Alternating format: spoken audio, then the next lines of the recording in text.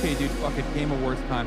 Once again, when there's like one thing that's going on, there is absolutely 0% chance I could do anything else. Everyone is being cringe and cancerous fuck. It's Game Awards time. Sorry. We are going to watch the Game Awards, okay? I can't deal with it. I know there's 20 minutes left, but they're already showing stuff, and nobody, and I mean nobody, wants to miss out on a single second of my fucking soy-facing ad! Oh, Bob! That's just Game Awards!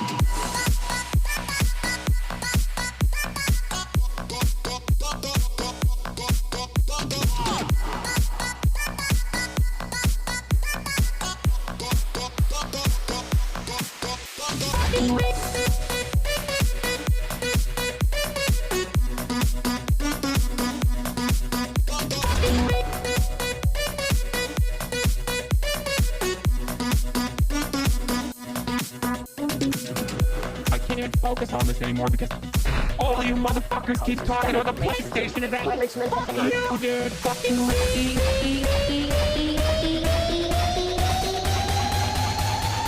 the fucking channel. Fuck, mommy. Sorry.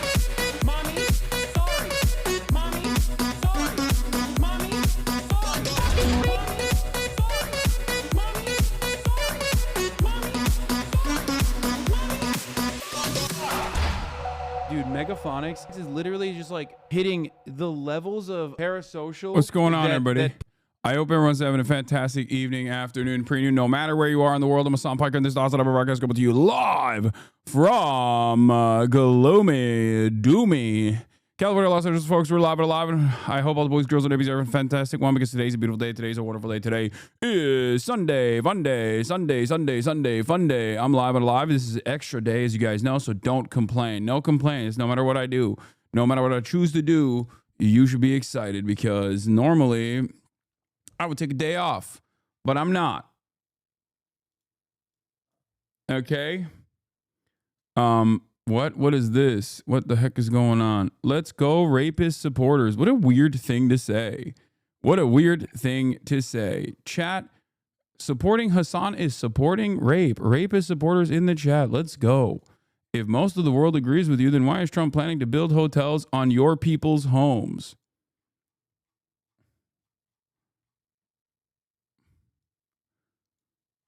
Chatter, good way to start the Sunday fun day, let me tell you. Okay, you should get medicated, like instantly. I think you should. I think your script of lithium is probably waiting for pickup. Please. Okay, please. Also, I'm not pro-Israel. The fuck? And you reveal your position very quickly and instantly when you go, oh my God. Like, Trump is going to build hotels on your people's homes or whatever. Nice. All right. That was quick. That was, oh my God, that might have been literally one frame. That might have actually been one frame. What a crazy way to start the day. What a crazy way to start the day. That was one frame, I think. New record. Ladies and gentlemen, congratulations. Congratulations, ladies and gentlemen. We did it. We did it. That's one frame. That's one frame. Pill time. Pill time. Pill time for that chatter. Time for the lithium. That was cool. I have to put some respect on it. I have to actually respect it. Asmin is calling you a terrorist. I hate him so much. All right. Also, number 2. Congratulations. Congratulations. Let's go. Let's go. Let's go. Let's get it.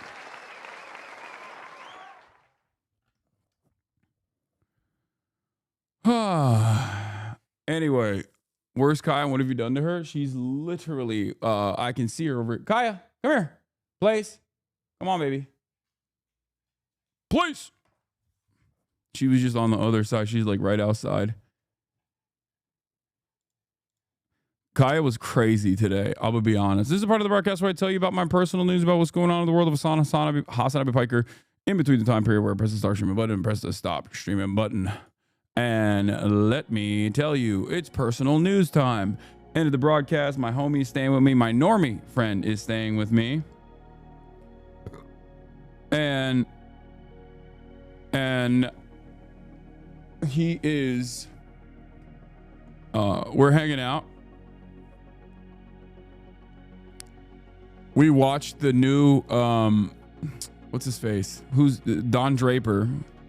John Hamm, the new John Hamm Apple TV show. And it basically gave him like insecurities he didn't know exist in his heart because he's a finance guy.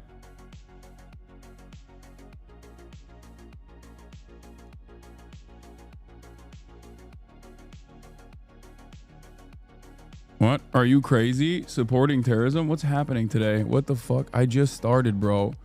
I just started. What is happening?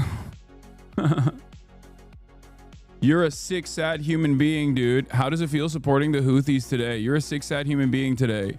Dude, how's this sick? How's supporting the Houthis now? What is going on? The Houthis tag is making people go nuts. I do not support Israel. I do not support terrorism. Fox News watchers in the chat.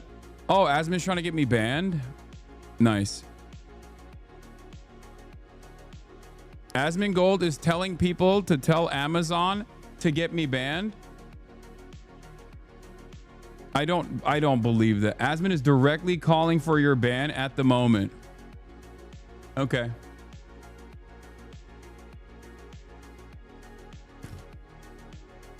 Asmin just said enough is enough. You need to get banned. Sure, bud. Like 60 seconds ago.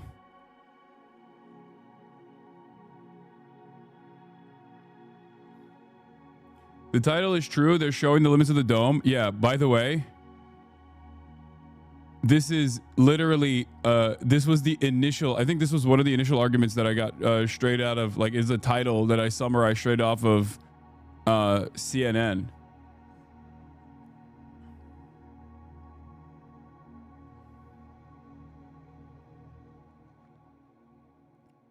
Debate Asmin? Oh, I would love to. I don't think he would want to. I think it would be fair if he's calling for my ban. I think it'd be inappropriate if he was running away from having a conversation. I didn't even call for his ban when he was fucking saying that Palestinians are... Yeah, Asmongold loves talking about me. He hates talking to me lately. It's just kind of... He moves in a very different way lately. Wonder why. He was comparing you to him, saying, if I say that, what you said about the Houthis about Proud Boys, I'd be banned. Yes, because the Proud Boys are a fucking Nazi group. Why does nobody ever listen to the words that are coming out of my mouth? If the Proud Boys, okay, a neo-Nazi group, if the Proud Boys, a neo-Nazi group, were actually defending the United States of America from some kind of insane invasion, and you turned around and said, from a much more powerful force, and you turned around and said 10 toes down, you support the Proud Boys defending the United States of America, absolutely zero people would have issue with that. I would not have issue with that. I'd probably be saying the same shit. I'd be like, okay, there's a fucking alien invasion right now, and the Proud Boys are actually defending us side by side. He says he won't talk to you because you will lie like you did with Ethan. Oh, that's so bitch made. Then fucking call out what I'm lying about. That's crazy.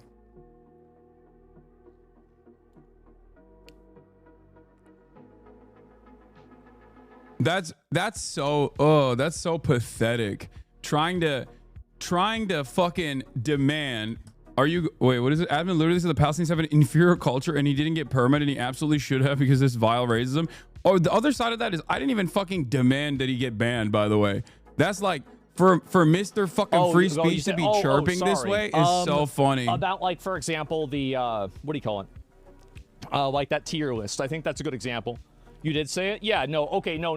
Oh, you're talking about, like, talking to me. I thought you were talking about the Houthi thing. Yeah, I mean, I think that's a good example. I wrote, hey, bud, if you want to talk, I'm free in his chat. You already said he was lying? Yeah, I mean, to Ethan? Yeah, he did. Like for example, the Yeah, he I did. think the Arab tier list was very obviously a lie. I think you're just trying to misrepresent things.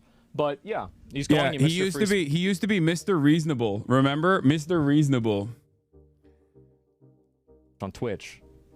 There's a terms of service for the website. He knows that. Yeah.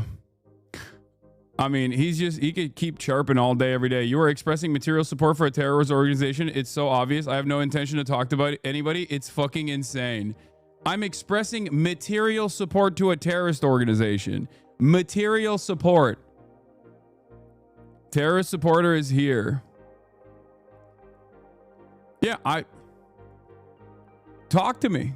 I will be infinitely more charitable to Asman than he has been to me so far. If he's like demanding that I get banned, he's gonna demand I get banned. It's gonna go on livestream fail. Livestream fail is going to fucking pump it up, and then Twitch is gonna be like, oh my god, we're so scared. Yeah, if anything, I offer material support to the fucking nation state of Israel as it's conducting a genocide because I'm a goddamn tax-paying American. Asman admitted that you didn't lie, however, claims you broke the terms of service of Twitch.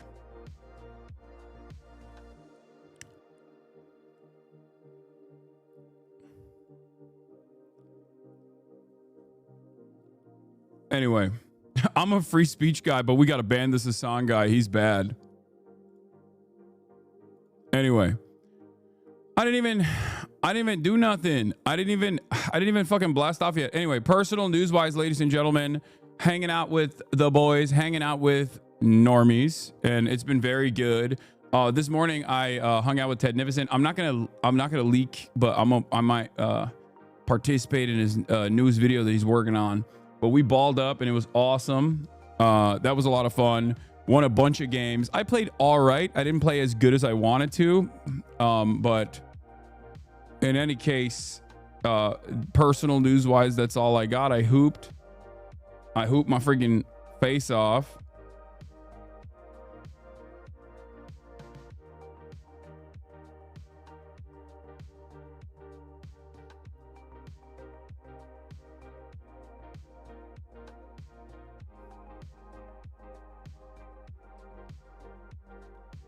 Watch Ted's new vid.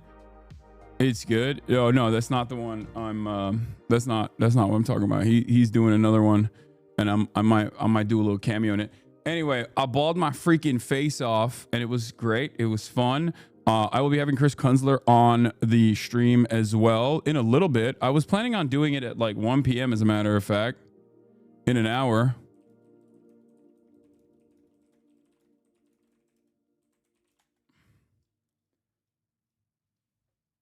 Do you like the emote that Asmald has for you?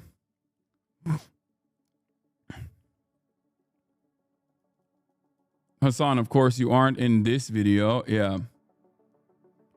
What do you got? You got a blast off meme?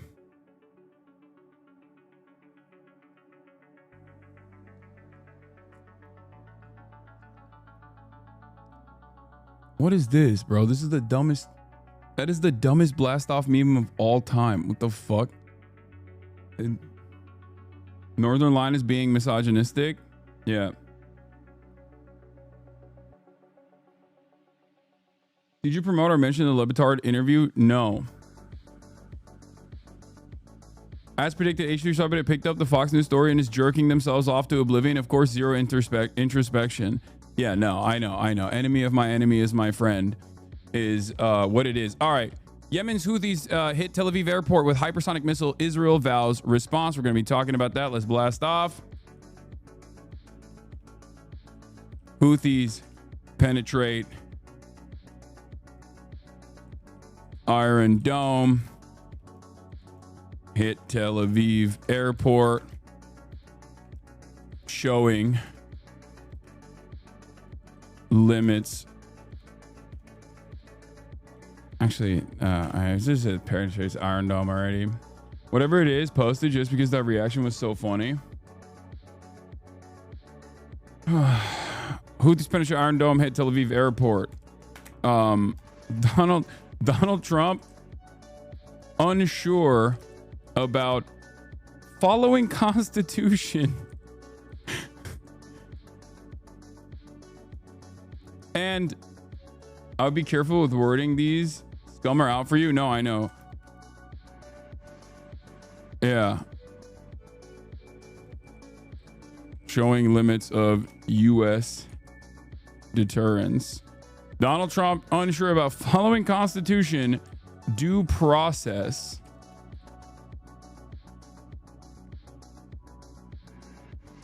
And more. Talking to, I thought Zach was your friend. No, I mean, Asmongold and I were always peers and very friendly and also very respectful. Very friendly and very respectful with one another. But I wouldn't say that we were friends. Like, I've never, like, we've not really hung out at all.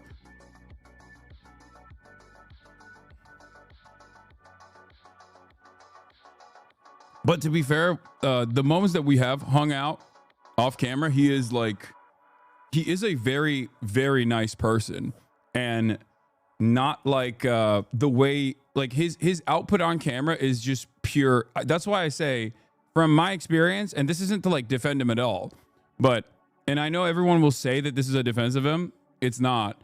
His output on camera is pure performance, 100%. And it doesn't matter to me at all whether it's pure performance and he's like a really nice guy behind closed doors or whatever, or doesn't even believe what he's saying. Because it is a grift, and I care about the output. I care about what he's actually saying and the impact that that's having. And for that reason, I think it doesn't matter. It's inconsequential what he does in his personal life. You know what I mean?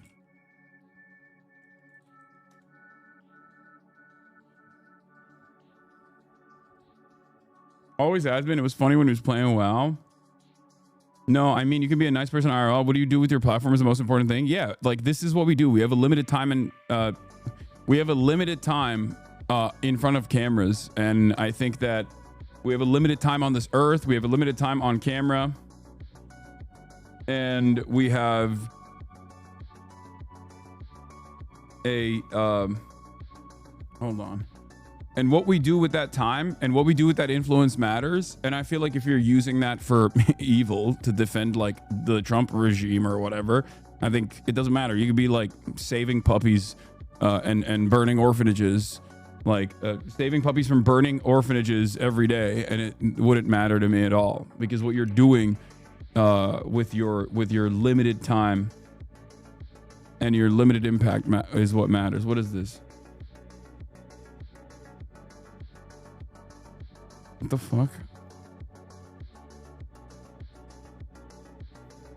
I went to the barber today and showed them a photo of you for a haircut. The barber was like, "Who's that?" Long story short, you have a new HasanAbi head. Hell yeah. You were on Fox again? Here's another clip. Okay, you better stop. Actually, wait, hold on. I might use that as a blast off meme this time. Can you download this? Open video, save video, frame as.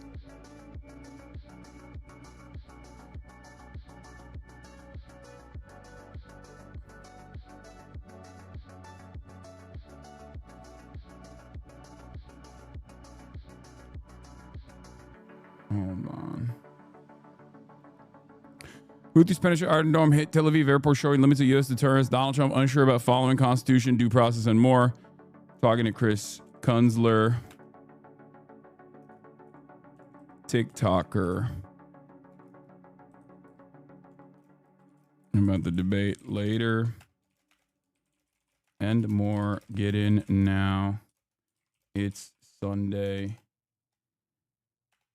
FUNDAY. In the spirit of Sunday FUNDAY, I'm almost at 1.6 million subs. Dude, my YouTube subscription growth has been so stagnant, and I always think to myself, oh, I'm going to like do a call out for people to subscribe, and I always forget.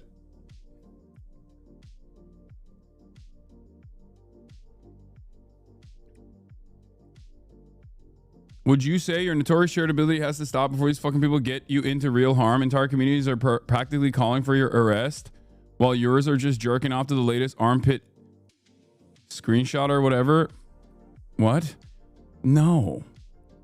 I'm in the business of trying. Listen, chatters, I need you to understand something. Okay? If you get in the pigsty and you wrestle with pigs, you're going to get shit all over yourself, and the pig's going to like it. Okay? And that in and of itself was a perfect demonstration of the back and forth that took place this past Friday. I have been relentlessly attacked in perpetuity by apolitical content creators, liberals that don't like my foreign policy perspective, liberals that don't like my criticisms of the Kamala Harris campaign or the Brandon administration, and the entirety of the right wing, people who love Donald Trump, neo-Nazis, apolitical people that present themselves as apolitical centrists, even though they're very far right. I've duked it out with every single type of content creator that has ever broached politics, right? I am seen as a beacon for leftism, for better or for worse. It's not something that I wanted to be seen as, but it is something that I am seen as. And in a world where a lot of people are hostile to leftist values, leftist ideology, leftist statements, they just basically try to undermine the messenger instead of tackling the message to the best of their ability. There's a lot of shit stirring that goes on, right? That's precisely the reason why no one makes the argument, or no one tries to tackle the argument that I present when talking about the Houthis, for example, right? Like, people will be like, okay, well, you're supporting terrorism. That's it. That's just a way to stop the argument. I don't like when people talk about when people defend Israel, I don't just say you're supporting terrorism. I also end up explaining to you why what Israel is doing is terrorism. But for many people, they just kind of rely on pre-existing biases that people have to not really make an argument, but to hopefully stoke enough fear around the commentary that I'm engaging in. My position is very clear, especially when it comes to foreign policy, but just in general. I try to present a counter narrative, an alternative narrative that you normally cannot get. Okay? You normally will not be getting this kind of narrative, this perspective from any other mainstream outlet. You know? Nice try, terror supporter. Exactly, just like that. So,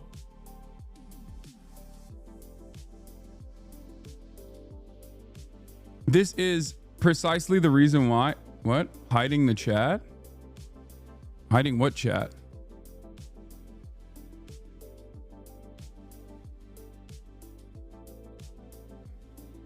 People are fantasizing about whatever is going on in the, like, they think that they know what's happening. Yeah. Ansarullah Houthis did not kidnap those sailors. They were legally detained for violating a legal embargo against Israel. Don't concede the framing of kidnap. I mean, even in that situation, like, I think that those guys should have been released. Like, I don't even disagree with that.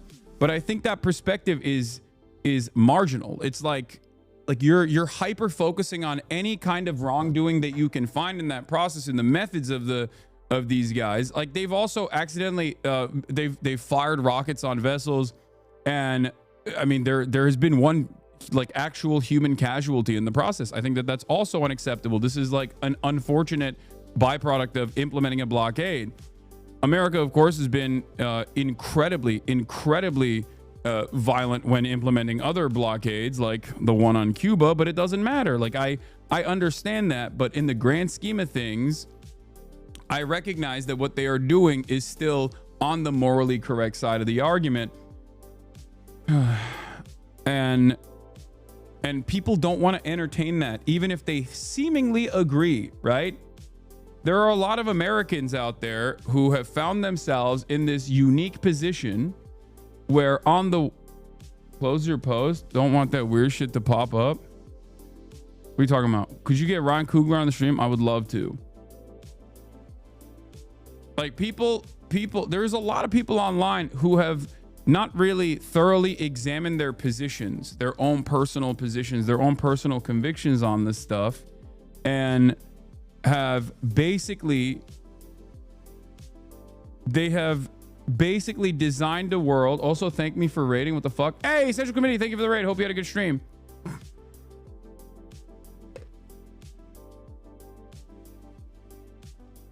Do you see what I'm saying?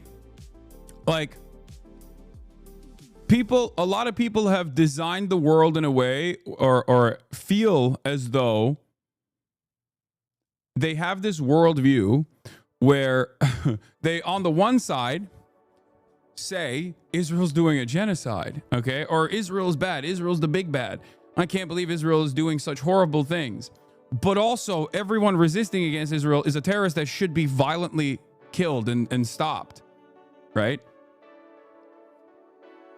Like, that doesn't make any sense. Like, that literally doesn't make sense. You're like, okay, they're doing a genocide, but you don't want anyone to fucking resist against it. And you will spend a good deal of time criticizing the ways in which, like, the Houthis have tried to incur penalties. They try to create penalties on Israel for doing a fucking genocide. It's the worst crime of humanity.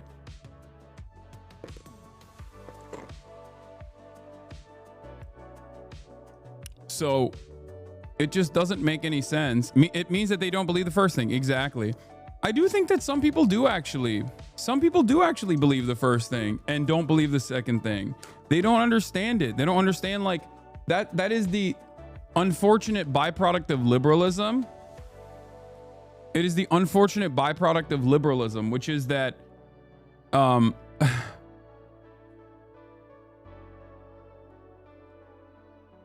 the unfortunate byproduct. You posted a single frame from the meme video that shows nothing. Wait, really? Oh, I thought it actually saved it. Oops. Oh, I thought it was the video, the poop sock video. The unfortunate byproduct of liberalism is, yeah, this is the actual. This is what I was trying to download. It fucked it up. I should have just used the GRAC one. All right, we'll do this. Oh, also, I watched some of this video, the selective outrage video. It was very good, for the record. Very, very good. People don't care about the shitload of Anne Franks who have been murdered and forgotten about in Gaza because they don't give a fuck about brown people. Yeah, they just don't. They don't care. I mean, Nazi Germany didn't care about the Anne Franks either, clearly. Like, the average German also didn't care, even if they understood that it was happening in their own villages, you know? Like, they lived right next to a concentration camp and did not give a shit. Clearly.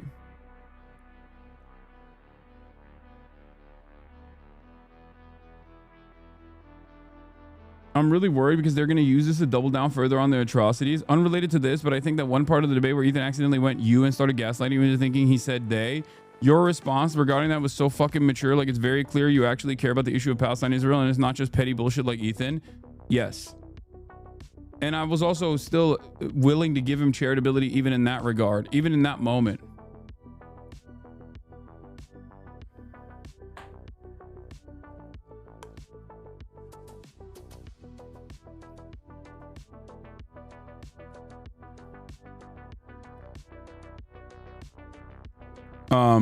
But yeah.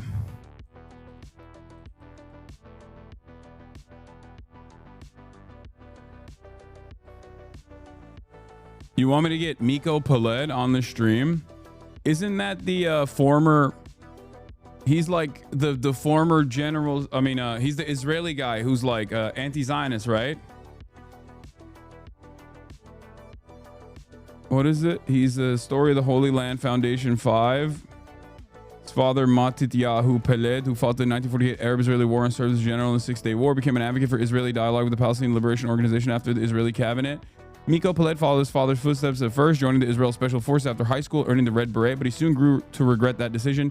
He surrendered his status as soon as he earned it, becoming a medic, but finally, disgusted by the 82 Lebanon War, buried his service pin in the dirt. One evening, Peled skipped the Peace Now demonstration in Jerusalem to attend a karate class, and on that evening, a grenade attack by right-wing extremists killed one of the demonstrators. Emil Grunzweig, Peled took this as a sign, according to one interview, and consequently followed the path of karate, a practice of non-violence. That's such a funny way to. That is such a funny way to adopt a political worldview. I'm not gonna lie. Ethan really thought you participated in the debate just to let him yell at you over your behavior? Yeah, I know.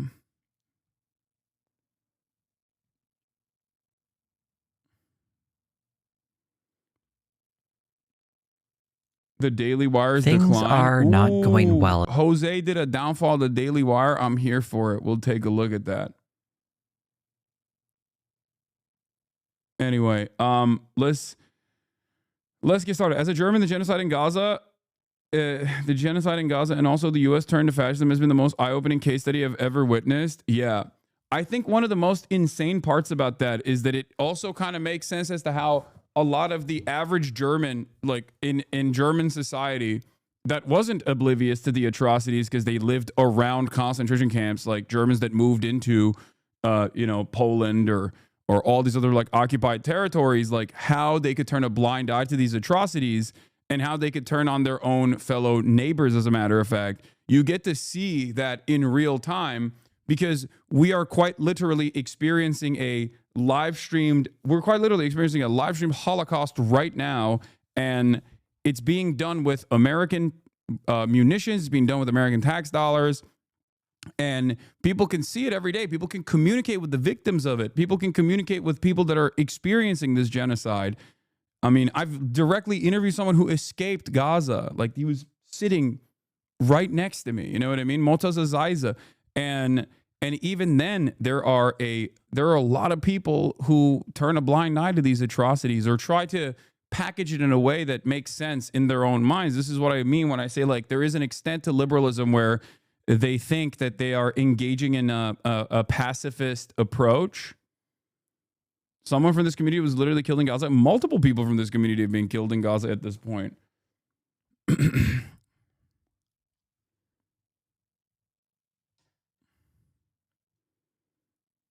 So, I don't know.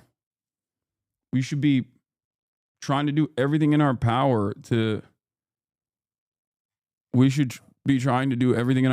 stop,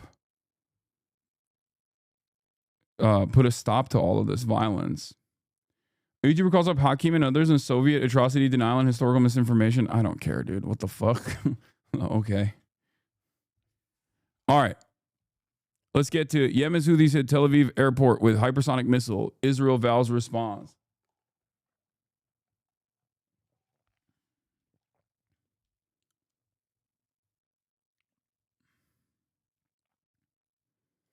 I was on your side most of the debate. Only thing I felt like you were misrepresenting why he was talking about why people fled to Israel. He was just saying it wasn't because of Zionism, not that Palestine wasn't responsible for all Arab countries. I don't know who's right, but there was miscommunication there. Yes, I think we talked over one another on that front. I also admitted that, but it's a concept that is akin to the double genocide theory that came after World War II, where a lot of historians consider Holocaust revisionism, as a matter of fact, to imply that the USSR has also done even more crimes against humanity than even Nazi Germany did, and that is a way to actually whitewash the crimes of Nazi Germany.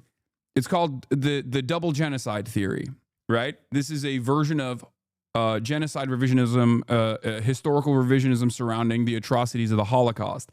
And this is the Israeli version of that, which is the double Nakba, basically, where the claim is that a direct planned exterminationist policy that was carried out that successfully ethnically cleansed indigenous populations, 750,000 of them from their ancestral homelands, is the same as other countries, different nations, and their own reaction to said exterminationist campaigns during the pan-Arabic nationalist movements that happened to exist as nation states were being designed, as these Arab countries that we now know, these nations that we look at in the MENA region, they have not been around for that long either. Like, they have existed in one way, shape, or form in the past, but they were usually under the banner of some kind of imperial power, whether it's the Ottoman Empire or whether it is the French or the British Empire, colonial. These were areas that the British and the French controlled, right? And half of those places that Ethan was using as a comparison were not even under the rulership. They didn't have full sovereignty in Arab hands to begin with. All the way for the entire MENA region and the Levant, a lot of these places did not even have like complete sovereignty at this point. So you could attribute a lot of the violence and the lack of response from the administrators to said violence directly back to Western colonial powers. As a matter of fact, you're saying that decentralized acts of violence coming from completely separate countries was what forced many Jews living in Arab countries, many Arab Jews that were a part of the fabric of these nation states that had these unique, the unique cultural heritage of living in these nation states under the Ottoman Empire, that you know had their own, you know, they had the same language, had the same food, all of that, all of a sudden is directly the fault of the Arabs being anti-Semitic across the board. What are you talking about? He didn't let you speak. How else were you supposed to get your point across? You didn't speak over him and kept interrupting you because you had solid points. I know, but I'm saying there was miscommunication in the back and forth that Ethan and I had on that point, and that I recognize that because I feel like we talked over one another because I don't deny that there was anti-Semitic acts that took place in Morocco, Iraq, Egypt, many of these places where there were Jewish people that lived. The reason why Jewish people lived in many of those places, ironically enough, was also because initially either they had, you know, moved away over the 1,000-year period. Libya is another one. Like over the, you know, thousands of years, they migrated from where Judea and Samaria is, right? But also a big part of the reason why there was a lot of Jewish people in these regions was because they saw the Ottoman Empire as a safe haven for Jews as opposed to Western Europe, as opposed to Europe in general, where there was a shit ton of pogroms happening. But this is before World War II. And that's the reason why many Jews had escaped. Many Jews had fled the Inquisition, for example, and came to these Arab countries. And they lived in comparison to their existence in Europe, or in comparison to their existence in Russia, for example, for the Ashkenazi Jews, like they had a much better life in these Arab countries under the banner of Ottoman Empire as well. So all of that, of course, changed in the aftermath of the Nakba, while simultaneously the sovereignty initiatives were happening in all of these Arab nations, different Arab nations. Like they are all unique. They all have their own. They all had their own different struggles, right, to become nation states. To claim that this was all because of like Arab anti-Semitism, which forced Arab Jews to become Zionists, is bullshit. My family and I. I know, but he doesn't, dude. Ethan, I think one of the worst things that he did was basically undermine Avi Shleim's main thesis in terms of his own personal experience in Iraq as an Iraqi Jew, and then his own personal experience, his family's experience going to Israel, because there's also the second side of the story as well of like the racism that they experienced, the racism that Arab Jews experienced in Israel when they first came to Israel was also horrifying. So,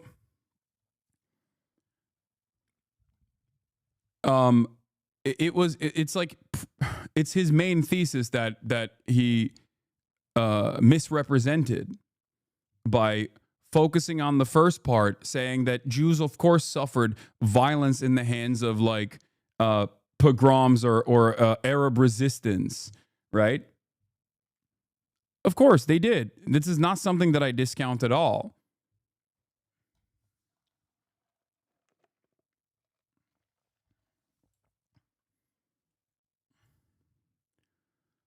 claiming that he didn't respect the Jews that rose up in arms against the Nazis because they aren't pacifists is also up there in terms of disgusting statement. Yeah. We were Iraqi Jews. We were Arab Jews. And there was a long tradition of religious tolerance and coexistence between the different minorities.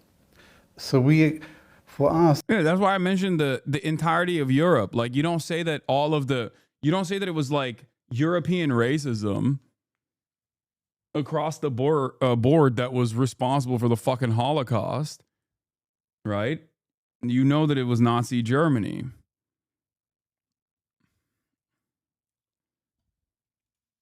Muslim-Jewish coexistence was not an abstract idea. It was the everyday reality. Iraq didn't have a Jewish problem. Europe had a Jewish problem. In Europe, the Jews were the other. They stood out. And anti-Semitism is a European malady. It was born in Europe in the Middle Ages. Yeah. The church had a lot to do with it. There was no tradition of anti-Semitism in the Arab world. It was... By the way, when I say this, people say I'm a freaking Ottoman supremacist, neo-Ottoman supremacist, all this shit. Like, this is just a historical fact. Exported from Europe to the Middle East.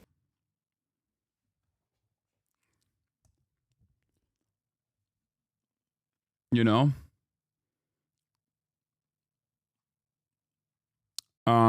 What was I talking about? Oh yeah, we got the Daily Wire's decline.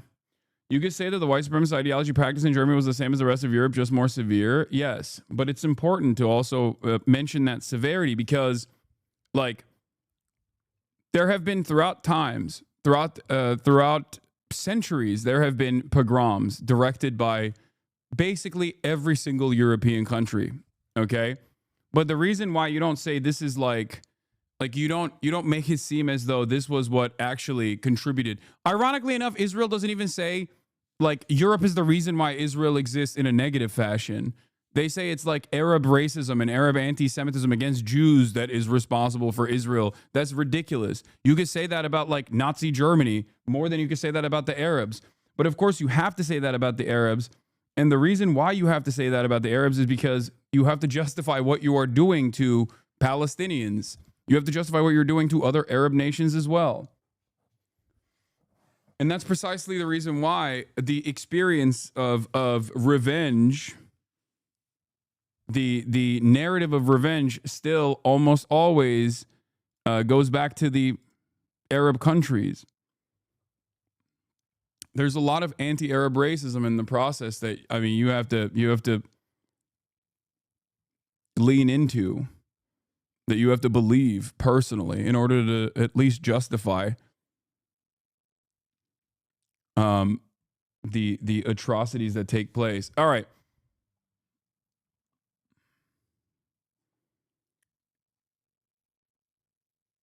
People keep forgetting that the U.S. has also turned Jewish refugees away. Yeah. All right. So the hoodie is from Entire Studios, man. I'm fucking... Holy shit. And it's purposely box cut. It's short, okay? And it has a zipper that goes all the way up to your eye line, all right? God damn. Everybody always asks me. I don't even know if you'll be able to purchase it now because of the tariffs. God damn. Shirt is from the Palestinian Youth Movement. The Merkava tank with the child on top of it, throwing up the peace sign.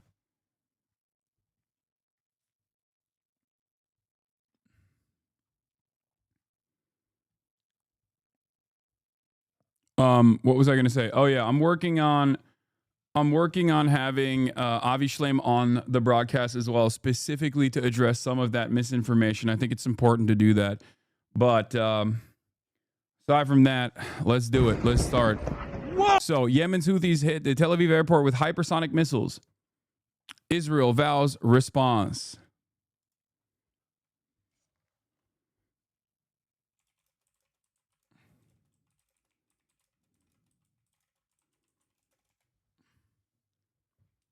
Can you please get Ethan and his audience to listen into that? I don't think I can do that. I have no power over them. Oh! Whoa! An unprecedented scene in central Why'd you say, uh-oh? Israel. They have done as this a already. missile They've launched just never struck. They've never successfully struck like the airport before, but they've actually penetrated. The Houthis have successfully penetrated the Iron Dome in the past with loiter munitions and hypersonic missiles as well. This is not new. This is this is something that they've been able to do. I don't even know how. I don't even know how they've been able to do it. It's fucking insane to me. They are the poorest nation on the planet. Yeah, of course they get like support from regional actors, of course, but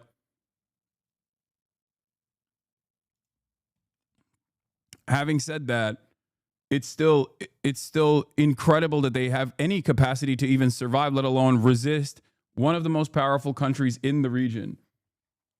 by the Houthis in Yemen hits Ben Gurion Airport. More The misinfo Israeli fodder? military confirmed it failed to intercept the missile and is looking into how and why it was able to bypass the country's multi-layered air defense systems.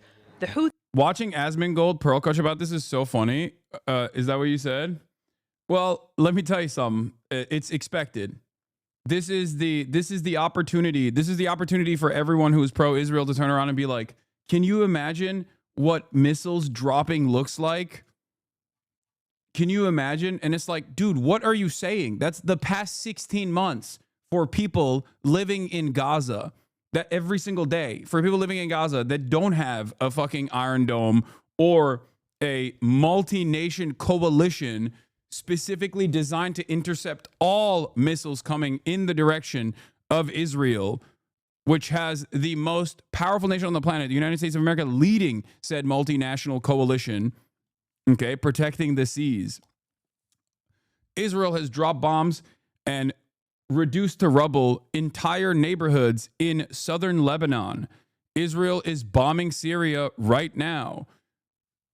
What are we talking about? Israel bombed the fucking airport in Yemen. Israel bombed the fucking Sanaa airport in Yemen while the World Health Organization's leader was inside of the airport. The idea that this is not tit for tat, the idea that this is like so impossible to contend with is ridiculous. The only way that you see this as a major atrocity, as opposed to the relentless bombing that the Yemeni population has endured for two administrations now, well, four technically, but especially in the last two, it means that you just don't see them as human beings and you only think of Israelis as human beings. That's it. Israel has shown every single country in the region that the only thing that they respond to is force. Okay? I've repeated this statement time and time again throughout many initiatives that Israel's taken where they claim to be fighting a 7-front war, where they claim to open new fronts in the war over and over again, while they're simultaneously doing a genocide.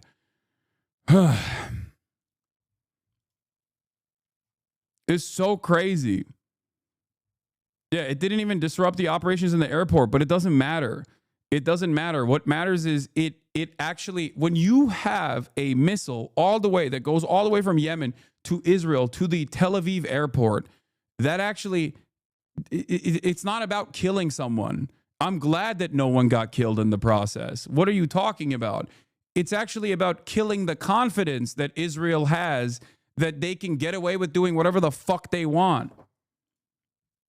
It's not even, these guys are not in the business. Like, here, a great example I will use is what Hezbollah did, right? Where Hezbollah, Aldani Marky's in the chat. If you're interested, salam alaikum, brother, just tuning in. If you're interested in the details of how the Houthis are able to do what they're doing from a technical perspective, I can recommend Tom Cooper's Hot Skies Over Yemen Volume 2 short read, very detailed. I think you'd like it. Okay, I don't know if we can get into that right now, but what I was saying is,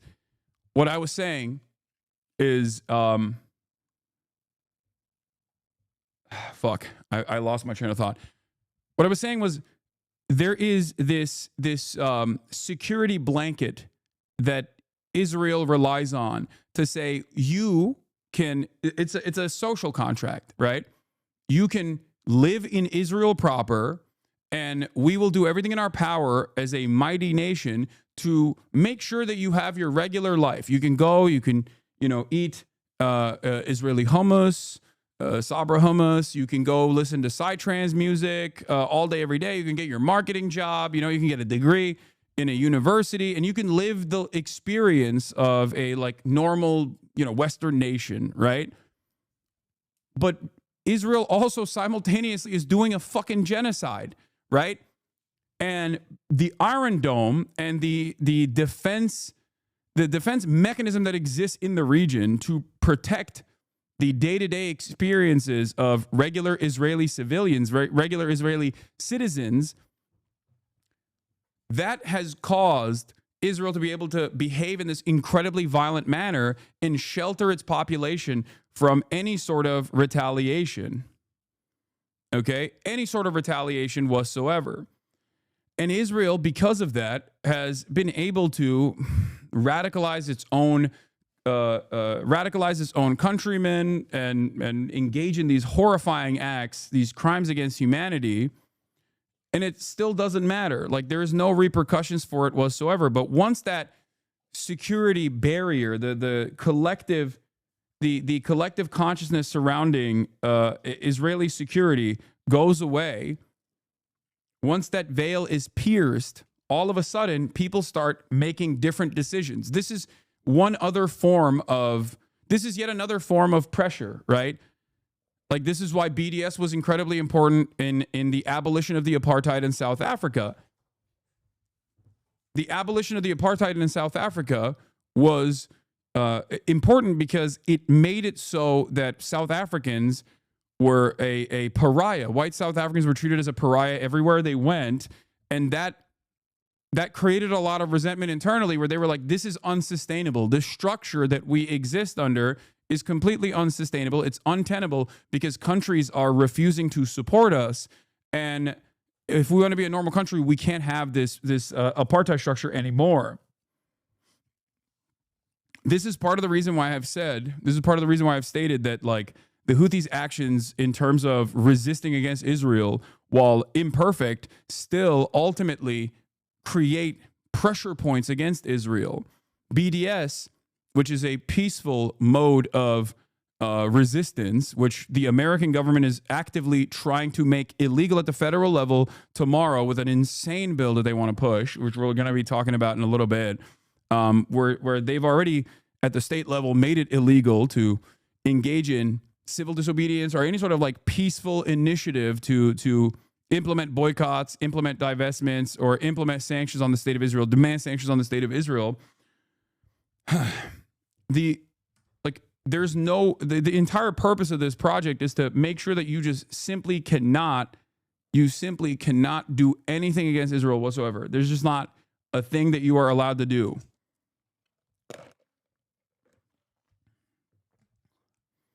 It is always going to be a multifaceted approach to try and stop America's ally, to America's greatest ally, its favorite client state, from doing unlimited death and destruction without any sort of repercussions whatsoever. It's always going to be difficult.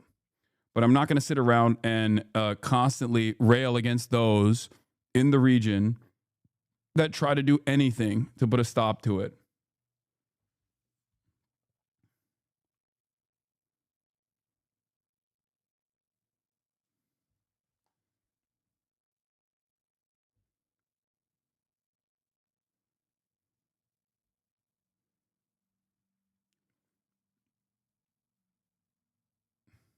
Hold on. All right. Are they considering the fact that we have options to peacefully protest does prevent a lot of violent protests from happening? Would it making both illegal just lead to more extremes? I don't think they're thinking. I think they just are trying to, they're desperate and they're trying to manage the unpopularity.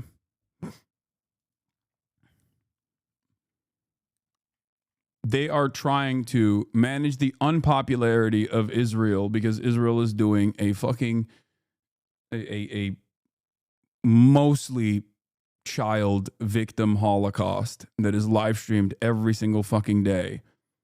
And people don't want it to happen. People look at that and they say, this is insane. 70% of the death in Gaza is women, children, and the elderly. Israel also kills the civilian men as well, but you know, even if you remove the men from the equation, it's still 70+%. It's like elderly, children, and women. It's ridiculous. Yeah, I see. Yemen just announced an aerial blockade on Israel in a sudden statement. That is crazy. I don't know. They're going wild. They're going buck wild, dude. Maybe they saw my debate.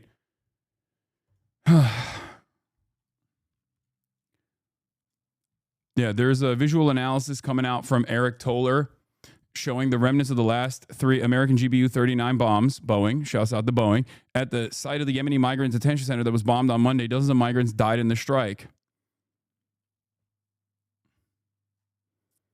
And what is crazy about it is, why were the Houthis holding migrants in a prison? Where's the condemnation of that? Bro, that is insane.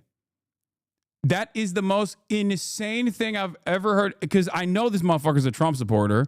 Oh my God, a Trump supporter is upset because the Houthis had migrants in a prison? Are you serious?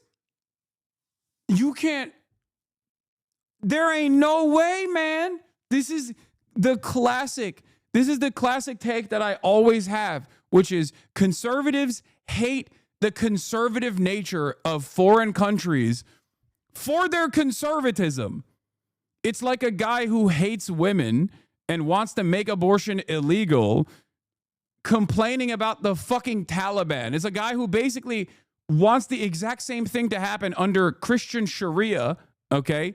But complaining about the Taliban being horrible to women. It's like they stone women. It's like, well, you want that too? The fuck do you mean? I see the other things that you're advocating for, and it seems like you want the exact same thing here in the United States of America. You just, I guess, hate it when brown people are doing it. Like, what the fuck?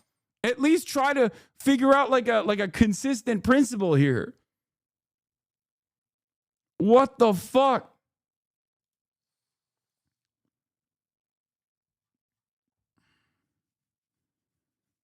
He's mad at the hypocrisy, I presume. You were missing his point. No, he's the one who's being hypocritical, dude. What do you mean? You can't be a Trump guy and then be like, I can't believe the Houthis were holding migrants in prison. What are you saying? Also, America killed those migrants that were in that prison.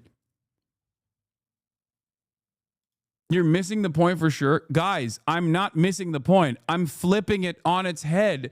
I understand the point that he is trying to... Chatters, I know what the point is. Conservatives hate other conservatives in other countries, okay? For their conservatism. Conservatives do not hate other countries for being like woke or whatever. They hate the conservatism. They hate it when brown people are doing the same shit that they either A, want to do, or B, are currently in the process of doing. It is so strange to be a guy that's like, I love Donald Trump. I want a black bag and kill every migrant, to turn around and be like, I can't believe the Houthis had these migrants in a detention facility. Okay, well, America killed them. So, you know, America clearly did the worst thing to these migrants than what the fucking Houthis had done.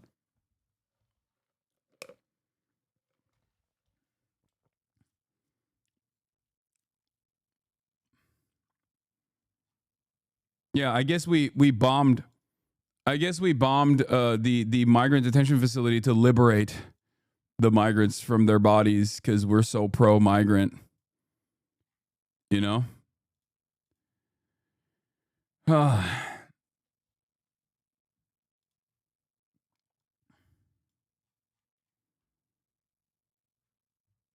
Hasan, you can be multiple things at once. People aren't monoliths. You're wrong, Hasan. Conservatives also hate military actions against civilians, unlike you. Wait, what? If those migrants were civilians, is a legit concern. Bro, America, the American military just took a militant action against those migrants and fucking killed them. What are you saying? You can be anti-migrant, but also oppose kidnapping civilians? What is going on? Hello? Dude, your worldview does not make any fucking sense. Quit playing games with my heart, okay? Mike G plays games. What the fuck are you saying? Yes, you can be both of those things at once.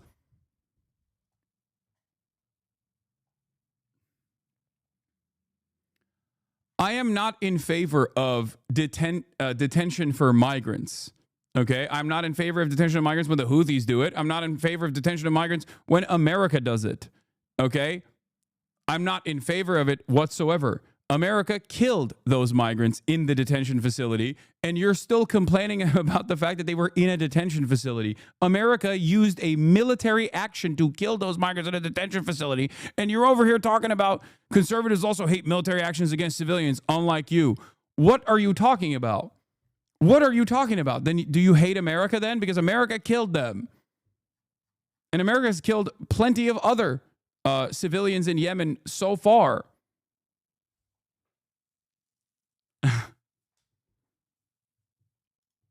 Yes, you are. Ha ha ha ha ha. I just...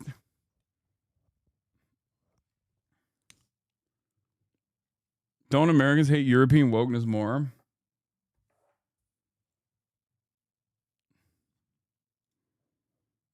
It's not about supporting military actions against civilians, dummies. Stop being obtuse. The migrant argument is secondary. Okay, dude. All right. Well, good luck to you. All right, I'm done. I'm done trying to explain to you what just unfolded. Anyway, but going back to this, Yemen's Houthis hit Tel Aviv airport with hypersonic missile. Israel vows response. Let's take a look. Houthis say that this attack was a success. The missile force of the Yemeni armed forces carried out a military operation targeting Ben Gurion Airport using a hypersonic ballistic missile. The missile successfully hit its target. Israeli authorities say the damage to the airport and the perimeter is minimal, despite a massive crater being formed when the missile hit the area. You can see the scene right behind us here. Hey, Hasan, I just want to let you know, a lot of my normie friends saw the content cop and then started diving deeper into the lore, culminating in your debate Friday. You won them over based on being more normal and compassionate, lol. A hole that opened up with a diameter of tens of meters and also tens of meters deep. Israel's defense minister says the country will strike. You pay taxes to America, you support dummy Hasan. I know, dude. That's why I fucking spend every goddamn waking moment trying to correct that error. Okay? I try to use the limited confines that are still available to me, like free speech, until it goes away for even American citizens, you know, to try and get enough people on board with this so that there's enough popular resistance against this sort of thing at the heart of empire that we can finally have some kind of democratic process, because there's only so much give and take here until our politicians go, all right, well, like, we really got to fucking dial this shit back, because otherwise then, you know, democracy is over and everybody recognizes that they're living under authoritarian rulership. And we are living under authoritarian rulership under the Trump administration, especially. The problem here is this is a real which way Western man moment for America. And that is what I try to get people to understand.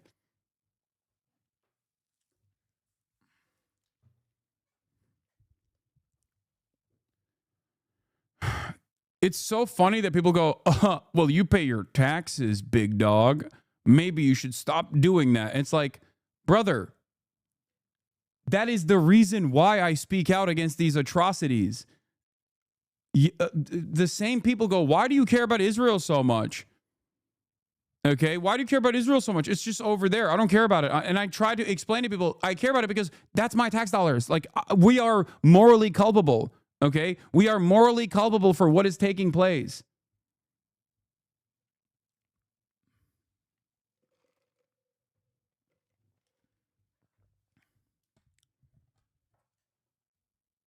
Obtuse Hasan paying taxes. I love they're so butthurt.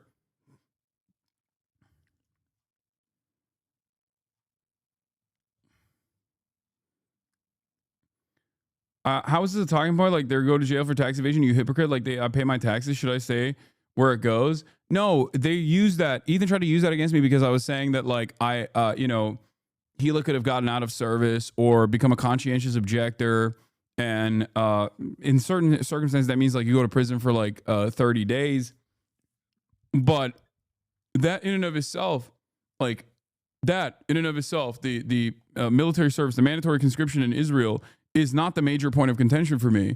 Okay, your defense of the Israeli occupying force as it's doing these atrocities is the major point of contention for me. I understand how social conditioning plays a formative role in people's development when they grow up in a country like Israel. I myself wanted to serve in the military of Turkey, which also has a mandatory conscription. My father was like, "Don't fucking do that shit. Are you stupid?" And I literally, because I live in the United States of America and worked in the United States of America, I had an opportunity to pay a fee to avoid service, which the Turkish government offers. Okay? Which Ethan called selfish, ironically enough. So that's also inconsistent with the whole argument that, like, what should have Gila done or whatever.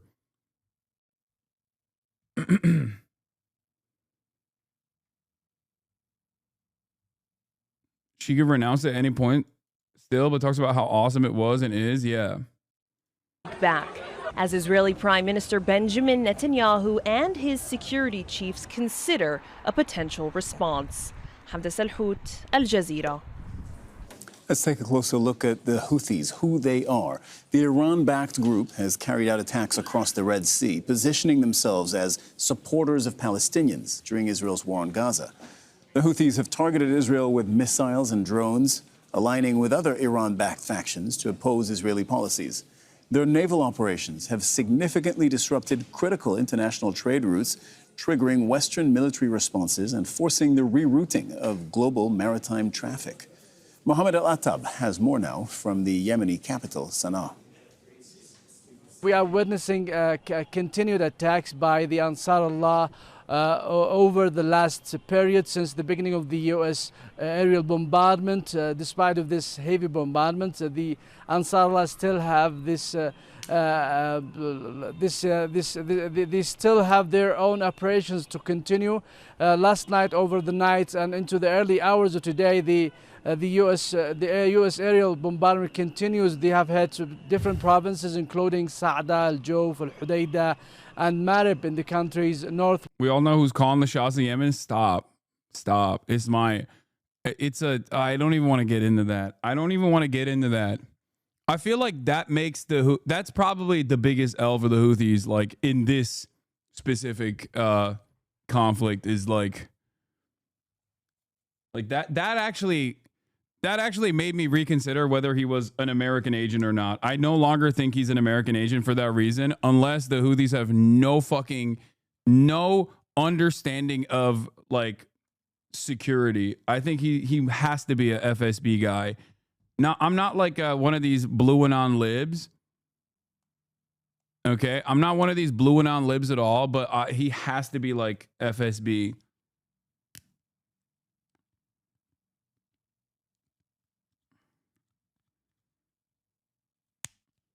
They literally brought in a guy who is a Trump supporter, man. Like, that dude has been a Trump supporter and is directly linked up with people in the cabinet, like Tulsi Gabbard and shit. Like, that doesn't make any sense to me.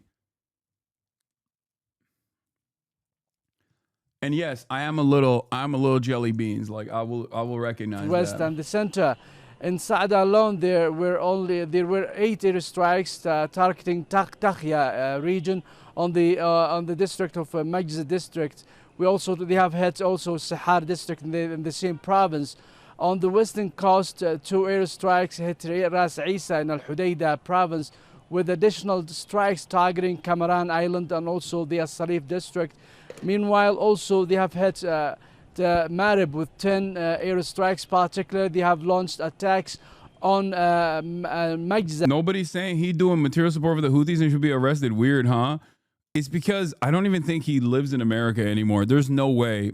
After I saw him, post up with some prominent actual Houthis, like side by side in Yemen, and do that speech in front of a massive crowd, like there's 0% chance he's ever, if he steps foot in the United States of America and doesn't instantly get arrested, he is an American federal agent, okay? But if he probably lives in Russia. There is 0% chance. Yeah, Chad, he doesn't live in Russia, you dummies. No, he has to live in Russia. There is no shot he lives in America, dude. Mods, get ready. Every MAGA communist on the planet has been alerted. No, he does not live in Europe. There's no way. He lives in Europe? Okay, still might be a Western asset then. No shot. He has to. There is not a single country that he can step foot in after doing what he has done so far and be free of legal scrutiny. I'm talking about Jackson Hinkle. Bro, he went to the Nasrallah funeral. He went to fucking Yemen. He spoke at the cap. He spoke in Sana'a. Like at most, he's going to like Belarus. Okay, that's the most Europe he will see. Or yeah, when he went into occupied Ukrainian land. That's the closest he's gotten to Europe. That's as far west as he can go. Is under the banner of Russia. Yes, Hinkle lives in Romania, if I am not wrong. No shot. If he does, I am telling you, no shot. Then he's a Fed. Then he's a Western Fed. That's all I'm saying. There's just 0% chance. But I don't think he is doing that. I think he must be living in Russia. I think that's what the ACP guys say. Their district, and another 6 aerial bombardments on Madghal. In Al Jawf also province, they have hit Al Hazm district with 10 air strikes. Despite this heavy bombardment, as I told you, the last nights and over the 1 month and a half, the Ansarullah fighters continue their air strikes and launching ballistic missiles on deep inside Israel. Also, we have confirmed bombarding Ben Gurion in an attempt to achieve what they claim or what they are aiming at to make this international airport as a new safe area for international flights. Make sure to subscribe to our channel. What time are you talking to Kunzler? In 15 minutes. Yemen's Houthi rebel strike Israel while Gaza is on the brink of famine. War came to Ben Gurion, Israel's only international airport. Whoa! Whoa! Whoa is the boom!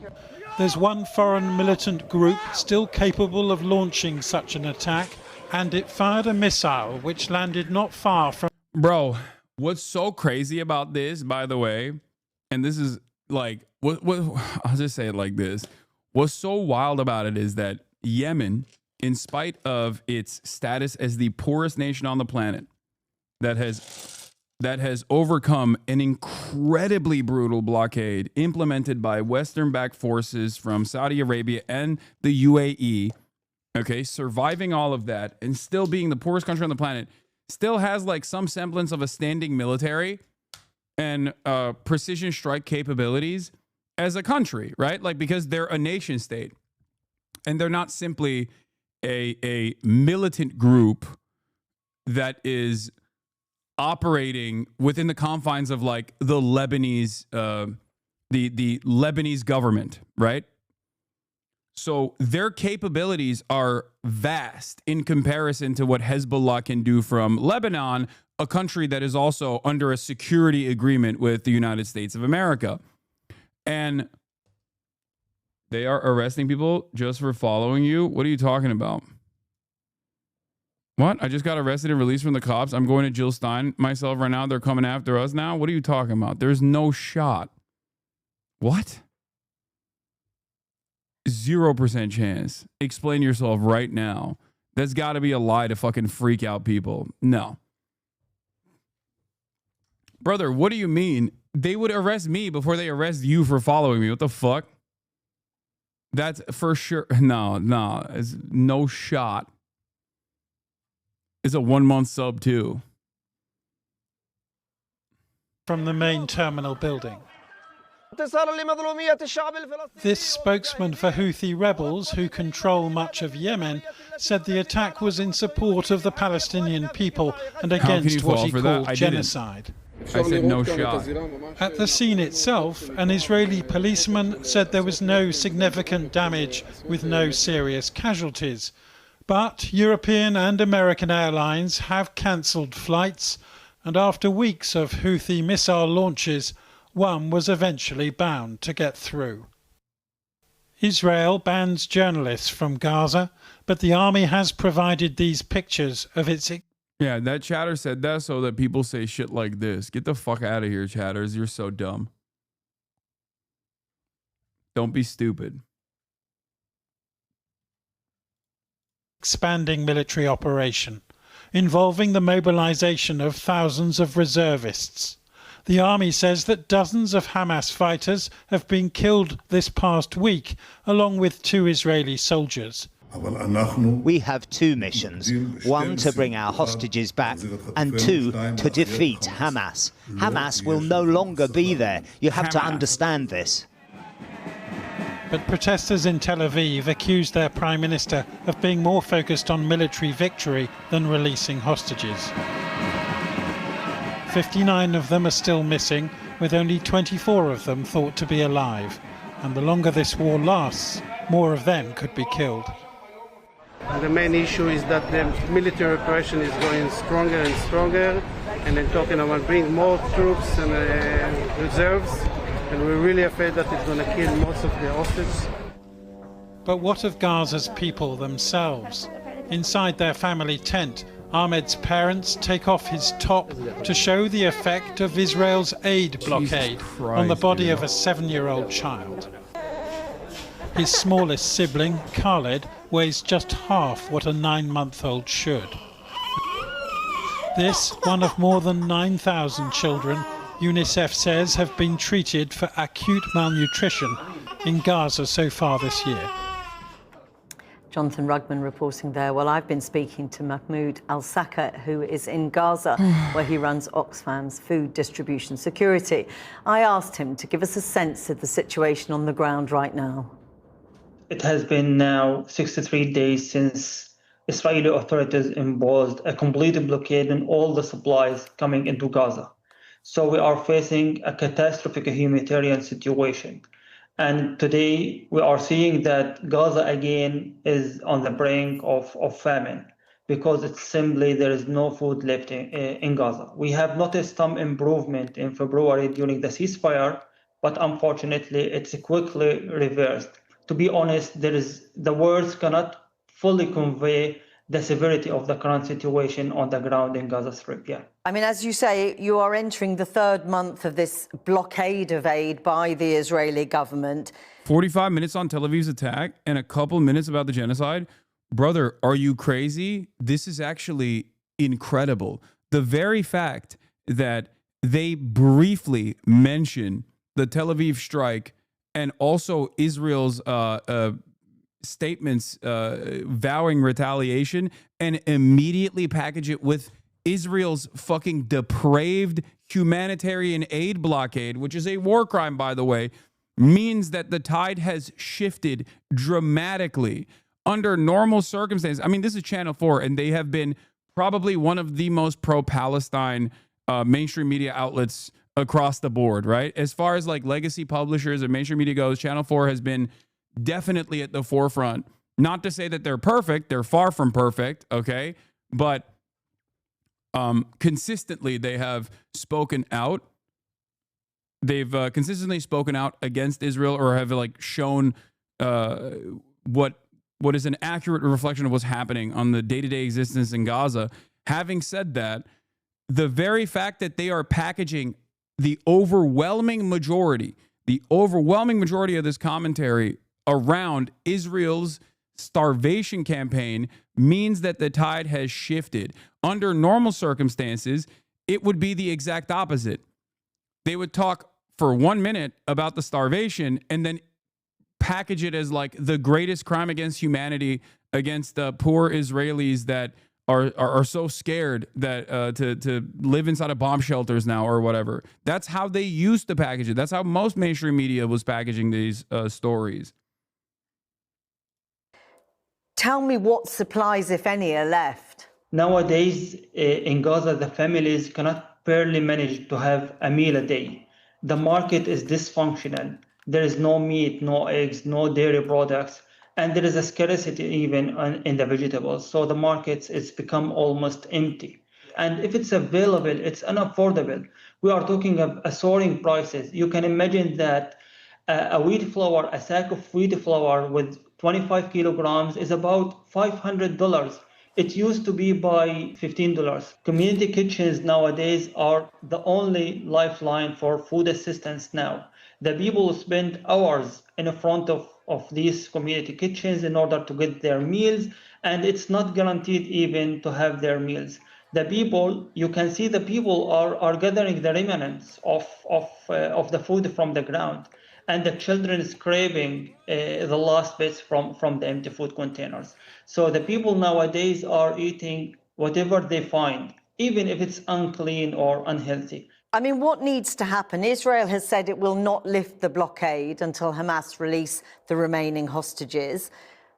What do you want to see? Is it pressure from the outside world on Hamas to release the hostages? Pressure from the outside? The Palestinian bourgeoisie cashing in on the catastrophe is a crazy thing to say. There is no more, functionally, there is no more Palestinian bourgeoisie at this point. It's a genocide, okay? That's ridiculous. In Gaza, there is no like capital owning class. Most of the food that they have, they don't even have like normal. There's a tick.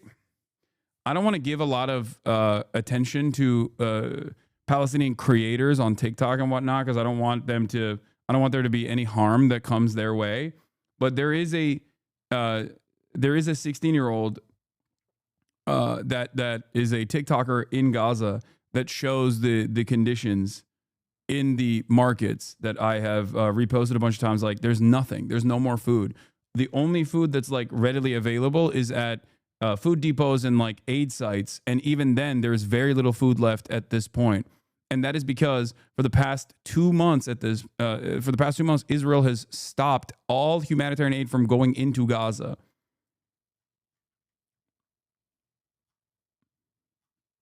Outside world on the Israeli government to move their position. What would you like to see now? What we would like to see is to not weaponize the food. According to the international humanitarian law, it's not even allowed to use the food and the humanitarian supplies as a weapon, as a means for make this pressure to Hamas or others. They need to have a pressure and more pressure on the Israeli authorities. Yeah, this is what I was talking about. Actually run out of food? I'm gonna go to the markets right now. Look at the shovel next to me. That's crazy. So I was pretty hungry, so I went to the market and I was really shocked. This guy who usually sells vegetables, all his shelves are empty. You know, maybe he's closed down, so I went to another shop. Also empty. So I went to grab a drink. Empty. What's empty, bro? I'll just go home. So why is the market empty? Well, the borders have been closed since March 2nd. That's 8 weeks. Since the border is closed, no food has been entering. If you're like... What does this mean? House Mafia Hitman? In air quotes, Gaza? What does that mean? Enough to find something in the markets, it's expensive and there's no proper food, which means everyone in Gaza is malnutritioned. I'm malnutritioned. I'm 16 years old. I need proper food to grow. I'm a teenager. To answer the question, is Gaza running out of food? Yes.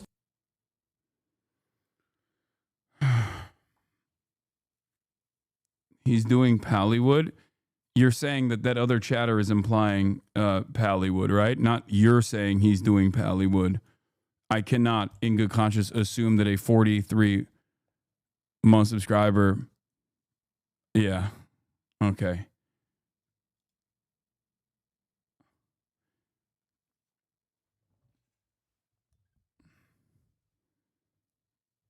No, dog lol. I've been here for years. Yeah. Okay. You're saying the other chatter was saying it was implying Pallywood. What's Pallywood? Oh, for those of you who don't know what Pallywood is, it is the grossest Nazi thing that Israel defenders do, where they claim Hollywood. It's a term for Hollywood. They say that Palestinians do Pallywood as they fake the atrocities that they're experiencing. It's not a real thing. It's a horrible, in real time, Holocaust revisionist perspective.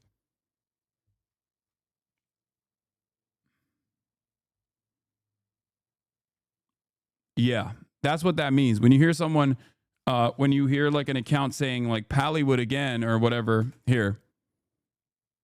Yeah, here. Here, let's look at the Wikipedia. Pallywood, a portmanteau of Palestine and Hollywood, is a disinformation campaign used to falsely accuse Palestinians for faking suffering and civilian deaths during their conflict in Israel. The term came into currency following the killing of Mohammed al-Durra in 2000 during the Second Intifada, involving a challenge to the veracity of the photographic evidence. Israeli pundits have used the term to dismiss videos showing Israeli violence or denial of Palestinian suffering. During the Gaza war, it has been used to dismiss Palestinian suffering, such as claiming dead Palestinian babies are dolls, and also has been described by some authors as a conspiracy theory. The term has been used as a propaganda and disinformation tool by the Israeli government officials.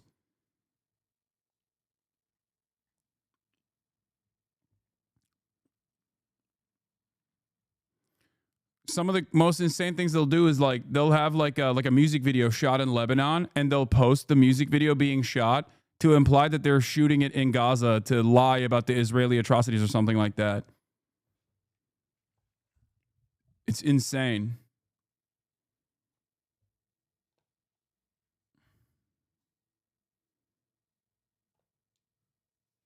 It is the same as Holocaust denialism. It's just, it's happening in real time.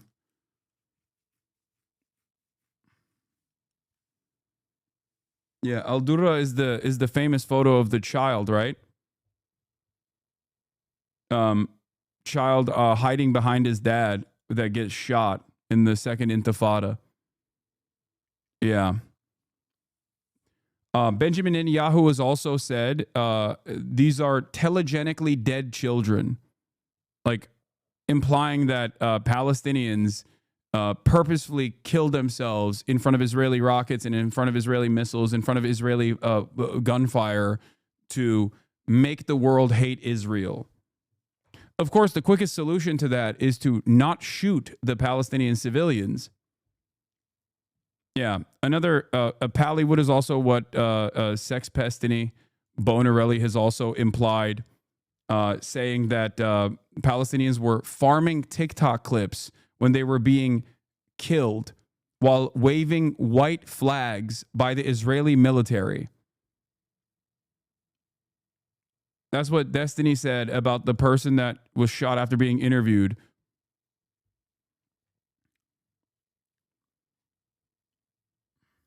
Open the crossings and borders so we can get our supplies and the humanitarian supplies without any restrictions. We need to work freely in supporting the people without taking all these issues into consideration, the militarization and the weaponization of the food. And can I ask you finally, and very briefly if you would, do you think the outside world should be ashamed of its approach to Gaza at the minute?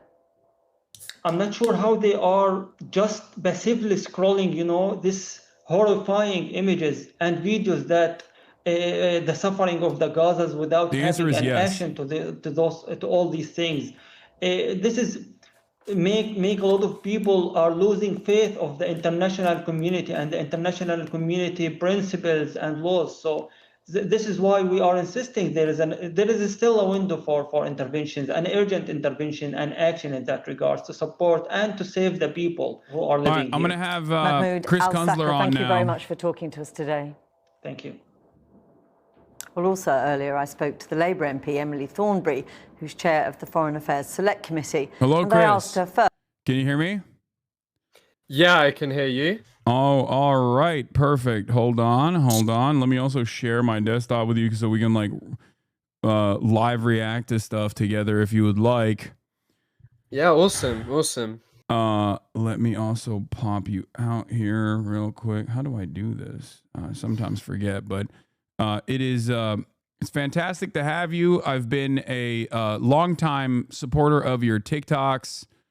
I'm a big fan. I've seen your stuff on Gaza, on the live stream genocide that is being taken place on TikTok. For those of you who don't know, Chris Kunzler is a TikToker. He is, I believe, currently pursuing his PhD, right? No. So I have a master's and I don't have a PhD as of yet. Yeah, no. Are you not? Oh, you haven't started pursuing? No. the PhD. I haven't begun the process of beginning one. I was going to be. I was going to take a year out to decide what to write it about anyway, and then I don't know. I plan to come to America, so that's probably not happening. Yeah, yeah. Well, I mean, Trump's America doesn't seem like the place to do a PhD. I'm going to be honest. Yeah. So, is it true that you also studied under Ilan Pape? Or is that fake news? Yeah, it is true.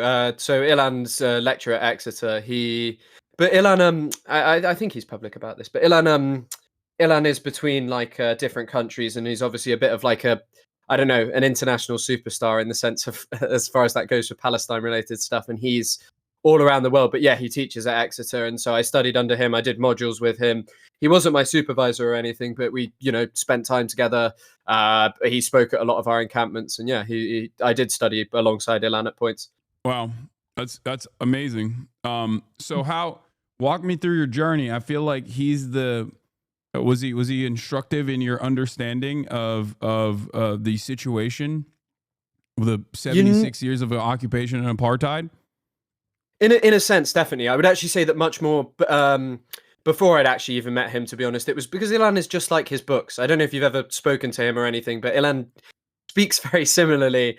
And his the first ever book I read was just on Palestine when I was like 16, 17. And I couldn't really believe that what was happening. Sorry? 10 Myths? Say again? Was it... I'm saying, what was the name of the book? Like, was it 10 Myths? Oh, sorry. On Palestine is the name of the book. By, on Palestine. Yeah, got it. By Chomsky and Pape, and I remember reading it first. And okay. Yeah, and then there were also, to be honest, I would actually say one of the things is Ilan is obviously fantastic, but there are a lot of people who teach at Exeter that are never going to receive the same sort of like, kudos as Ilan, who really shaped my perspective on it. Like people who are from the Middle East, who taught me about things like Orientalism, who really shaped my perspective on a place that I didn't know and understand. And actually see, the thing is I knew about Palestine before I got to uni, but just learning about the wider region as well was very helpful. Things like the Gulf, things like British colonization there much deeper. And so Ilan was always an important part of that, but it was always like other people at that place as well, Yeah. Well, you've been following closely some of the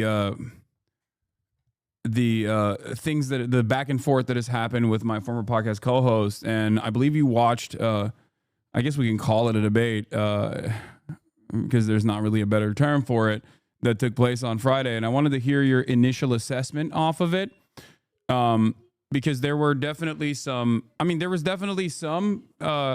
moments where we discussed Ethan's perspective, Ethan's framework, and things that he believes. I feel like it's still somewhat inconsistent with his output for the past year and a half. And I know that you've paid close attention to all of that. So I wanted to hear what your initial assessment was. And if there's any points that you want to address from the process. Did you finish it?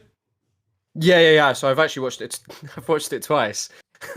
Oh wow! I watched it once. I watched it once on stream, and then I watched it once when it was live. The thing is that for me, like as I said in my TikTok, there's a certain element of just like the poverty of debate. Like you've mentioned this. You don't really debate people because what the hell is the point? It's not how you change someone's mind. Like all of those tens of thousands of people who watched Ethan shout at you, concede, and also particularly the really important thing is that Ethan conceded right over and over again that a lot of the criticism which has been leveled at him in the alleged hate videos that you watched, that he actually agreed with, but he doesn't agree with it. And I feel like this is always the point of liberal Zionism. You were one of the quote unquote hate videos that he actually talked about.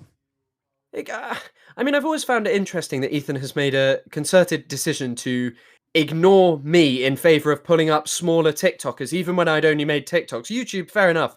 Way bigger people he's chosen to ignore. Noah Samson, overzealots, people who've made really, really good videos who he's just ignored. But on TikTok, he was pulling up like random people who made videos about him and didn't want to confront any of the legitimate criticism. Because according to the debate with you, he actually agrees. He said that the IOF is a terrorist organization. He said the inception of Hezbollah was noble. And I think that that's kind of like the key point, because a lot of people, like the way that sort of the propaganda operates, and it operates different. I mean, it operates the same in both places, is where being accused of being a terrorist is the worst thing in the world.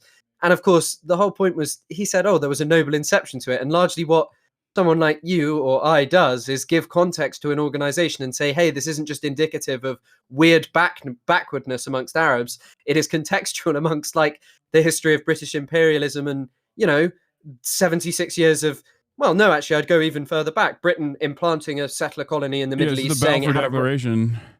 Yeah, 100%. I mean, without Britain, this doesn't happen. And there were it wasn't everyone, but there were a small amount of British people who said at that time, "Don't do this. Don't set up a settler colony. You're about to establish one of the biggest injustices of the century."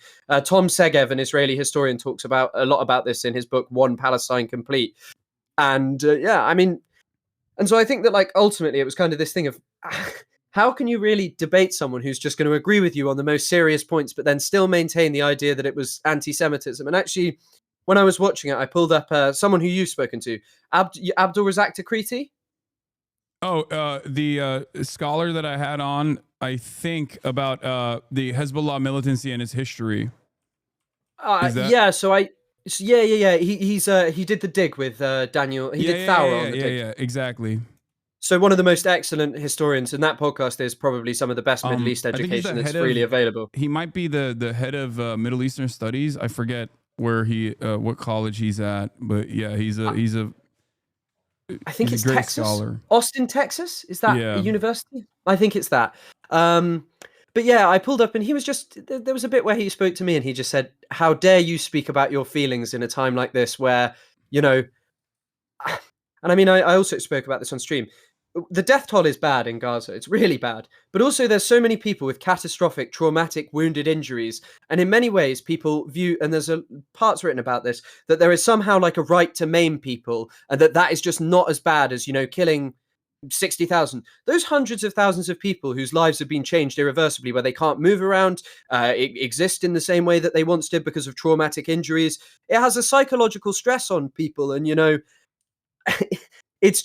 and people want to talk about, feelings. And when Ethan was so willing to admit that, hey, this wasn't actually, that there is actually reasonable criticism here. Like, for example, I think there was one thing where you commented on my video about when he said he was going to go to Israel. Oh, this was my last straw.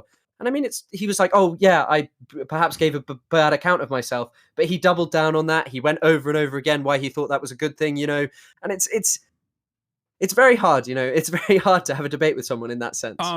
There is it's a technique that Michael from Pennsylvania identified as, I forget what it's called. It's like where you immediately offer like a softened concession on a major point so that if I turn back around and hammer on that same point where it's like, if I draw out the doctrine of surrender, thank you, chatters, where you basically surrender on a major point of contention that in an effort to make it seem as though, in an effort to soften the blow that it would normally have in this back and forth conversation, if we arrived at a position where he made this concession after like fighting back against it, it's disingenuous, especially when paired up with the inconsistencies that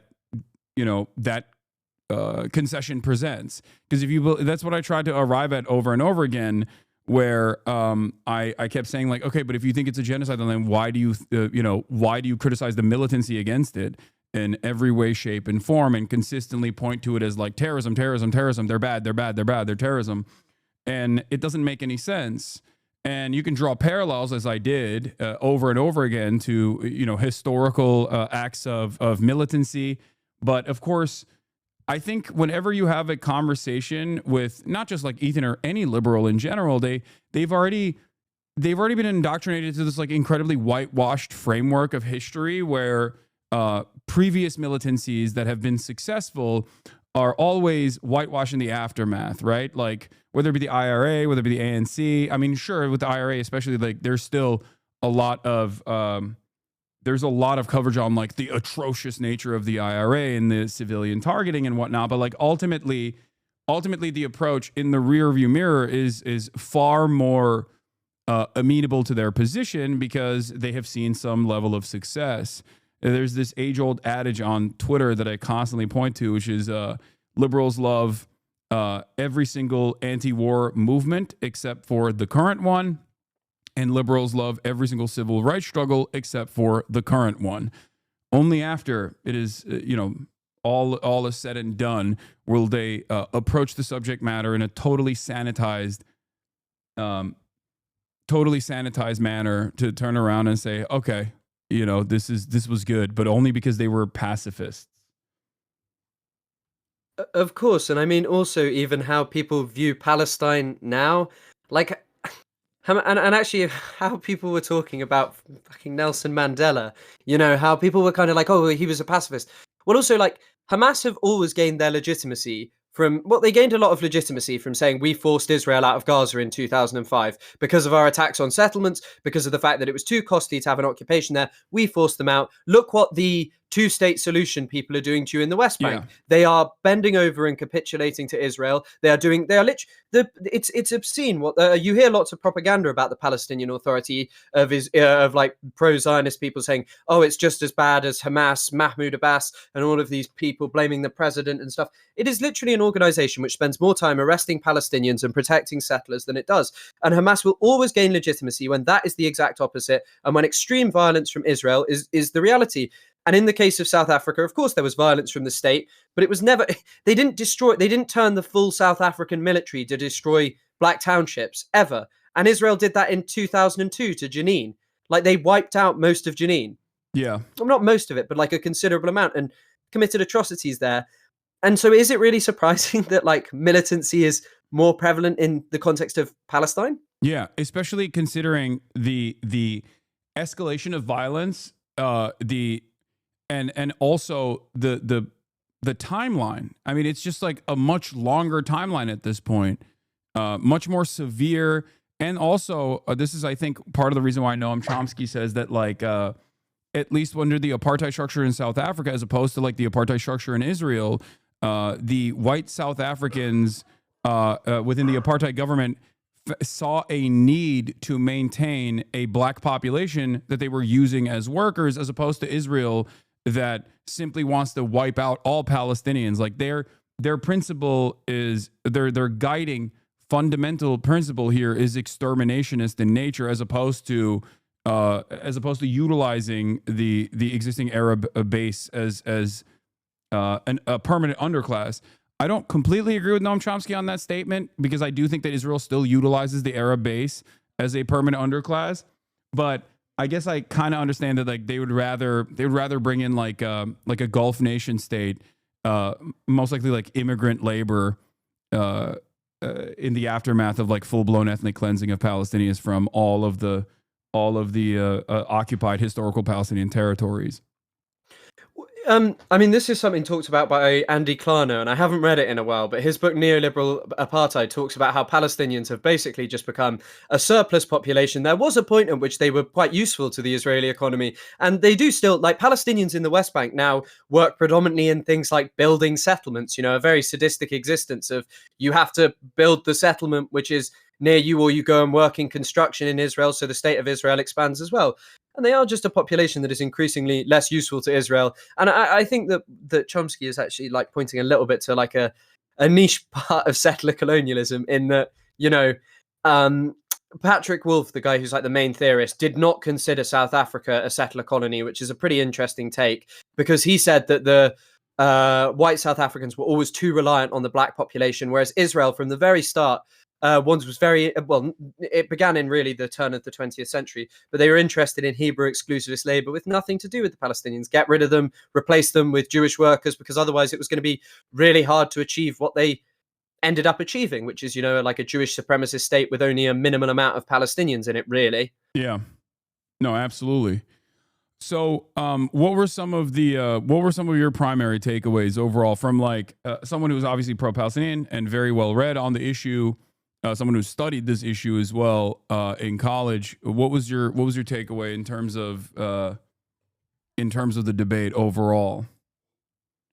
I think again, it's just this Orientalist thing of basically that some people do terrorism and some people do legitimate violence.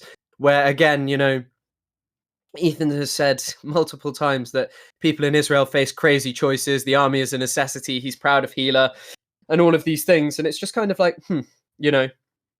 it's very hard for some people to move beyond Orientalism and to see, well, actually, there comes a certain point at which, settler colonies are violent by their very nature. But I mean, one of the parts which I actually just ended up skipping was the sort of part about sexual violence. And I skipped it for one specific reason, which was it was so pointless, especially because it revolved around the idea that you had denied everything when the only piece of substantial evidence brought up by Ethan was about Amit Susana, that you had said at the very start about what had happened, that it was a credible accusation. Yeah. I mean, she even said that she allegedly reported it to a Hamas commander, I believe, and the commander said that they would deal with it or whatever. I have no doubt. And again, it's not implausible that this kind of thing happened. It is the key point that is to be said is that there is, sexual violence did not happen en masse systemically. And actually, there was one thing or directed by Hamas as well. Because that would also contradict why Ms. Hassana would even report it to a Hamas commander if she believed that there would be no repercussions for what had taken place. That actually also corresponds to another witness from a while back. I remember reading about her testimony to The Guardian in the aftermath of her release, where she talked about how there was mistreatment that took place against some of the hostages, and they immediately actually told a Hamas commander to deal with it. This was what was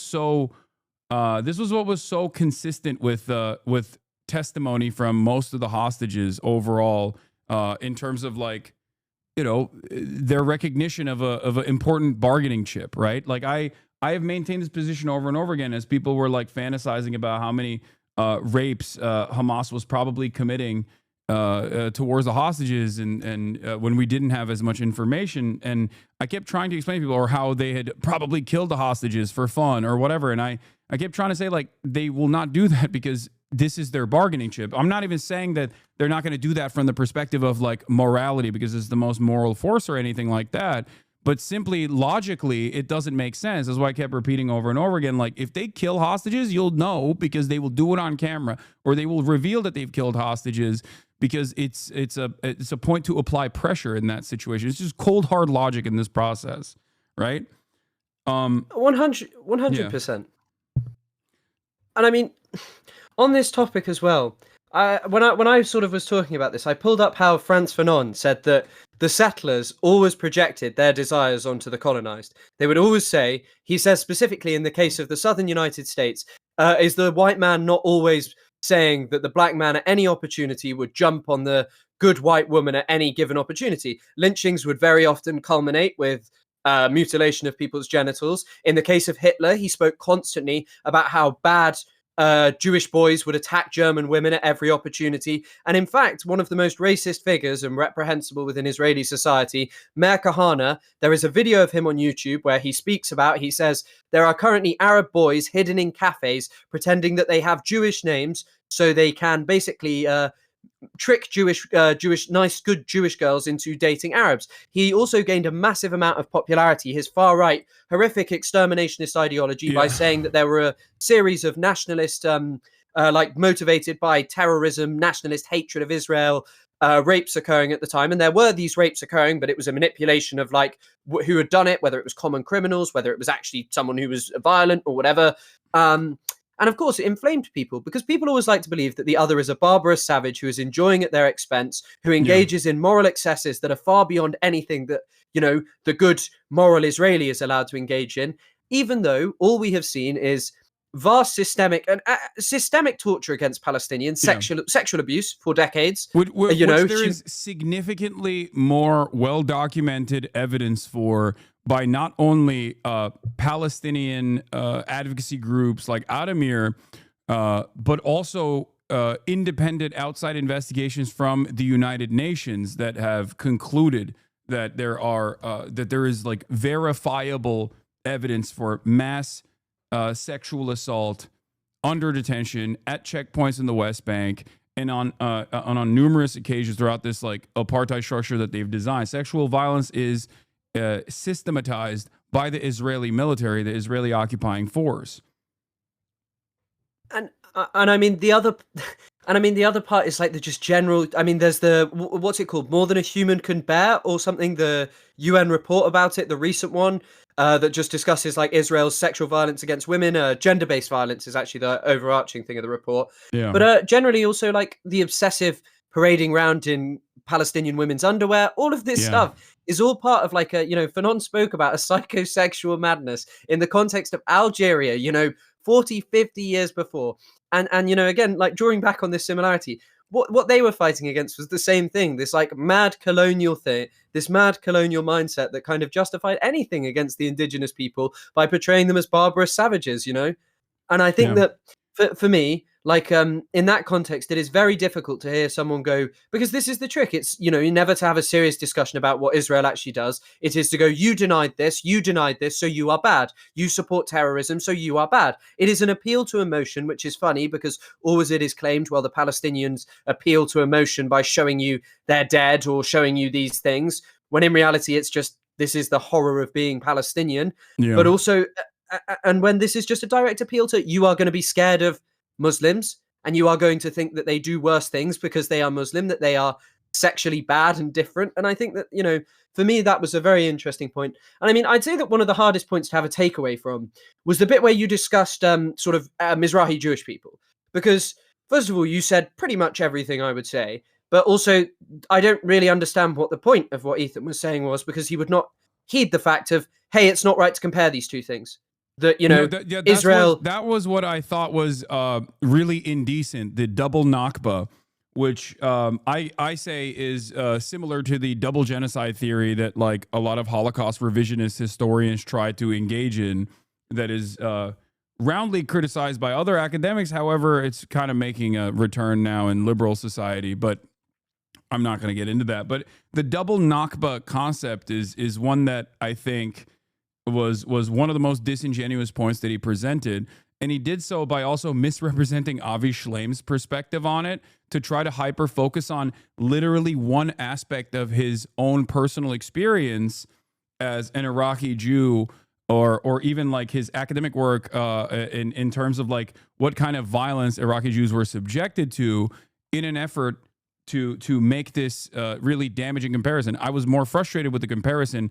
I never have denied that there have been anti-Semitic incidents that have taken place in numerous countries as a byproduct of pan-Arabic nationalism and the response and the reaction that these Arab countries had towards these different Arab countries, by the way, not Palestinians, once again, had towards their own Jewish populations in the aftermath of the Nakba.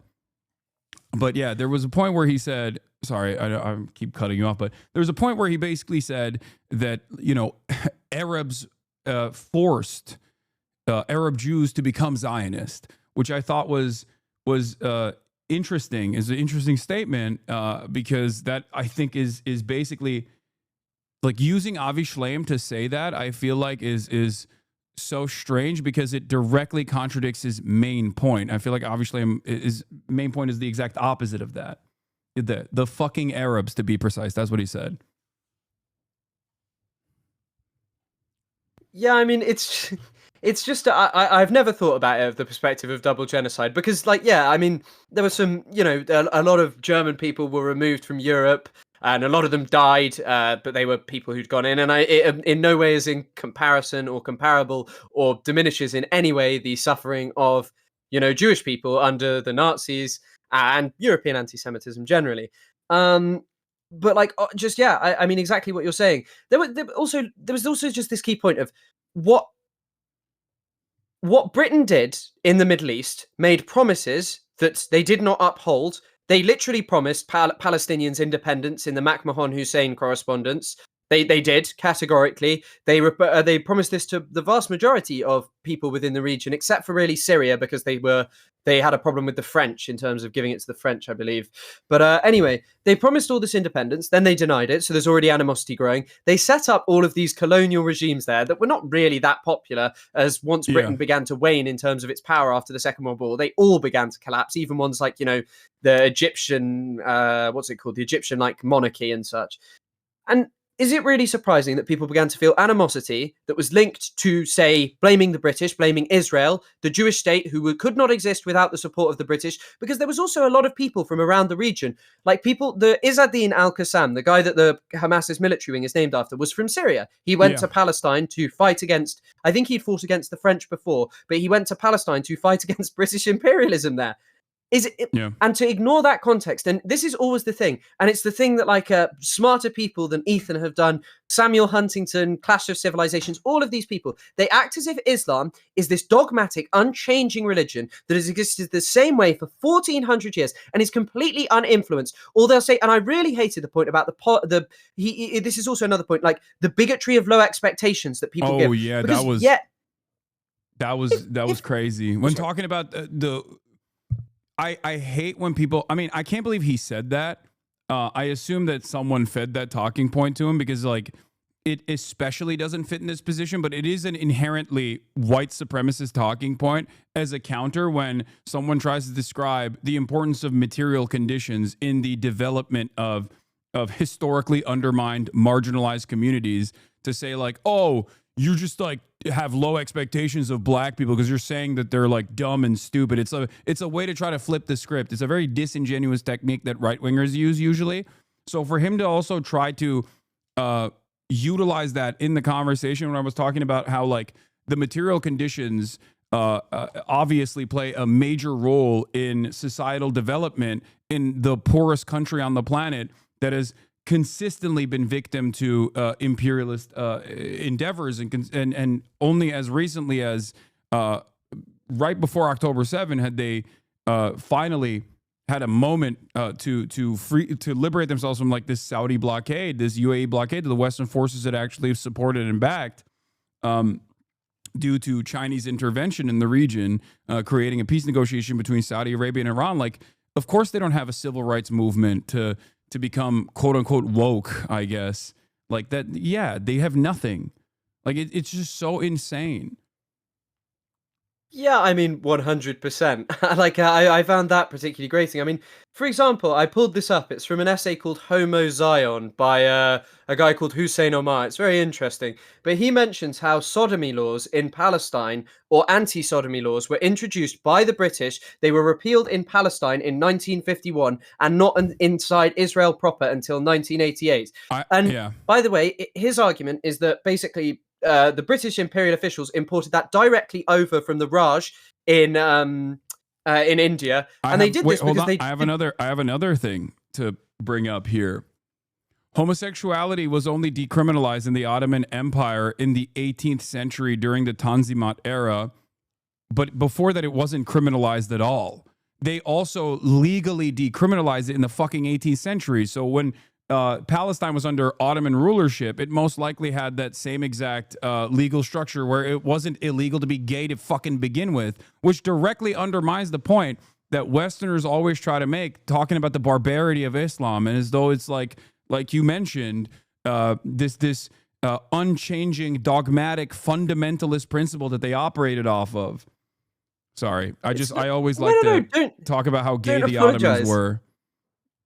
I mean, it's the same. There's a very famous, I've not actually read this, but I know that we had one of our lecturers would speak about it. I think it's called Women with Beards and Women with Moustaches and Men Without Beards, or something to that effect. And it's basically about gender in Iran and how it really wasn't a concept until around I think it was like the 18th or 19th century. It really started being a major thing, and how queer society really was over there at different points, and how there is this a changing thing. And also it's indicative of, hey, maybe don't talk about a religion that is so old, well, 1400 years old, and say, oh, it's dogmatic, it's unchanging, and this is why Arabs are the way they are, or people in the Middle East, because often it's just a euphemism just to being Arab, basically, Muslim, and just talking about Islam. But especially just in this context of like talking about someone from Yemen, you're completely correct. Like, it's not low expectations. It's look what has been happening in Yemen. And also another big thing is like, I think if you're like trying to be a populist in a country who rails against Western imperialism, I am sure that there is a certain appeal of blaming societal degradation as well on Western ideals and saying, look, they always preach how they brought you gay rights and all of these things. And look how worse a country like Iraq becomes. No doubt that's appealing to people because of the experiences of people on the ground. In the same way that as society in the West degrades, people like anti-immigrant discourse because it's something to cling to and blame for the degradation here. And it's not like a low expectation to say that someone might believe that. It's saying, well, this is kind of sadly what society has come to. If you are a person down on your luck, you're going to want to believe that because it's easier than it's easier than addressing perhaps the more complex thing of, yeah, there's just a broken society where no one is offering you anything. I've just never heard someone with your complexion and your accent explain this concept so perfectly. So I'm a little bit taken aback by this. My bigotry, my soft bigotry of low expectations from a British white man came out a little bit. I'm sorry, but you're 100% correct. This is something that I constantly talk about. Like you can even point to the Iranian Revolution. Like the reason why fundamentalists in countries like this under Western imperialism are seen as the most emancipatory forces. It is the reason why Hamas also ran on an anti-corruption ticket and was able to win the elections that the American government, the CIA, actually presented to Palestine and Palestinians, specifically the Gaza Strip. The more Islamist the forces are, the more fundamentalist they are, the more they can present themselves as anti-West. And if the entire population is firmly committed to having an anti-Western position due to all of the violence they've experienced from Western imperialism, they end up going with these people. And yes, the U.S. aid interventions and NGOs, civil society organizations that prop up everywhere that are hyper focusing on some of the civil rights movements, whether it's for good reason, whether it's because they truly do want gay liberation or whatever in these countries, or whether it's a mechanism of intervention, doesn't matter. That is why there's so much hostility towards these sorts of things and towards these sorts of movements in these other countries, because it's so quickly utilized by, like you said, fundamentalist but populist forces as a remnant of Western imperialism. All this gay shit is something that the West is bringing here. And so easy to blame for the degradation of society. Yeah, and I think this just links exactly back to the point of what you were kind of trying to say to Ethan, not even on the topic of like Yemen and stuff, also just on the context of what happened to Jewish people. Obviously, people's perception of Jewish people and their is going to be tied up with Western imperialism. When Western imperialism was like, we're going to establish a Jewish state, Lord Balfour said over and over again, I do not care about the wishes of the 700,000 Arabs who live there. The Jewish people who do not live there yet are more important. And people feel solidarity across this place, especially in, I think it was once called Bilad al-Shams, like the bigger, greater Syria, basically. People felt massive solidarity across this space. And they all just experienced colonization by like Europe.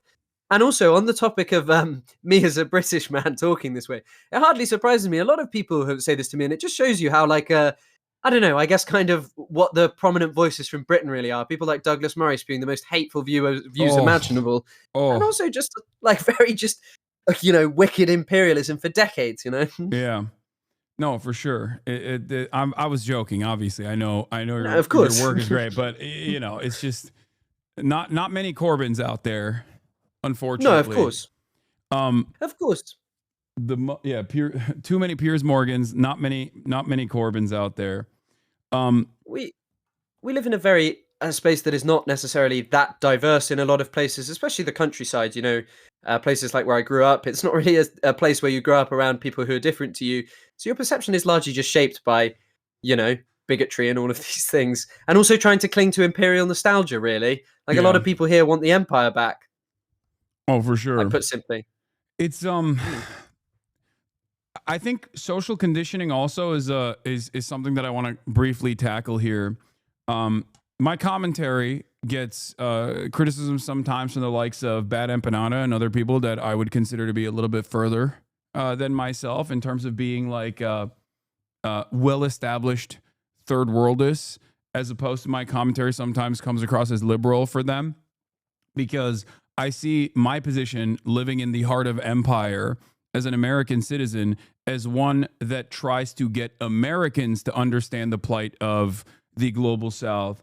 So my messaging on that front is, of course, always going to be conciliatory towards people that have actually even taken violent imperialist action against the global South, in terms of like veterans that have served in the American military, veterans that have even served in the IDF, the Israeli occupying force.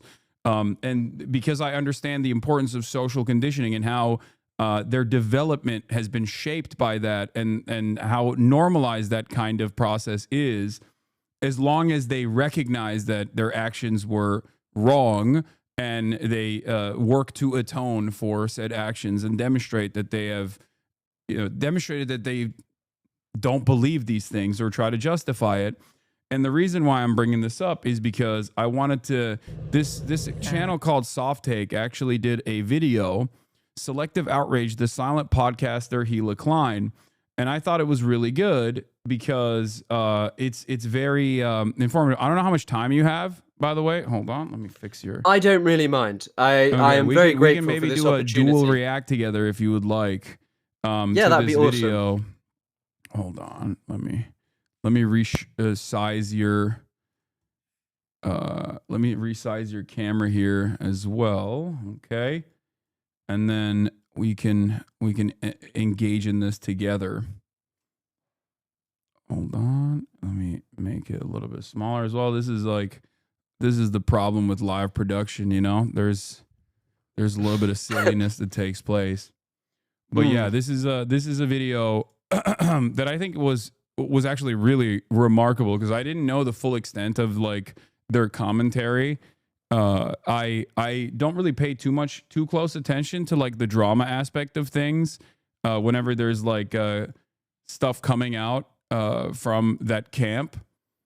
But I do care about like the things that they have said about Israel, and I wanted to watch this specifically because I feel like it is instructive and shows some inconsistencies with the way that Ethan has presented himself, as opposed to what he has done over the course of the past year during this genocide that he also recognizes is genocide. All right, so let's begin. Hey guys, it's the Soft Take, or newly referred as a dumb fucking moron. Gila Klein, once the reserved counterpart to Ethan. She was known for her awkward charm and subtle humor. In the early days of H3, she was the shy, friendly presence besides Ethan's loud personality. The things she would say were once lighthearted or grounded. She left last time as an Israeli. She enters today as an American. Hila, how does it feel? Tell me everything. I feel like now I can really ride it. You know, we got the flags and the balloons. Like, I feel like every old person on a mobility scooter, they always have this like personalized touch to it. Absolutely. And now we got ours. Right. To have shifted into someone who appears more vocal than thoughtful. Adam McIntyre needs to just like disappear. Yeah, Sam Cedar, another one I'm ready to burn. I know, you already did most of the work. And also someone who seems to donate money to a slop tuber who hosts a show called Ultimate Review that picks apart sexual allegations. The Ultimate Rape Review, for those of you who didn't know. What is the people were mentioning this, and I saw whatever that is. What is that? What, like, is this serious? Like, I don't know either. I only found out because someone in my audience informed me, but they said that it's apparently like they tier list like rape allegations or something. I don't know. I mean, it's just like the utter well of depravity is endless, especially in the Western world, but especially in America. Holy fuck. But it's like his stream does that. Do you think it's pretty interesting how sort of you, Frogan, are all picked out as, not just you two, obviously, there's people like Matt Lieb as well, are picked out as like the worst anti-Semitic terror sympathizers, when there is no pushback on someone, say, like, I don't know, Asmongold, who said that he was only 99% that the Holocaust happened, that largely like people spewing really serious anti-Semitic bigotry, like things like his entire chat was spamming W Hitler when he was going over this hearing that happened in a town hall where someone was saying like the first books that the Nazis burned were trans medical research, and he chimed in to say, well, they burned those books because they were written in Jewish.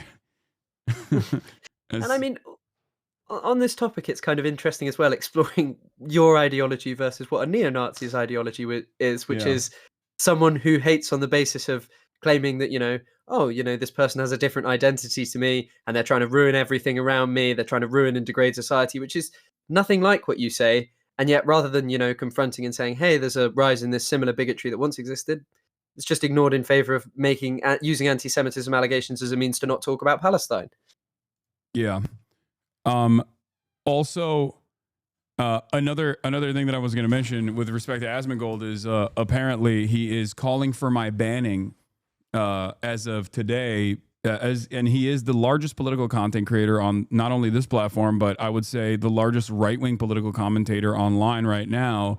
And he's been calling for my banning because I said in my conversation with Ethan that I stand 10 toes down in solidarity with the actions the Houthis have taken exclusively on the blockade of the Red Sea as a mechanism of punishment against Israel that's committing a genocide, which is, I think, as I mean, I don't know how you could have an issue with that. I guess you can. I know you don't have an issue with that. I mean, I know how Americans can have an issue with that, where they say, well, they're bad and they're scary. Well, even the UK government would allow me to say that. So, I'm not. You can't speak positively. Obviously, Kneecap are in trouble for what they said about Hamas and Hezbollah. Houthis are not a prescribed terrorist organization here, so people are always chanting Yemen, Yemen, turn another ship around. So, I think I agree wholeheartedly with what you're saying, and thinking that you deserve a ban in comparison for Holocaust revisionism. Yeah, it's an interesting topic of discussion. All right, let's continue. So LOLCal Live, a podcast co-hosted by Keemstar, someone that previously made her life hell. But first, who is Ila actually? She's the co-host of a podcast with her husband who's turned arguing with everyone into a full-time sport while she contributes to the show by slowly rotating in her chair. She's the founder and CEO of Teddy Fresh, a streetwear brand with a questionable theme that appears to sometimes allegedly borrow designs. Teddy Fresh also has a good causes section on their site, proudly listing charities they claim to support, which is a great thing. I appreciate them for doing. However, let's just say that I found out that not everything on that list checks out, which I will get into later on in the video. She loves to draw, present her unique clothing style on social media, and she is also someone that gets particularly vocal when criticism of Israel arises. Worst up that. It's not like Israel's going to do a precision strike on Hassan. They don't fucking, but it is dangerous. It's a war zone. Sure, it's a war zone. They may. But what? He was in the running for anti-Semite of the year. They may. Nah, I don't think you guys understand Israel. It doesn't work like that. And this is where she gets quite a lot of backlash. It's not because she's from Israel or that she served in the IDF. Well, actually that could be a reason for some. It's mostly because of the dehumanizing language she uses for Palestinians and her relentless defense for Israel. Also, I just want to be clear, I don't want to make Ila responsible for Ethan's flip-outs, but you cannot be dismissed as a silent bystander while Ethan spreads false information. And when she does decide to chime in, it's either about Hasan, defending Israel, or defending their takes. Took one look at her and assumed that she's an undocumented migrant worker that can't speak English. They all go with this narrative that it was his mom. It's just unbelievable. But what about them talking about Hasan going to Gaza? Was like, I'm thinking of going to Gaza. Until I found out they don't have like a 5-star suite for me with private security waiting there. I would have bet my goddamn house that he would never step foot in Gaza. It's insanely pathetic. Somebody please. Well, and it's the same thing, to bring it back to Hasan just because, but for the record, this conversation took place between me, Jeremy Scahill, and a bunch of other journalists where we were trying to actively petition the Egyptian government to open the Rafah border crossing so that Western journalists could actually enter the Gaza Strip uninterrupted without actual Israeli envoys as a part of like an Israeli security operation. Because at the time, during the ceasefire, the only journalists that were allowed into the Gaza Strip were allowed to be airlifted alongside the Israeli occupying force, and were only allowed to film one specific area where humanitarian aid was being delivered to from Jordan. within the Gaza Strip, and also they were still subject to the military censors.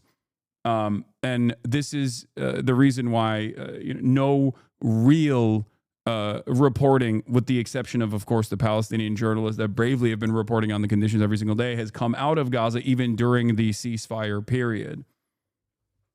And you can't forget the brave reporting of Douglas Murray doing propaganda for the Israeli state with the IOF. Oh God, yeah. Yeah. But I mean, on this topic as well, I know that people started kind of mockingly saying go to Gaza. That's actually just what the Israeli far right says to other Israelis who protest about it. They just tell them go to Gaza. It's like a threat to basically die. And they would probably have targeted journalists. Of course they would have. That was like, I mean, it never even happened because, like, obviously the Egyptian government did not allow this to take place regardless, because it's a vassal state for American empire. And also by way of that, a collaborator with Israel as well. So it just didn't take place. All right, let's continue. It kind of is the same thing. Like, I was thinking about going to Gaza. Yeah. I also wanted to give Sorry, guys, I'm not going to this war zone unless they can... So much to the point that they started fantasizing how his visit to Gaza could look like. They managed to keep the hostages alive. You can go be in the tunnels, I'm sure. You'll be safe he's a there. high-value hostage for Hamas. He's an American citizen. Like, this is also one of the most insane takes, because it basically goes along with the same trope that is always presented, that like Hamas are not logical human beings and simply see this as like, they're just like barbaric monsters who will immediately go, oh, American, let's go and fucking kidnap this American and hold him hostage. This is a high value hostage. Now, this is silly for a couple different reasons. One, why in the ever-loving fuck would the Trump administration ever demand my return? Someone like myself, like that's ridiculous.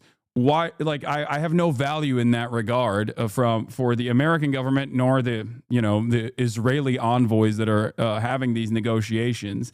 Secondly, this doesn't make any sense, because then they would be kidnapping the World Central Kitchen aid workers, for example. Those were Westerners, right, that were working alongside the Israeli government to deliver humanitarian aid into Gaza. Why did Hamas not kidnap them instantly? Well, they died because Israel killed them, obviously. But why did Hamas not instantly fucking kidnap them? Well, because they're not stupid. Like, they obviously understand the necessity for journalism. And like, I mean, even fucking ISIS has actually gotten interviewed by journalists, and I'm not even talking about Jelani or whatever. I'm talking like straight up when ISIS militants have talked to journalists in general. I've also seen there's some very disgusting rhetoric. I was just looking up his name. His name is Vittorio Aragioni, who was like an Italian who was murdered in Gaza in 2011, and he was killed by Al-Qaeda, like an offshoot there. And people were like, he had like some tattoo that was like about liberation or something, and someone was saying on TikTok, they were like, this is what the Palestinians do to you even if you go. And it's just like that they're fanatical, maniacal monsters who do whatever they want to people, No, absolutely. And of course, like that's the other irony of this, is like ISIS and Al-Qaeda are in direct odds with Hamas and other Palestinian militancy in Gaza in general, as opposed to Israel, which has found themselves in allegiance with ISIS on multiple occasions in their actions in Syria. So, that's another thing. But of course, from a Westerner's perspective, they're all dirty, filthy, Muslimist, Islamist, fundamentalist Arabs who are barbaric rapists. Mm-hmm. 100%. They've kidnapped. Yes, also, of course, ISIS has killed journalists as well, Chatter. I'm saying that even a fucking force that is insane, psychotic, a force of true terror, sheer terror, which had a colonialist ambition as a militant force with no care or consideration for the civilian population overall, was still able to do interviews with Western reporters. Anyway, let's keep going. Arabs and Muslims before they If he's actually just worried about the Israeli side, like seriously, they can take him to the tunnels and he'll be safe. If he entered through Rafah, which is the Egyptian crossing, and just went into Gaza like that, I think there's probably a more likelihood that he'd be kidnapped by Hamas than precision strikes by Israel. Yeah. And then pedal it all back. Like, there's also the other side of this where Hamas is both, there's a militant formation for Hamas and also the political apparatus as well, and like a civil organization of Hamas.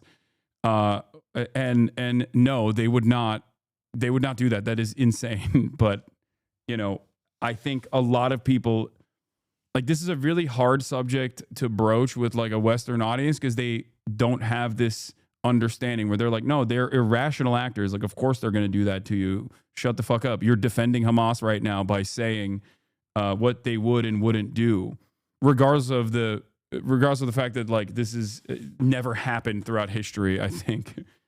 And I mean, it's especially sorry. No, it's go especially it's especially interesting in the context of how many like senior-ish, I can't remember, Jimmy Carter literally said it was more sensible to negotiate with Hamas than Benjamin Netanyahu, that they were more reasonable than Benjamin Netanyahu. And yet, you know, he's saying here, well, they're more likely to kidnap you. I mean, you spoke to Hossam Shabbat, right? Yeah. I'm going to bring it up in a second, right after this. Killed. Yeah, no, I'm gonna get to that in a moment. I watched this part of the video already. It's literally just a silly joke. We're just criticizing you. It's literally just a silly joke. It comes across like a fucking pager joke. It comes across as a pager joke. Hasan. You know what's really crazy about this, by the way? I mean, a big chunk of the quote-unquote debate that you watched was Ethan trying to draw out microaggressions from things that were not even like directionally appropriate, that he admitted weren't even like real acts of anti-Semitism, where he said it's a swastika sword, but it's not a swastika sword, and the usage of the swastika sword by iDubbbz was actually to trigger him and to you know to imply that it was a swastika or something like that. And he wanted to say that was problematic. Meanwhile, he's over here doing like go to Gaza. Oh, it's just a joke. Why are you being such a pussy about it? You know? And also how aggressive it is to say I would like to go to Israel, that it's a space of coexistence, that it's actually they've got Arabs in government, you know, Arab bus drivers and stuff. To say that that's a space of multiculturalism, what's that? That's not a microaggression. Yeah, it's a macro. Should go to Gaza, and if he doesn't, he should be severely judged by his audience for being a total fucking coward. I mean, it's part of why I judge him. He doesn't know shit about that conflict. He's never been to Gaza, never been to Israel. He doesn't know shit about it. No, he doesn't. He does not. But yeah, I saw a comment that said, yeah, Katy Perry officially knows more about space than Stephen Hawking because she's been to space and he didn't. So, you know, classic Douglas Murray take. I mean, 100%. The man who talks about Iran freely has never been. Yeah. You know? Exactly. Talks like with such authority. Oh my God. You would think he's been there like 5 times since October 7th. Right? This small bit of premium content is just a tiny part of a larger pattern. Ila's reasoning is just as inconsistent. Let's try and understand Ila's logic here. Hasan can't understand the conflict because he hasn't been there, as if lived experience is the only way to grasp reality. If we were to even go with this logic, then why does she not know about what's going on with the Tesla stock and Elon Musk's actions despite living in the very country where it's all happening? Tesla's getting creamed lately. Like they're down like 40%. The out of them and like bombing, they're firebombing their factory and shit. What? USA. To, like, I'm a little like I don't know if I'm out of the loop, but did something specific happen that all of a sudden this is happening?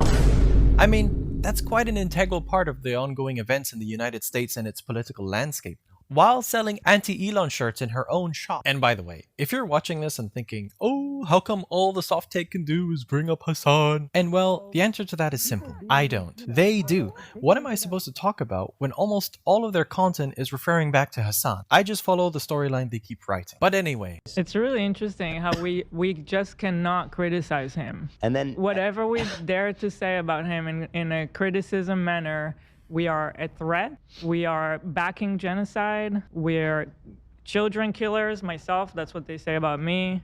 It's like, no, I'm just criticizing you. I'm allowed to criticize you. And yeah, no, I think this is perfectly apt.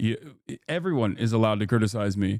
It's just what you are spending your time on matters. I think we have a finite amount of time on this planet Earth, but also we have a finite amount of time with our platforms that we have. And if the overwhelming amount of commentary revolves around like allegations of anti-Semitism that are not warranted at all, or you know,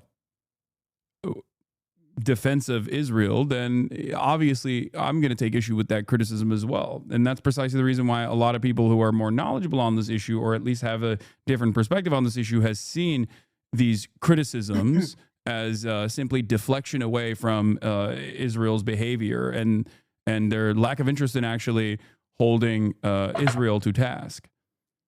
It's also like just sort of saying the word genocide. I think some people kind of viewed it as waving a magic wand. And I know there were a couple of people who did this who were very pro Kamala Harris and stuff. And they were like, we called it a genocide. And now look, you wouldn't vote for her. And look what Trump's done. He just reaped the rewards. I mean, like, obviously Trump stands for something worse, but he just reaped the rewards of what the Democratic Party allowed. When you say it's a genocide, you are not just talking about a lot of people being killed. You are talking about the extermination of a populace, basically. Yeah. And what did Israel do? It wiped away every single social institution, like institution of social reproduction in Gaza, academics, you know, the people who could have taught younger children, schools, hospitals, water sanitation facilities, agricultural land, memory, history, culture.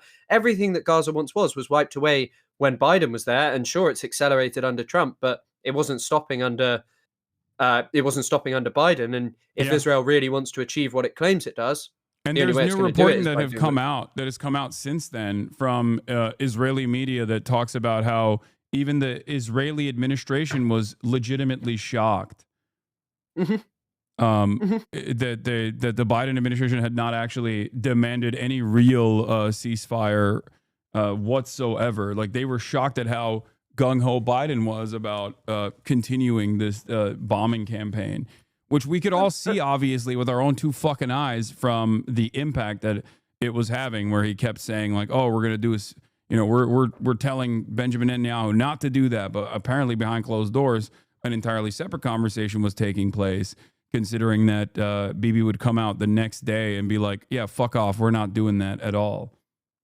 I mean, you've done this for a long time. There's no way that I can't really imagine that you thought in any capacity that this would have gone on for as long as it has. Like, this level of extermination, you know, you thought that there would be a break pulled at some point, as much as I did. I did not think we would be sat here, you know, what, 19 months later of live streamed just the most obscene crimes imaginable, like regular extermination of human beings. Yeah. Like, just every day, 20, 30, 40 people dead. And it's becoming harder and harder to talk about because so much happens every single day with less and less on the ground reporters, because some of the most important voices against the genocide are gone, dead, murdered. And increasingly we see less and less, and we have no idea what's even really happening there anymore, like the levels that it has now reached. And, you know, it's 15 months of this, and people act as if saying, well, there's a genocide waves it all away. It doesn't. Even if you think that there's a genocide, it's about talking about it and saying, hey, these really bad things are happening. And of course, anti-Semitism matters, but your feelings are incomparable to the feelings of Palestinians who live there, and also Palestinians who don't live there. You know, people who live in Western countries now and got out of Gaza, maybe for whatever reason, to go study, to go live, to go do something else. And their families are there. The level of trauma that they experience, you know, with it being at university last year, having to hear statements about how they're worried about the suffering in the Middle East and looking at their treatment of a friend whose family was being killed in Gaza, and the university being unwilling to say, yeah, we are sorry for what is happening to your brother, and that we should be speaking out about what's happening there, the extermination of institutions over there, you know, wiping away, but burning down universities and burning down their libraries because you can. And you want to talk about your feelings now, instead of the feelings of people who are experiencing something that is incomparable. Your feelings as a consequence of your audience being at odds with your commentary on this issue, like the lack of interest that you have in focusing on the actual victims in the story, and consistently trying to turn around and talk about the victimhood that, like, Israelis must feel, or the victimhood that American Jews might feel because of this dangerous conflation of Judaism and Zionism. Ironically enough, a conflation that Ethan himself makes with regular frequency. Because if he at any point turned around and said, like, Zionism is antithetical to Judaism, it is not Judaism at all. It is a propaganda technique adopted from early Zionists and has been implemented in every facet of social conditioning in the lives of American Jews, and it's a very dangerous conflation. that we must get rid of, if he said that and then talked about the lived experiences of Western Jews, most people would not actually fucking critique him on this issue at all. I have routinely talked about this.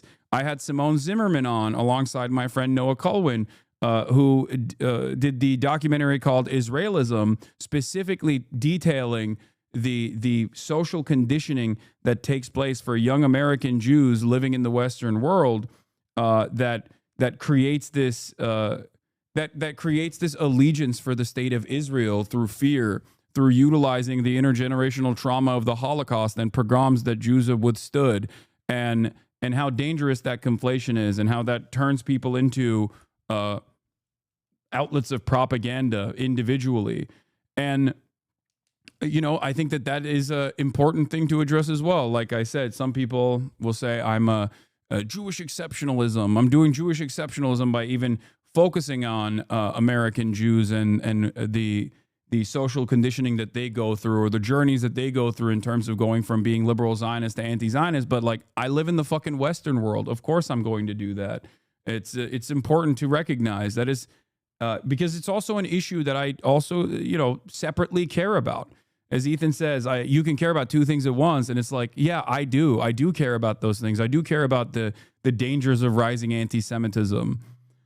Of course. And I mean, also, by the way, sorry if I'm taking up too much time by constantly talking. No, not just at let me all. know. No, So the only... I'm not letting you talk at all, ironically. No, you are. Don't worry at all. But one of the things I wanted to mention is, even in this context, the first ever video I made about Ethan, Gila, Israel and stuff was actually when YouTube was still doing leftovers in 2023 or something. I remember it was a video that did quite well. It was on TikTok, and it was talking specifically about birthright. And it actually came a lot from their video where they talk about how they met and how Ethan refers to it as like a Jewish dating simulator, because one of my friends wrote a beautiful, really interesting dissertation about how basically birthright affects Jewish people's opinions. And one of the things she noted was that by virtue of going to Israel, a lot of them don't actually change their perspective about whether they think Israel is really good or really bad. But what a lot of people start to feel is a fear for the people that they meet there and form relationships with, and worry about their security, their safety, and all of these things.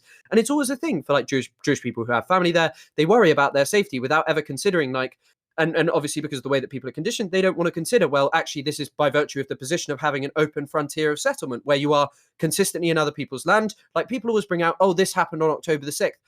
I think one of the biggest things that doesn't get mentioned that I brought up today is Israel used an attack helicopter in Jenin for the first time since 2002 in July of 2023. I remember covering it on TikTok and doing like my first ever lives and being like, yeah, this is seriously looks like something major might happen here. And then obviously nothing like, well, I mean, it was major in of itself, like what Israel did, but nothing like October the 7th scale came out of it. But it just shows you, when Israel has this open frontier of settlement, what it is fighting to defend is not for the safety of the Jewish people. It is not even really for the safety of the concept of a Jewish state. What they are fighting for is to maintain an apartheid regime and to maintain settlement of Palestinian land and kicking the can down the road until you reach a final point where there is no viable Palestinian state. And Western governments help this by constantly talking about the two-state solution, and you push towards this point, and then eventually they'll just say, well, they can't have a state. There's nothing left of their land. There's Jewish people everywhere, Yeah. No, it's utilizing the two-state solution in an effort to consistently advance the settlement project and create Bantustans and partition out the remainder of occupied Palestinian territory that Israel is illegally occupying, that is what the quote unquote two-state solution looks like.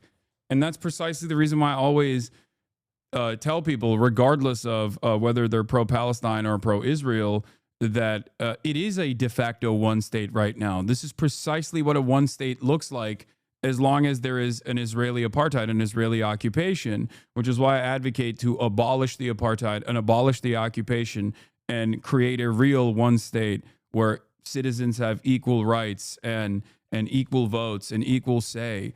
My advocacy around this, from Ethan's perspective, in the early conversation that we had, we didn't get to talk about that this time around, was basically, no, that would be a genocide of all Jews, because the Palestinians would come in and just like genocide all the Jews and kill all the Jews if there was a one state. That in and of itself is ethno-religious nonsense. Like, that is fascism. That would be much more like the concept of the bigotry of low expectations, that Palestinians are unable to look after themselves, that Palestinians are unable to behave in a way. I saw a video of Douglas Murray saying this. He said, give the Palestinians one school and see if they can teach their kids not to kill Jewish people. It's just obscene, you know? Palestinians don't feel that way. Palestinians, they have a higher literacy rate than Israeli society. What the fuck is that?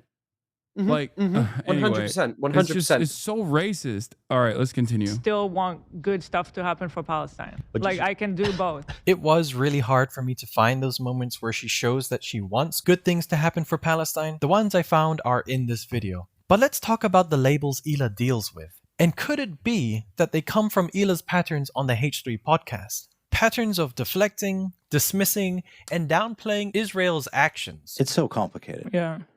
From their perspective, it's like these guys. But they go specifically to people who they know are terrorists, and they have a history of that stuff, and they know they have guns.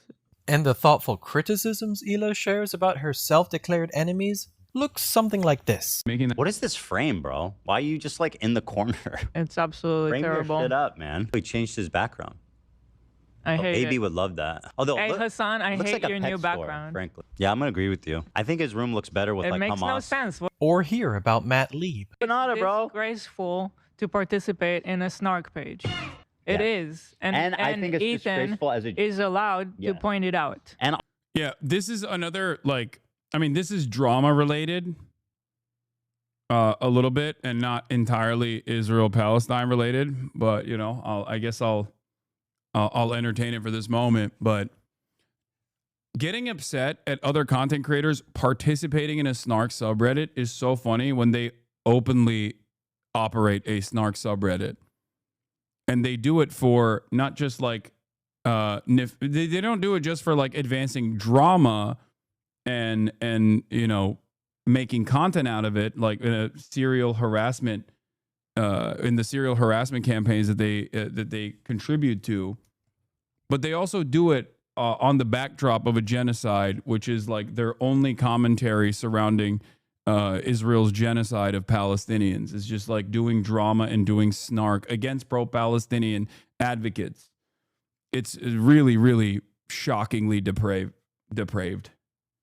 100%, 100%. Yeah, just, I mean, just making it all about, even during the debate, having to hear about like your head being small. Like, who cares? I swear it's something also that you joke about quite a lot, you know, just having to hear about that, like in between. It's like, there were certain parts as well that I just had to skip because I was like, there's not much to analyze here. It's just Ethan sort of being mean and just for the sake of it and like mocking the way that you speak. And it's just like, what is this? This is just feeding into people who just hate you anyway. And I guess feeds into what I said about it. People had already decided what their mind was. I'm sure that there are some people who actually did change their opinion because of it, but there are tens of thousands of people who went in and they would always say that Ethan had, you know, destroyed you and that he really got you on this one, that he has like an epic clip of it. And it's just like, I don't know. I don't know. It's very hard to see. The epic clips that have come out so far from their side have been Ethan repeating that he wouldn't like it if Anne Frank resisted against the Nazi occupation.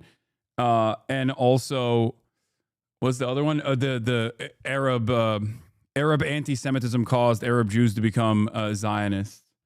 Those are the two major points that they've arrived at, I think.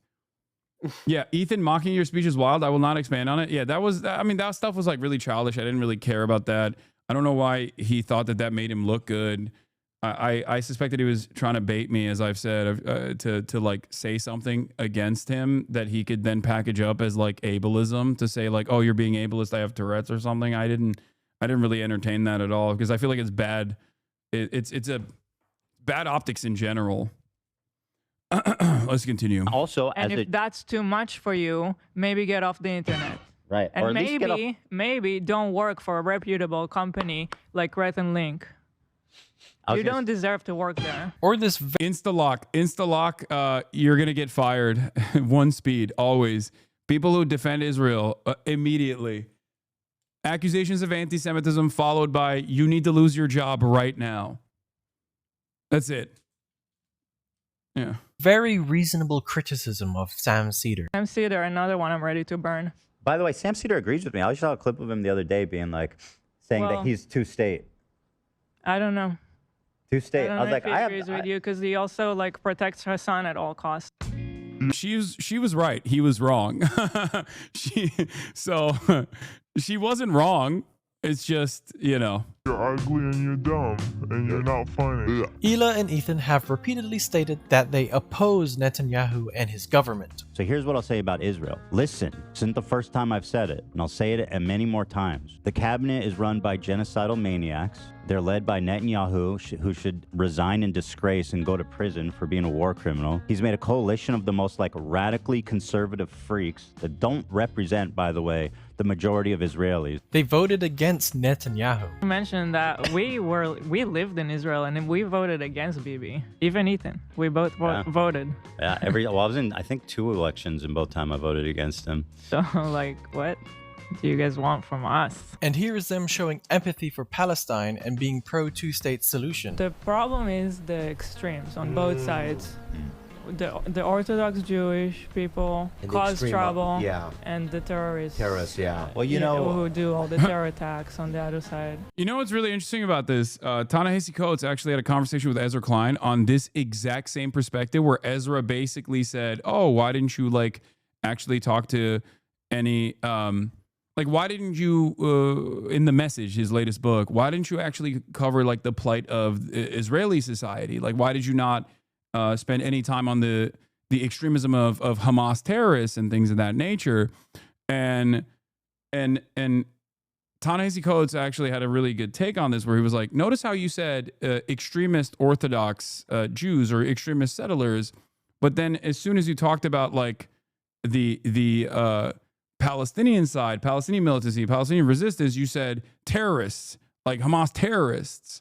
That double standard, even that packaging in this conversation is a part of the invisible ways in which a lot of people in polite society and liberal society view this conflict in an asymmetrical way, except in the exact opposite asymmetry that they are supposed to be viewing the conflict from. Because the reality of the matter is the asymmetry actually is supposed to offer more moral credibility to the side that is resisting against the apartheid state, not the side that is escalating some of the most violent aspects of said apartheid state. And I mean, on this topic as well, it's interesting to say ultra-Orthodox when, of course, a lot of these people do practice Judaism in a very religious people, but Meir Kahane was literally considered a terrorist by the State Department. You know, it's a fair term to use about him if you're using it in the context of saying, well, this Palestinian group is. But we always hear about, how Hamas said something to do with trees and rocks, something to that effect in their original charter. A Jew behind a tree or something. Yeah. In the context of Kahane, I always bring it up. The guy literally said that he thought that every Palestinian should be expelled and the ones that wouldn't would have their throats slit. And the more terrifying part is that it seems that his rhetoric is now prevalent all across Israeli society, which is our closest ally, which is held up as the moral defender of Western civilization. And he really is reigning supreme. Israel brought in a ton of laws that he tried to bring in. And the things that he suggested for Israel, other Jewish people, another member of the Knesset compared them to the Nuremberg laws one by one, every single thing he suggested, and said that these are actually very, very, very similar to what Hitler wanted to do to Jewish people. Kahane was, so incredibly racist, and he was, I don't know, we don't really talk about that as an extremity or an illness within the faith of Judaism, but when people are more than happy to talk about Hamas as some symptomatic death cult in, reputable newspapers. Yeah. Also, Pee Wee Bay says, we're settlers on native land. How many of us would be sympathetic to violent resistance by any native groups? Your bias is based on your position in the situation, which is really funny because I'm Turkish and I advocate for Kurdish liberation. So I'm actually much closer to the subject matter than you would think in terms of creating a parallel here. And not only that, but also as an American, the reason why they call me a fucking terror supporter is because I'm actively contextualizing how these militant resistance groups are formed in the region as a direct consequence of American imperialism. And one of my most famous quotes was when I said America deserved 9/11. So obviously, that is very silly of you to point to, given my background, both as a as a Turkish person and also an American citizen as well. So yeah, cool though. I get it. They cause the trouble. But I feel like if you ask most people, especially my age, they'll be like, just do whatever it takes. Just They don't do fucking it. care. Split it. Do the two-state solution. Do whatever it takes. And by the way, I find it quite fascinating to see how their public statements and attitude has shifted over time. A lot of drug problems. The regular people there are, I mean, everyone feels bad for them, even on, you know, the Jewish side. Oh, yeah. And they're just, What can you do? they're just stuck there. On the surface, they seem to present themselves as neutral voices, people who acknowledge the suffering on both sides, distancing themselves from the more extreme Zionist rhetoric. Yeah, it's being Israel is bombing the fuck out of Gaza right now, which is a horrible humanitarian tragedy that's happening. But if that's the case, why do so many see them as pro-Israel, anti-Palestine, or even Zionist apologists? They themselves cannot grasp as to why. Could it be because of Ethan and Ela saying things like they want to travel to Israel to show how beautiful the country is and how diverse its people are, all in the midst of a genocide? We're planning to go to Israel in June with my parents and all the kids. It's going to be such a great trip. And I'm actually really excited to go there. I want to show you guys. You haven't been there in so long. What I want to do is show you guys how I see Israel. Because you don't see that. When you listen to Hasan and you hear all these fucking mega lefties talking about it, like it's some super racist, like crazy, like Jim Crow style of society. And after making jokes about Hasan not going to Gaza for months on end, they kind of seem they want to be a bigger part of their own joke as well. Currently, we're waiting for like a peace deal or something to go into effect. Yeah, we put the visit off while the war is Because we want happening. to come with the kids and I don't want them to have to deal with sirens and seeing all that shit, hearing all that shit, you know?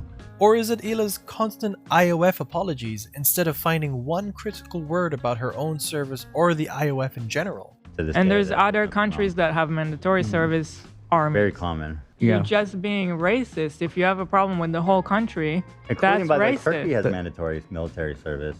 Yeah, Unless you're rich and enough my to flee the parents country. were not the rich kind that will pay to get me out. But even if they were, they would not agree to that because they think it's important to serve. Like, even if she hadn't said the second part, this would be more defensible to their audience if they're even remotely tuned into this frequency of being pro-Palestine, where they'd be like, what do you, okay. But like she packaged it up with like, no, mandatory service is also good because like it's an honor to simply serve. Like making that statement is so crazy. Ethan tried to come at me with a similar perspective when we were having this conversation where he's like, well, you pay taxes in America. And it's like, yeah, that's precisely the reason why I do talk about Israel virtually every fucking day, because I see my own moral culpability. I see the violence that my tax dollars contribute to, which is why I want others to also wake the fuck up and try to put an end to this, try to put a stop to this violence, saying, oh, well, if you didn't serve, you would also, you'd be in jail, right? Or if you didn't pay your taxes, you'd be in jail, as though this is a similar comparison, especially considering that, like, I have no say. I try to have more say in where the taxes get allocated to, but there's still plenty of good things that those taxes actually go towards, like building roads and funding education. It's also a pretty interesting take in terms of, I mean, I don't know what Turkish military service consists of. What does it consist of? What do you actually do if you do it? Oh, no, there is definitely, I mean, depending on where you are positioned, like there is definitely, you could potentially, someone with a college education, most likely not, but if you don't have a college education, like you will potentially go to the South where you could find yourself doing harm to like Kurdish villages or fighting against like PKK. That's exactly what I mean. Why, Mr. Middle East understander, why would you say that you should have done that? Yeah. It's not like a good or awesome thing to be doing, just going and like serving to oppress Kurdish people, Yeah, it's I don't like want to go do war crimes in fucking Syria, dude. What the hell? Like, Exactly. Like I mean, I thought about that as soon as it was brought up. I was like, why on earth would you ever say, if you have like even a basic knowledge of the Middle East, that it's a good idea to join the Turkish military? Like, yeah. It's just which is ridiculous. ironic because I when I was younger I wanted to do it because I thought like, oh, it'll be fun to do for like the limited service that you do when you have a college education and also have worked in a foreign nation for an extended period of time. There's like limitations to how long you can serve. Like you get breaks basically. And thank God I didn't do that, to be fair. Holy shit. Like everybody else in the country. I mean, it's a very selfish move to decide, okay, I'm not going to do it, but everybody else will. I mean, when you're growing up with constant terror attacks, the army is a necessity. Yeah. For one person to decide, I'm not going to do it, is a very selfish decision, because meanwhile you're not doing it, everybody else is doing it and putting their life on hold. Very important years of your personal development, you're putting it on hold to go do this, and it helps nothing with your career afterwards. You finish it, then you start. First of all, you would also be putting your life on hold because you'd go to jail for refusing mandatory service. And secondly, if it's selfish to not serve in the military because everyone else is putting their life on hold, then how selfish is it to go along with mandatory service and contribute to the oppression and killing of Palestinian civilians? Ela framing the issue that it's simply about mandatory military service is ignoring the unique and highly controversial role of the Israeli military in enforcing occupation. While other nations have mandatory military service, most do not involve an ongoing military occupation of another population. Comparing Israel's conscription to countries that also have conscription, such as Switzerland or South Korea, is ignoring a massive difference. And Laban— Also, I'm not entirely certain on this because, like, I didn't even know Ethan had Israeli citizenship until recently, even though I had a podcast with him and people got mad at me for not knowing that. But I just always thought he was like a guy that is that grew up in California. Apparently he dodged the Israeli military. So I don't know what that's about when she's like, yeah, it's really selfish. Criticism towards the IOF as racist against the whole country is attempting to shut down the conversation. It's just as Ela said. It's like, if this is your argument, we're never going to be able to talk. Well, so far in these few clips alone, you mirrored Israeli government rhetoric by portraying refusal to serve as betrayal rather than moral stance, and you framed criticism for joining mandatory service as racism, despite the IOF's well-documented war crimes. But that's not everything. Let's keep going. Ela seems to deny Israel to children. People are saying Israel does that on the daily, the idea does that on the that's daily. Not what I'm talking about. See, that's what you're doing. You're excusing people being burned alive and kids being murdered. You're saying Israel does that on the daily. Now, I'm not denying that. I'm not denying that. So are you in favor of an Iraqi terrorist? Here's my response to that, just by showing the following. An article from 2022 states 2022 to become the deadliest year for Palestinian children in the West Bank in over 15 years. An article from 2023 marks the deadliest year on record for children in the occupied West Bank. This article is about 1 month before. Yeah, Euromed Human Rights Monitor literally released their report on this as well on October 6, 2023, by the way. Like, and I mean, even on this topic, like growing repression, increasing assaults on the Al-Aqsa Mosque, and increasing government presence of saying people, we want to destroy it. All of these things, Palestinian life has been getting harder and harder with the sole explicit goal of removing more and more Palestinians. In fact, in the West Bank, it's much more about concentrating them into a really small amount of areas, like a few Palestinian townships where they're all surrounded by, as Bantustans, as you put it earlier, like concentrating them into smaller and smaller Bantustans, not giving them any right to live and just making them leave, destroying Palestinian ways of life, modes of existence. So there's no two-state. And, it's not really about killing and death in many ways. It's just ridiculous.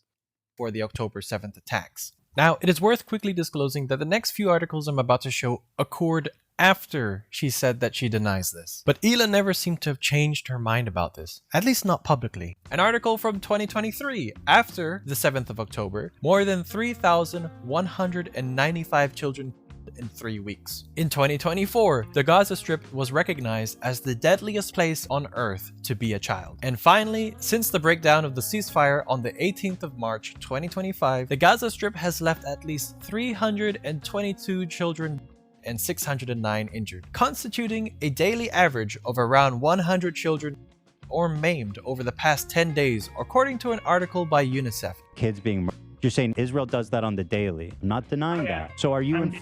This kind of disbelief in what Israel is capable of seems to have rubbed off on her husband, Ethan, who portrays the country in surprisingly positive light. People are so weird about Israel media because, like, you'll see people all the time being like, even according to Israel media, they said this happened. But then at the same time, it's like, oh, she reads Israel media, so she's obviously brainwashed in a Zionist. Yeah, because Israeli media literally has the same exact, like, permissible boundaries of speech. Actually, it's worse than America in some respects, where you do have the liberal Zionist takes, or even sometimes anti-Zionist takes from like 972 magazine or Haaretz, all the way down to, you know, Kahadist screeds coming from right-wing newspapers. So yes, you can get both of those ideologies represented. But having said that, saying Israel's a free society outside of the apartheid structure, as a matter of fact, is even silly, considering the reality that there is a military censor. There's a military censor that stops all newspapers and all media publications from revealing certain things in Israeli press. I mean, as well, also, yeah, exactly. Even on Plus 972, like the Where's Daddy report, it's very interesting reporting. But I still think that there are parts of that about the accuracy, the skill of, like, you know, how sort of accurate it is at, like, targeting people. I don't believe it.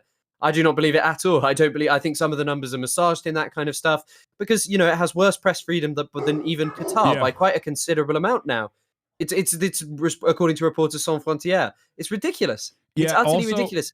Also, it can be seen as I think, like, that report is damning in and of itself for sure. It's like shocking to Americans if they ever encounter it. I've covered it, but also it creates the reason why it would pass the Israeli censors, in my opinion, is because it creates a plausible deniability structure for the acts that the Israeli occupying forces engaging in Gaza by attributing it to an AI targeting system rather than like a deliberate killing field that they've created. So it's not even individual hands that are touching the bombs. It's actually being guided and directed. Like the targeting systems are being populated with AI. Even like a lot of how denial operates from some of the more skilled like some of the more competent deniers of what Israel does. It's always like, oh, well, it's just, you know, a couple of people with these mad statements. You know, you can't pull up Haaretz and say, oh, look at what this one person did, or this was an individual war crime, as opposed to ever confronting like this is a systemic pattern that comes from a whole dehumanizing rhetoric that was always in the structure of Zionism and was always going to head to the end point of you cannot have two competing national identities existing within a space. If settlers come and say we're going to build a Jewish state, the prerequisite will always be that there is not a Palestinian state there and not a Palestinian mode of existence. It's always what settler colonies are like. Yeah. Yes, it's like Israel is a free society with free press. It has the whole gambit. It definitely does not have a free press. You know, I'm glad that I addressed it, but it 100% does not have a free press. I wouldn't even say like America has a full-blown free press due to the self-censoring that people engage in, and we've seen that better than we've seen that in broad daylight with New York Times reporting on Israel, or BBC's reporting in your country on Israel, especially. These are the two most significant papers that have basically dropped the ball in spectacular fashion at a time when I think it's critical that we beef up trust in mainstream institutions, like mainstream press in general. And they've done that at the behest of Israel 100%. And even then, I think the Israeli press is, due to the military censor, as I mentioned, far less free than even Western press. Yeah, no idea what Iran actually targeted when they struck Israel. No idea where Israel actually has any military institutions. There's an article talking about what Hezbollah targeted in Israel from years ago, and the guy says, I cannot say or confirm anything that's near me or what's near me because it's not legal. I'll be removed from the country and arrested. Yeah. It is not a free country. I mean, it's comical to say this as, you know, someone who said he needed to debate IDubs because IDubs knows nothing of Palestine. Yeah. But one thing I will also maintain, and this is something I've talked about quite a bit, is that ironically, I routinely talk about how like Haaretz will outflank New York Times and the BBC or even CNN reporting on a lot of stuff. because the military censors do not see a need to suppress certain truths from the Israeli public, to shelter certain truths from the Israeli public, because there isn't like that same social conditioning that you need to engage with for the broader Israeli public that has a lot of appetite for this death and destruction, which is precisely the reason why, like, in order to maintain the veneer of free press, like, you will see extremely critical, you will still see extremely critical pieces of reporting from the likes of Haaretz on the IDF, for example, in the way that they operate, in a way that you actually never see from the New York Times, or oftentimes when the New York Times does get to it, it's months later and it's buried under paragraphs and paragraphs of describing the gruesome nature of Hamas, because the New York Times and the BBC understand that if you were to showcase the full depravity of Israel's military actions in this genocide, and I jokingly say this, but like, you know, you'd have the Barbaras and Deborahs over the age of 50 talking about how they would join Hamas if they could. It would turn into like an IRA style situation with America, where they were sending material support to the IRA, directly sending guns to the IRA, if they truly understood the horrifying things that are happening. And in spite of that, there's still a 53% unfavorability rating in the United States of America against the state of Israel at this point.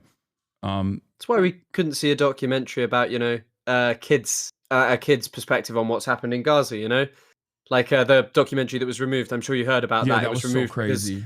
his dad was allegedly the deputy minister of agriculture in the Hamas government, and it was needed to be that people weren't allowed to see it. But truthfully, it's just giving a child's perspective on what's happening in Gaza and showing how people's lives are. And, oh, a few people spoke a certain way, and who cares? Like, that is people in Gaza speaking a certain way. And it's because I think people would see that that actually, truthfully, a lot of the reasons that those people spoke like that was because of their experience, as opposed to being related to, you know, Islamic backwardness and such of these things. And that's why I guess the Louis Theroux thing is much more okay, because it's showing the extremity of Israeli society. Not to admonish it, I thought it was a brilliant documentary, but still, yeah, I don't know. It's just very interesting.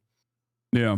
Opinions in the press, just like America does. You know what I mean? Israel seems to have a wide range of media sources. Calling it free press is again comfortably painting Israel in a very nice picture. I'm gonna grab my food real quick. When you are aware that pressures from the government, military censorship, and violence against journalists are a recurring theme, and then you have Ethan calling Israel a free society here, what could it look like when Ethan, whose wife served in the IOF, comfortably states the opposite of what is widely evident? Freedom of speech, assembly, and the right to protest are enshrined in Israeli law. But are they equally distributed? Reporters Without Borders states Israeli journalists identified as Arab face more intimidation while working. Since the start of the war in Gaza, the authorities have intensified repression against these journalists, as well as against foreign and Israeli journalists who deviate from the government line in their coverage of the war.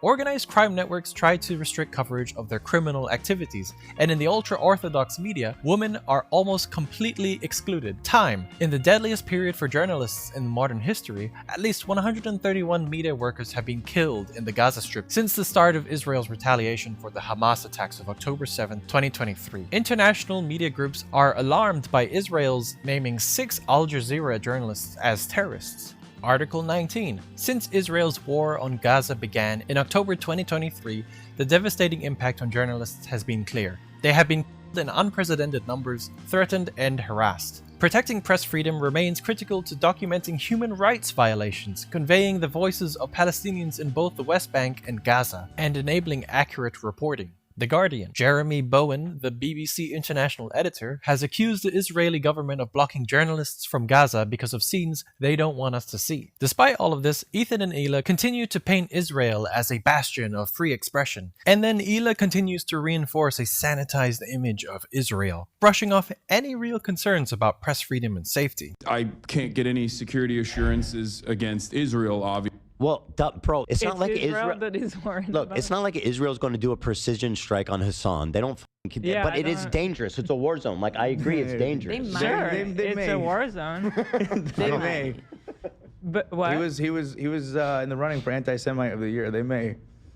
Nah, it's I a don't think you different guys world. understand Yeah, it's a Israel. It different doesn't work world. like that. They're there. not. Just 3 days after the stream, American Al Jazeera journalist Hussam Shabat and Palestine Today journalist Mohammed Mansour were killed by the IOF. I don't think you guys understand Israel. It doesn't work like that. As if the country is incapable of such actions, even though reports from groups like Reporters Without Borders, Human Rights Watch, and Amnesty International show otherwise. Here are some more cases that really prove that Ila knows what she's talking about. In 2003, American student and peace activist Rachel Corrie attempted to stop the demolition of a Palestinian home by standing in front of an Israeli bulldozer. Despite her non-violent protest, she was tragically killed when the bulldozer ran her over. I don't think you guys understand Israel. It doesn't work like that. And in response, there were, or even still, Facebook. Yeah, I understand Israel is exactly like that, especially because, as you pointed out, I was in direct correspondence with Hossam up until Israel assassinated him. So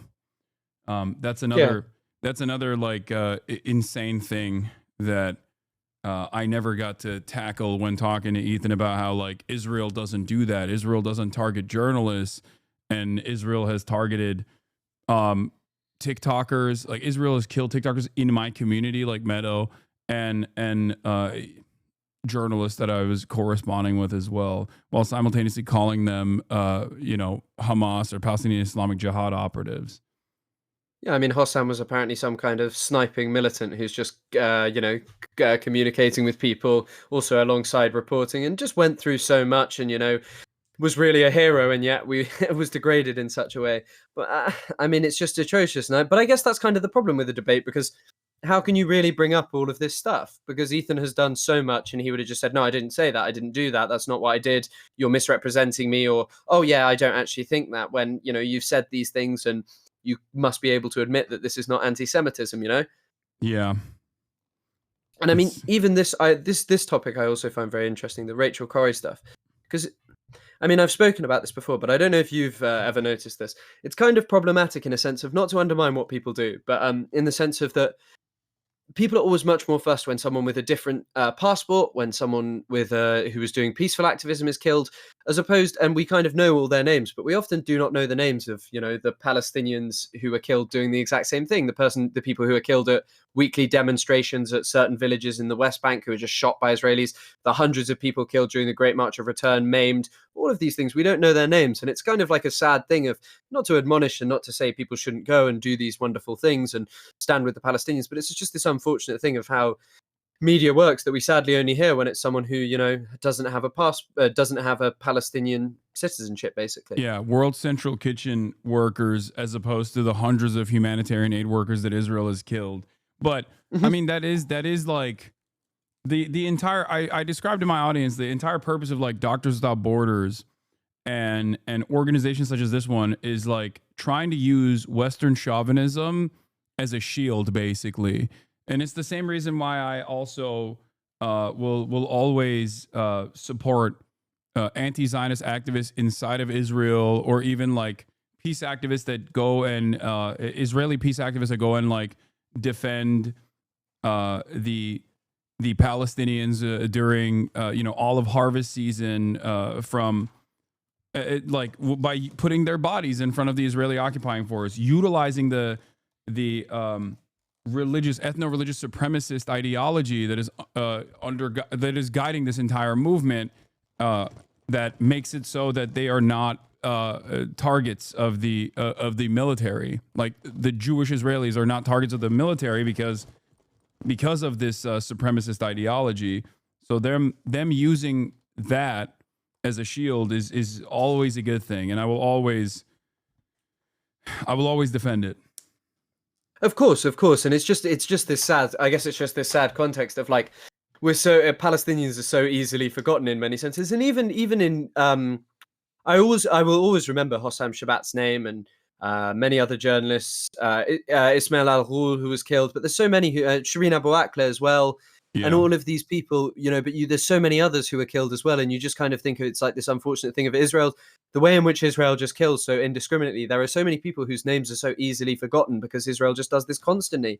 And it's this really unfortunate thing of, in many ways, it kind of like, I don't know, we end up in this space in which it just feels like a lot of Palestinians were kind of just meant to die unless they're kind of like international superstars. And it's kind of like a criticism, I guess, of a more general thing. You know what I mean? I don't know if I'm making any sense to you or what I'm saying, but it's just like... No, I totally understand where you're coming from. And it's not like a criticism of people, really. It's just an unfortunate kind of byproduct of the way Israel's genocidal crimes are so expansive. Yeah. I mean, think about it this way. There was a photojournalist who was up for an award, or was being considered for an award, and Israel assassinated her and her entire family literally after that announcement came down. I believe her name was Fatima. I can't remember her full name, but like it just happens so frequently. It just happens with great severity every single day, with great frequency every single day, that it's like it's almost impossible to keep up with. Did you know that the guy who organized the Great March of Return, his family were targeted? I did not know that.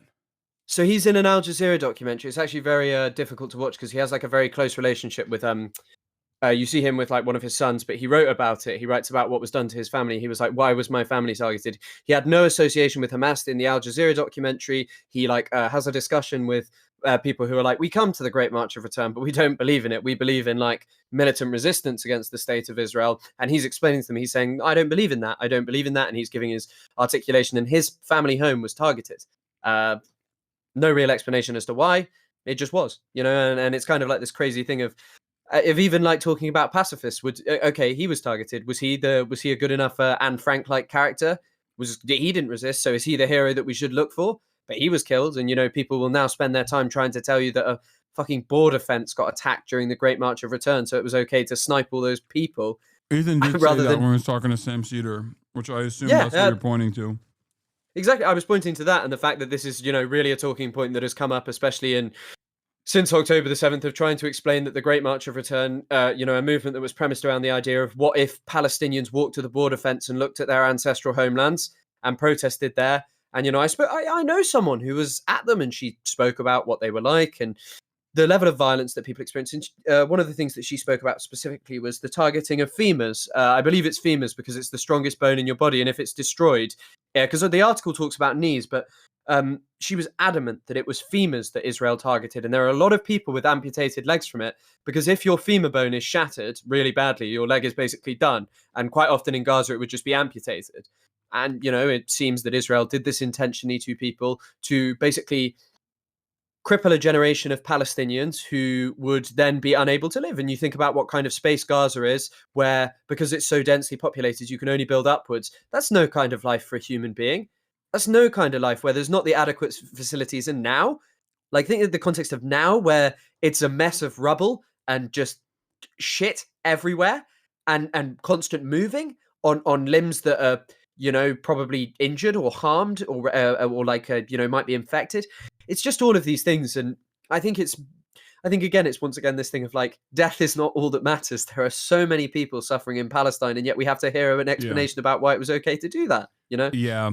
It's, it also reminds me of, you know, the most peace-seeking, in air quotes, Israeli official, Yitzhak Rabin, and his process in the first Intifada, when he was in charge of interior security, the practice of breaking the bones of the Palestinian children who participated in the symbolic act of resistance of stone throwing.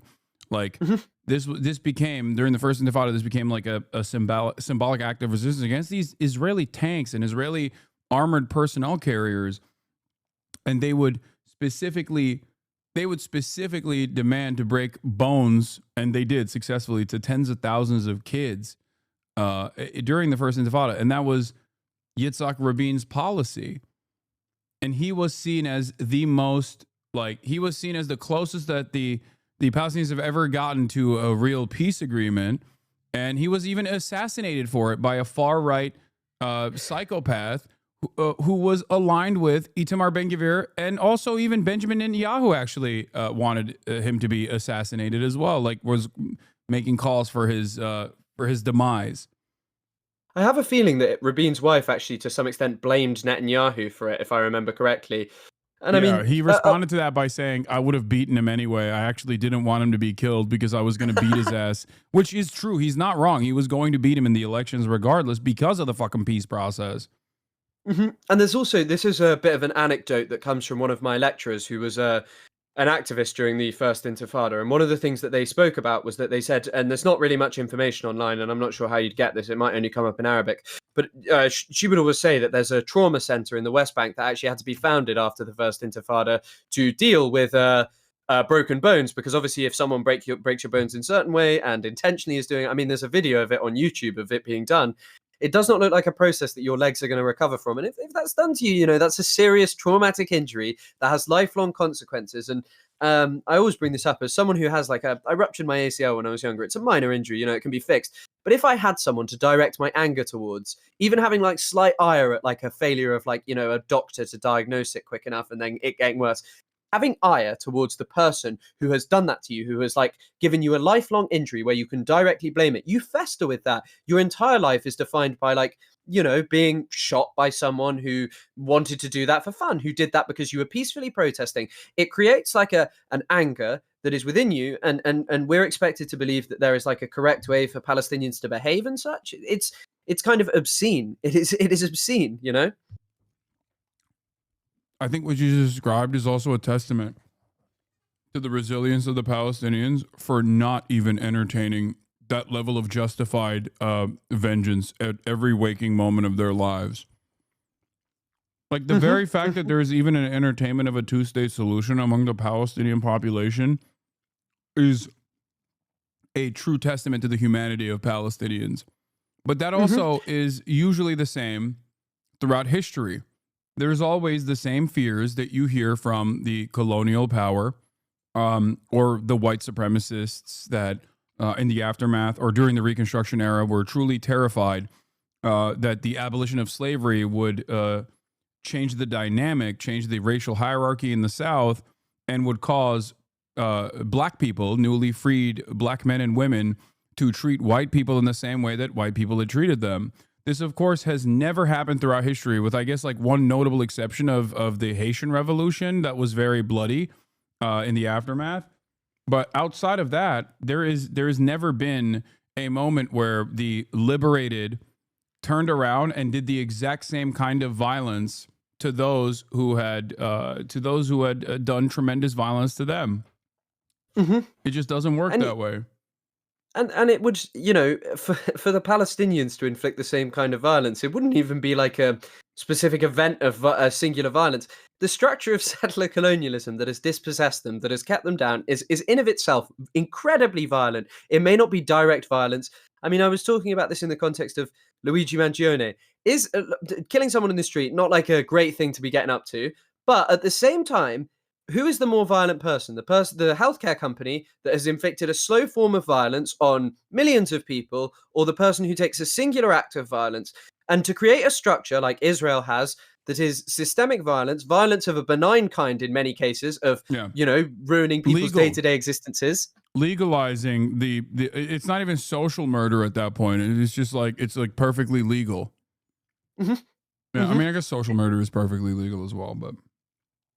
It's just it's very difficult to see people tell me that October the 7th is this unimaginable act of barbarity, and that keeping human beings under apartheid, a recognized crime against humanity, is somehow not a kind of violence that deserves a greater condemnation or a contextualization of why October the 7th may exist. And this is something that Israelis themselves, there are people who say this. I'm pretty sure Gideon Levy said this pretty soon after October the 7th, that how can you not expect blowback? And he's not exactly a massively anti-Israel character, and there are an increasing number. Yeah. That was the Haaretz editorial. That was what was really interesting. I remember the Haaretz editorial board had the exact same, almost verbatim, exact same take that the Harvard student Palestinian youth movement had. And in the Western world, in the aftermath of October 7, Bill Ackman and numerous other very powerful figures that are now permanent fixtures in the Trump administration, as a matter of fact, came out and demanded the doxing of these students for putting the burden and putting the responsibility, the culpability of October 7 directly in the hands of the violent ways in which the apartheid has unfolded upon the Palestinian population for 75 years at that point. It's crazy that there were so many crazy moments in the aftermath, in the immediate aftermath of October 7. I remember here in America where like they just straightforwardly, they had doxing trucks on college campuses that plastered the faces of students that wrote this op-ed claiming that they were like Hamas terrorists, and demanded that they never get a job ever again. It's insane. Of course, and I mean, I get bizarrely, it was actually the first ever video I made was talking about cancel culture and saying, hey, I actually think cancel culture is pretty fucking real if you talk about Palestine. If you talk about it, it is a major risk, and it is a cancel culture that is not going to win you like a major audience for after post October the 7th. You had a lot of people who have one video where they were like, hey, I was fired for my job and talking about Palestine, and a lot of people will be interested in that, but then they won't be interested in what comes afterwards. It's not like Ricky Gervais or something, where you get all these shows and doing a tour out of it. When it comes to Palestine, this is a serious threat to your career, and many people are scared to act in certain ways, to speak freely about a state that has perpetrated innumerable crimes, innumerable and crimes that I don't think most of us even know about, and ones that most of us will never even know about, because Israel has destroyed so much of the evidence and buried so many bodies. Yeah. Also, this video that we're watching, while people might look at it as like simple drama or whatever, but like this is a direct participation in that exact same cancel culture structure that we're talking about, that one that has real repercussions, and maybe in this administration, as a matter of fact, one that might have criminal repercussions, because that's what the Trump administration wants to do. All right, let's keep going. Posts from Israelis making fun of her by making pancakes with her face. It doesn't work like that. According to Al Jazeera, a report states the Israel-Palestine conflict to be the deadliest conflict ever for journalists. More journalists have been killed in Gaza than in both World Wars, Vietnam, Yugoslavia, and Afghanistan combined, says the Cost of War Project, with Israel's war on Gaza having 232 journalists. But what? He was. And I will say it once again, CPJ stated that since the war began in 2023, this has been the deadliest period for journalists since the CPJ began gathering data in 1992. Ela seems to imply that critics are uninformed. Why would Ela so confidently believe that Israel wouldn't bat an eye with Hasan coming to Gaza as a journalist? He happens to be one of the most prominent critics of Israel and quite a large voice for Palestine. Could it possibly mean that you might have a more biased view of the country when you are from there and have lived there for many years of your life? He's never been to Gaza, never been to Israel. He doesn't know shit about it. No, he doesn't. He does not. But he talks like with such authority. Oh my God. Maybe. Then someone in the chat calls Ela a child, and she says it's crazy. Bloodthirsty, vile children killers are dreaming about getting people killed. What a surprise. What reality do they live in? It's literally just a silly joke. I mean, can we all agree that it was a mistake for Ela and Ethan to start reading chats from a Twitch streamer that they have been obsessively harassing? While the statement is incredibly hyperbolic, it does stem from the fact that it's ironic because I also fucking ban people like that too. That's the other thing. She served in the IOF, even if she had a non-combative role. And yet she continues to read the chat and start to infer that these people are just being anti-Semitic. It's also like the Jews run everything kind of vibe I'm getting, because like, yeah, we'll send him to Israel and we'll get somebody to kill him. But what could be the most shocking part in all of this is when Ela seems to be on the verge of revealing something she didn't intend to. It's not a war zone, it's a genocide. Also, this is, if you want to know the constant stream of consciousness coming from Ethan Klein and Asmongold's audience, it's people like this that come in and say, yo, what's up, terror lovers? Sup, terror lovers? How big is your beheading spank bank, Hasan? I bet you love that shit. We ban this stuff on a regular basis. I'm only pointing to it right now because it just happened while we were looking at, Ethan and Hila reading shit that people are saying in the chat. Is this indicative of the overarching attitude that chat has? Probably not. I only have usually a 10-minute follow, but right now for this special occasion of a 60-minute follow. And as long as you follow for 60 minutes, you can actually talk.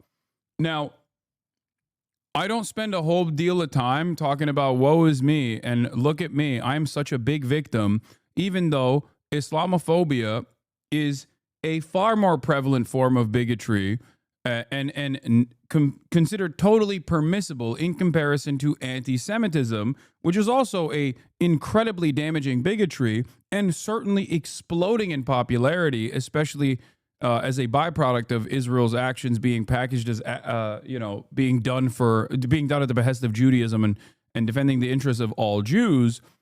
Having said that, however, there is no institutional allowance for anti-Semitism unless you're pro-Israel. Then you can say whatever the fuck you want, as opposed to Islamophobia, a double standard that I constantly mention. And I think I might have mentioned with Ethan was, if you were to say someone should nuke Tel Aviv, you would get banned. And that's understandable to get banned for making a statement such as that.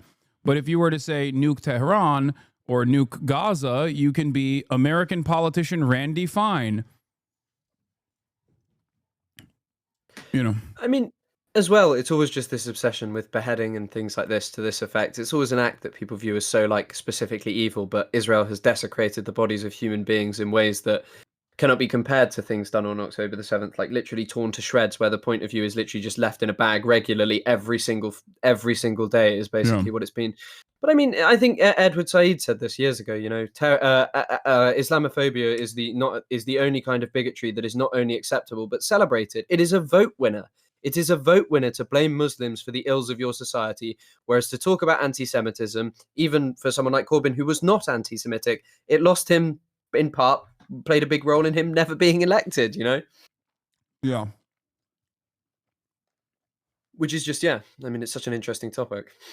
Monster 1 and female Monster 2. Oh, it's not a war zone, so we can't say that it's a war zone? That's not woke enough? He's going to say it's not a war zone, it's a killing field. Whatever. No, that's what he's saying. It's not a war zone, it's genocide. Okay, you can go. Okay, call it whatever you want. It's dangerous. I admit that, right? So disgusting. Hila seems like she is mocking or downplaying the fact that the situation is a genocide, as if calling it a genocide is just about semantics rather than acknowledging the reality of mass civilian casualties and displacement. So would Hila also mock the wording of these doctors that have seen it firsthand? I've worked in a number of conflict zones in different parts of the world. I was there at the time of the Rwandan genocide. I've never seen anything on this scale, ever, and that was also the view of all the experienced colleagues that I worked with. In northern Gaza, with the military offensive that's been happening by the Israeli forces there, we're seeing clear signs of ethnic cleansing as Palestinian people have been forcibly displaced, trapped, and then bombed. Then Ethan's quick dismissal with, okay, call it whatever you want. It's dangerous. I admit that. Right. Reinforces this unwillingness to critically engage with a term, reducing a grave reality to a matter of preference rather than addressing its implications. After mocking Hasan for clarifying that it's not a war zone but a genocide, what are her thoughts on Holocaust survivor Arya Nair, who says this? You have concluded that Israel is guilty of attempting genocide. Yes. That's a very heavy charge. Yes. This one is particularly important because not only is he the Human Rights Watch founder, but he also is a liberal Zionist who personally said in the immediate aftermath of October 7 that Israel's actions or October 7 and the harrowing nature of October 7 warranted like military action from Israel. This is him changing his perspective after Israel very openly and deliberately denied humanitarian aid into the Gaza Strip. So this was a dude who personally was on board with a military campaign, sieges that have taken place prior, what some in Israeli politics calls mowing the lawn, operations such as that one. He saw that this was like a bridge too far.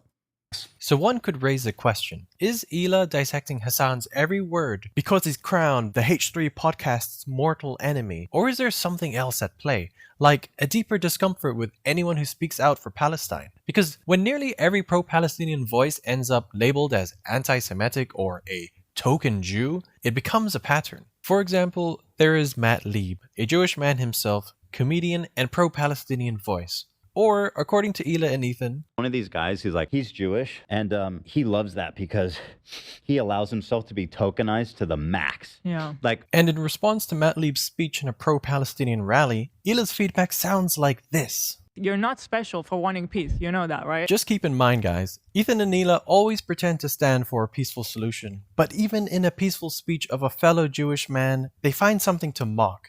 Is it because he speaks up for Palestine? I am so proud to be marching with so many Jews and Gentiles of all ages, races, genders, and nationalities who are brave enough to demand an immediate ceasefire. Yes, this man is so brave. Just speaking objectively, what is brave about what he's doing right now? He's Who is there he demanding it from? from question. I don't know. Okay.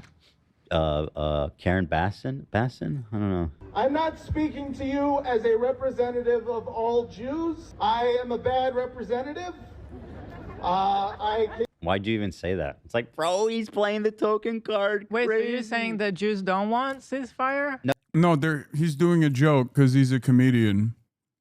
And he also is addressing the tokenization allegations by saying he's not here speaking on behalf of all Jews. Because he's a bad representative in general, because like for other unrelated reasons. Ethan is supposed to be a comedian. Interesting that he didn't understand what the joke was here. No, he says, I'm not a representative The joke is misdirection.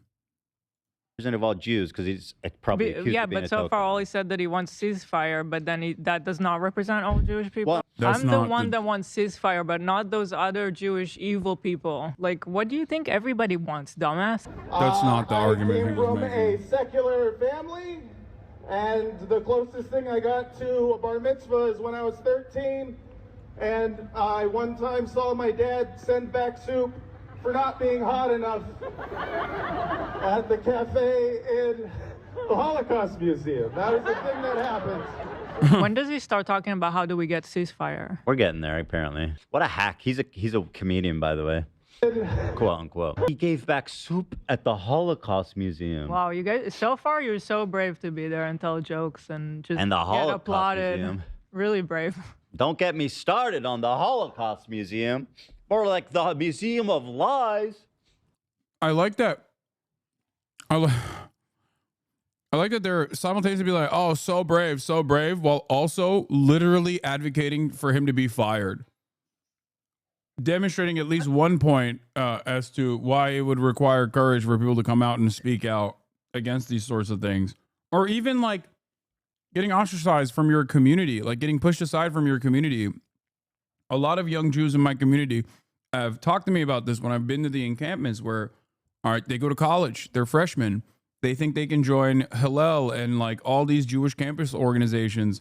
And every single one of these organizations is like super pro-Israel. So they're like, well, I'm an anti-Zionist. Like I have a hard time. Like I feel cast out from any sort of Jewish organization to be a part of. Like I can't, it feels like I'm lost in my own community. So there is definitely repercussions for that sort of thing, for that sort of moral courage that you're demonstrating.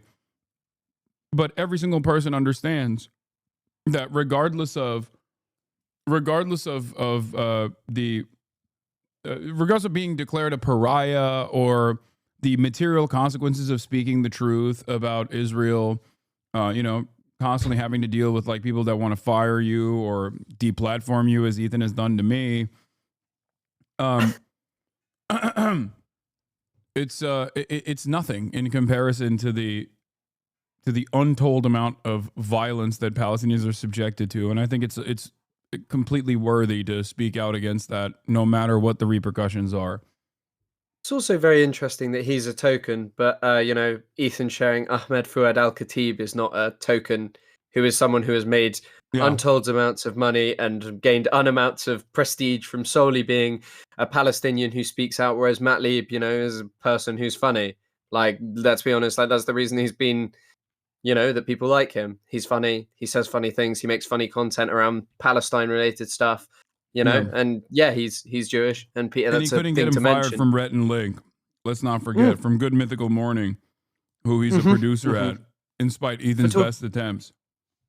I mean, also for literally just talking to Bad Empanada, which I understand that Ethan may not like him, but you know, as you've said, his videos related to Palestine are excellent. Like, he is probably one of the best person at making videos, like regardless of his behavior on other platforms and the things the way he can sort of conduct himself around certain aspects of this. Oh yeah. His content around Palestine is truly very, very, very good. Like very, very, very good. And he's very confident in himself, which is an impressive thing in terms of never backing down from actually just knowing that what he is saying is categorically correct, and all the people who are saying otherwise are morally reprehensible individuals. Yeah, the issue is he can do that because he has no interest in, like, I think, changing the minds of people living in the heart of empire, and doesn't recognize the importance of doing such a thing. And also, he's unimpeachable because he's in fucking Argentina and doesn't give a shit and doesn't have the same, I guess, legitimate threats that I withstand here in the United States of America. Or I suppose he just doesn't have as big as a platform too. Are you talking more about like on a governmental level in terms of like? Yeah, or I don't actually know. Maybe the Argentinian government will come after him. I don't know. I don't know how much protection he has in that regard. But yeah, he's seemingly spoken about some of those things a little bit, but not too much to be. Well, I guess I'm unfamiliar with the. I know he was targeted by the Argentine right wing. I know that. Yeah. So he's spoken about things like that, but I assume it is a completely different thing. It's not the US government, you know. And also, it's not. You're right. It's not a platform like yours. It's not a platform like yours where you are the biggest person. Someone who deplatforming of would be a massive indictment of the whole movement of saying like, hey, look at this person. Look, we've got the biggest head really of anyone who can do. Yeah. We can get on Twitch. Like I got an article written in the New York Times, which Bad Empanada criticized because he said I'm a vehicle for packaging people into the Democratic Party. And for the record, like, yeah, I have never endorsed his behavior towards anyone, and have been often very critical of his mania in the way that he conducts himself. I think it unironically hurts his otherwise incredible, well-researched reporting on issues that pertain to Palestine, but like everything else, really, he's fantastic on that. Having said that, as soon as that New York Times reporting came out, of course, there is an endless sequence of hit piece after hit piece from Free Press, more slated to come out. The Fox News did a report on it yesterday. You know, they see it as like an opportunity to pollute the SEO with like negative shit. And that only happens because this is a successful initiative overall. Like what I'm doing here is successful overall in terms of changing people's minds on this issue and many others. Like actively working to de-radicalize people. If it wasn't successful, if this platform wasn't so prominent, like I wouldn't get this level of negative attention. Sorry. Anyway, that's irrelevant here though in the video. Actually, that's funnily not even. This guy's so fucked. Well, we were at the stupid museum. Yeah, I remember. And I saw that you weren't interested, and I wasn't also. It was the Holocaust Museum. I do not represent all Jews. No single person represents all Jews, as no single state represents all Jews, especially not the state of Israel. This is another weird thing. Oh Israel my God. Israel. This is a lie that I see Hasan and people pander. They say that Israel's going to war on behalf of Judaism. They have never. I don't believe. Are Matt Lieb's words so out of line as they portray?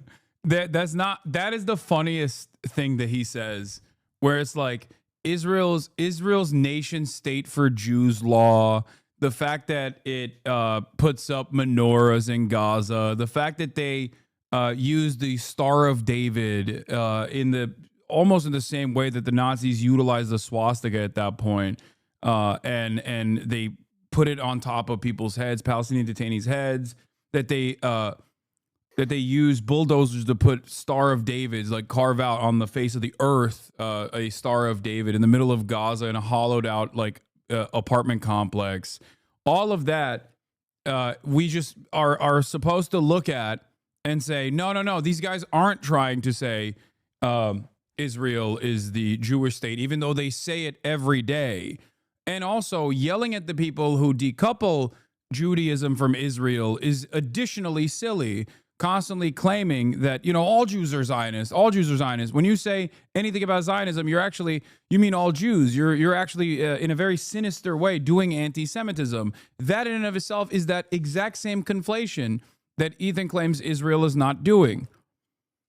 It also goes beyond that as well, in the sense of Netanyahu openly claimed that this is a war for civilization. He claims that this is literally the heart of Western civilization, that this represents all Western civilization, in particular Jewish people, and that if it loses, the entirety of the West will be destroyed. So this idea that it doesn't claim to speak for all Jewish people, that it doesn't claim to speak for civilization as opposed to barbarism, is categorically untrue.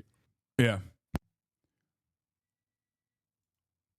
Let's listen to Holocaust survivor Stefan Kapos, who spent his childhood in hiding during the Nazi regime and lost 15 members of his family in the Holocaust. Here he talks in an interview from May 2024 where he says the exact same thing as Matt Lieb in his speech. I say this as a Holocaust survivor, that the genocide in Gaza is not happening in my name and in our name. So I know Ila was bored by the Holocaust Museum, but would she also push back against this Holocaust survivor for saying exactly what Matt Lieb did? That Israel doesn't speak for all Judaism. In Ila's eyes, Matt Lieb is doing a terrible job advocating for Palestine. This man is like a teddy bear. How can you tear apart a 2-minute fun and moving speech into a hateful 8-minute analysis? And sure, Ila says she wants peace. She said it herself. Everybody's asking for a ceasefire. That's not brave. What do you mean? You want to be brave? What does he think that I want and you want? He said it. They say, and they want us. We want all Palestinians to die. That's what they say. Why would anybody think that? When did I ever say anything like that? Indicate anything like that? And why would they think that anybody in Israel even wants that? Everybody just wants to move on and be able to live their life. Everybody wants peace. You're not special for wanting peace. You know that, right? He's brave. Yeah, I love how he that's congratulates. like the obvious take. But if this is how she reacts to pro-Palestinian voices, then how much weight do her words really carry? They don't only go after public figures like Matt Lieb, but they also go for small content creators like this girl from TikTok. Out of respect for her privacy, I won't show her, but I will give a short summary on what her TikTok was. She describes a complicated and deeply emotional reaction towards her own Jewish community. She talks about seeing a group of Orthodox Jews, and her immediate thought wasn't just about shared identity, but about where they might stand on Israel's actions. I don't want other Jewish people to think that I hate them, because that's not the case. I have lost so much faith in my own community, and I no longer feel this connection. That internal conflict led to a moment of discomfort and even anger, not out of hatred for Jewish people, as she's really careful to clarify, but from frustration over the lack of support for Palestine. It's not about rejecting her identity, but about grappling with how it intersects with her morals and political stance. And this is how Ila's husband portrays the situation. I saw this. By the way, this is like, this is why Michael Jamal Brooks used to, rest in power, used to always say, my Jewish upbringing is what made me go against apartheid, what made me go against genocide. Like the values that I learned, and the shared history that Jews have experienced is the reason why I condemn Israel. So that's the reason why it's like extra crazy for her to like struggle with this right here. And then, I guess let's see what Ethan's response is. TikTok that blew my fucking mind. This girl, she's on a train in New York, and she's like, I saw these Orthodox Jews on the train, and the first thing I thought was, are they Zionists? Get the fuck away from me. I'm like, you hate Jewish people. And that had like 160,000 likes on TikTok. Wow. So what am I supposed to think as a Jewish person when this is a celebrated opinion, to be on a train with Jewish people and your first thought is, get the fuck away from me, without knowing a single thing about them, without talking about them. A little bit of a misrepresentation. That's anti-Semitism. I'm sorry to fucking spell it out. That's an interesting take on her feelings. The host of Ila's podcast only missed all the context while she sat there with a raised eyebrow. Zero comment from her. Ironically, it was actually Ila who ended up echoing the very misrepresentation Ethan tried to push about the woman on TikTok. I mean, I could take these guys a little bit more seriously if it wasn't for this curly ass like these fucking double curls. Yeah, that is disgusting. It's just... Could you imagine what Ethan's response would be to someone like myself ever engaging in an act of like actual anti-Semitism such as this? Like, oh my God, he would be playing it over and over and over again to be like, look, you see, there it is. It's goofy. But also, come on, wearing a full suit in the summer. You know what? Whatever, dude. Whatever they want to do is fine. But the thing that... the whole Also, Chris, I know you're in Londonistan, which is the most Islamist place on the planet, of course. So if you're tired or if you need to leave because you want to go to bed or whatever, I hold no ill will on that. I've definitely got a bit more left in me. Definitely. All right, perfect. Okay, let's keep going. Then. Labeling non-anti-Semitic people as anti-Semitic says more about the person doing the labeling than it does about the people being labeled. It also shifts the conversation away from the actual topic, Palestinian human rights, occupation, etc., and puts the focus on alleged bigotry. But that's convenient, right, Ila? No one is allowed to talk about it anymore. Everything is anti-Semitism, or as Ila calls it, anti-Semitism. And if it were up to you, you would also love to see Matt Lieb fired for daring to talk to someone who got to you by trolling and IDF soldiers in a video game. And if you justify your words with the alleged CPS call that was made to the client's house, who half of the internet is responsible for apparently, keep in mind that Matt Lieb had bad empanada on his show way before that happened, and Also, he admitted that he has no idea who called CPS in our conversation, which I thought was like, I mean, yeah, that was also, again, drama focused, but like shocking in terms of just like openly revealing that he falsely claimed that every one of his ideological enemies that have called out his statements on Israel were actually responsible for the CPS call. And it turns out he just has no idea. He just said Snarkers did it on his story like 20 minutes ago. Okay, well, it's interesting because in my conversation, he said, did I say the Snarkers called CPS, which he had done? And apparently now he's saying it again. He's saying that it was Snarkers once again. I mean, also, it's just a kind of thing of just blaming other people, isn't it? It's just going to be easy to dismiss it. But also, Bad Empanada has clearly realized that the best way to kind of... I mean, he's openly said it. That he joked about it, but that Ethan Klein is the rent payer thing.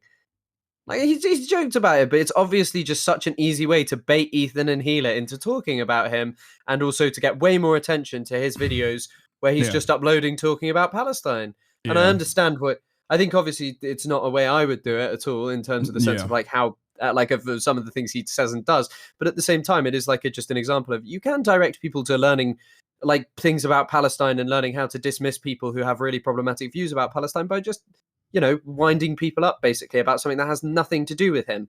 Like, because it's obvious that it doesn't. Yeah.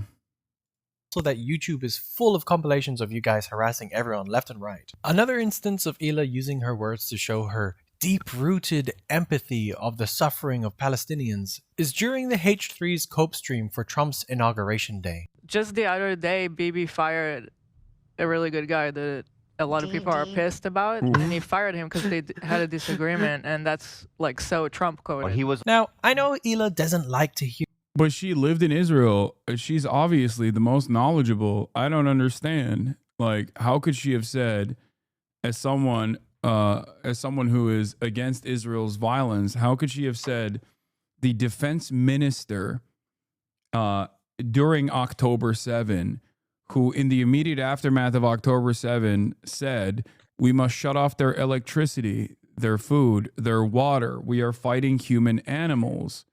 How could she have thought that he was a good guy, especially considering that at this point, he had already had a warrant out for his arrest for being a war criminal?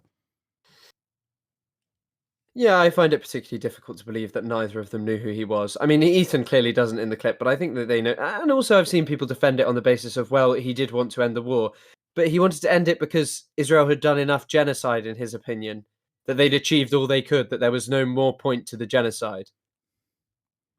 Yeah. Didn't come Hear from like people good of his mention heart. this because, in their opinion, they have dealt with the situation accordingly and put it to the books. Narc's greatest hits. Yeah, it this is. is Narc's greatest hits. Let's look into this a little deeper, and whilst we do that, keep in mind how she repeatedly tries to discredit the opinions of non-Israeli people who speak on the matter. I think Ethan has a lot of credibility to talk about it. He lived there for 5 years and he's married to an Israeli. No, you It's care not about- funny to like sit in America and think that you know better than somebody who lives in Israel. Yoav Gallant was a military officer that served as Israel's Minister of Defense, and was also the same guy that said that he had ordered a complete siege on the Gaza Strip. There will be no electricity, no food, no water, no fuel. Everything is closed, we are fighting human animals, and we are acting accordingly. Gallant's declaration of a complete siege where Just good guy things, you know, even from the most like liberalized brain rot Marvel Cinematic Universe ass of like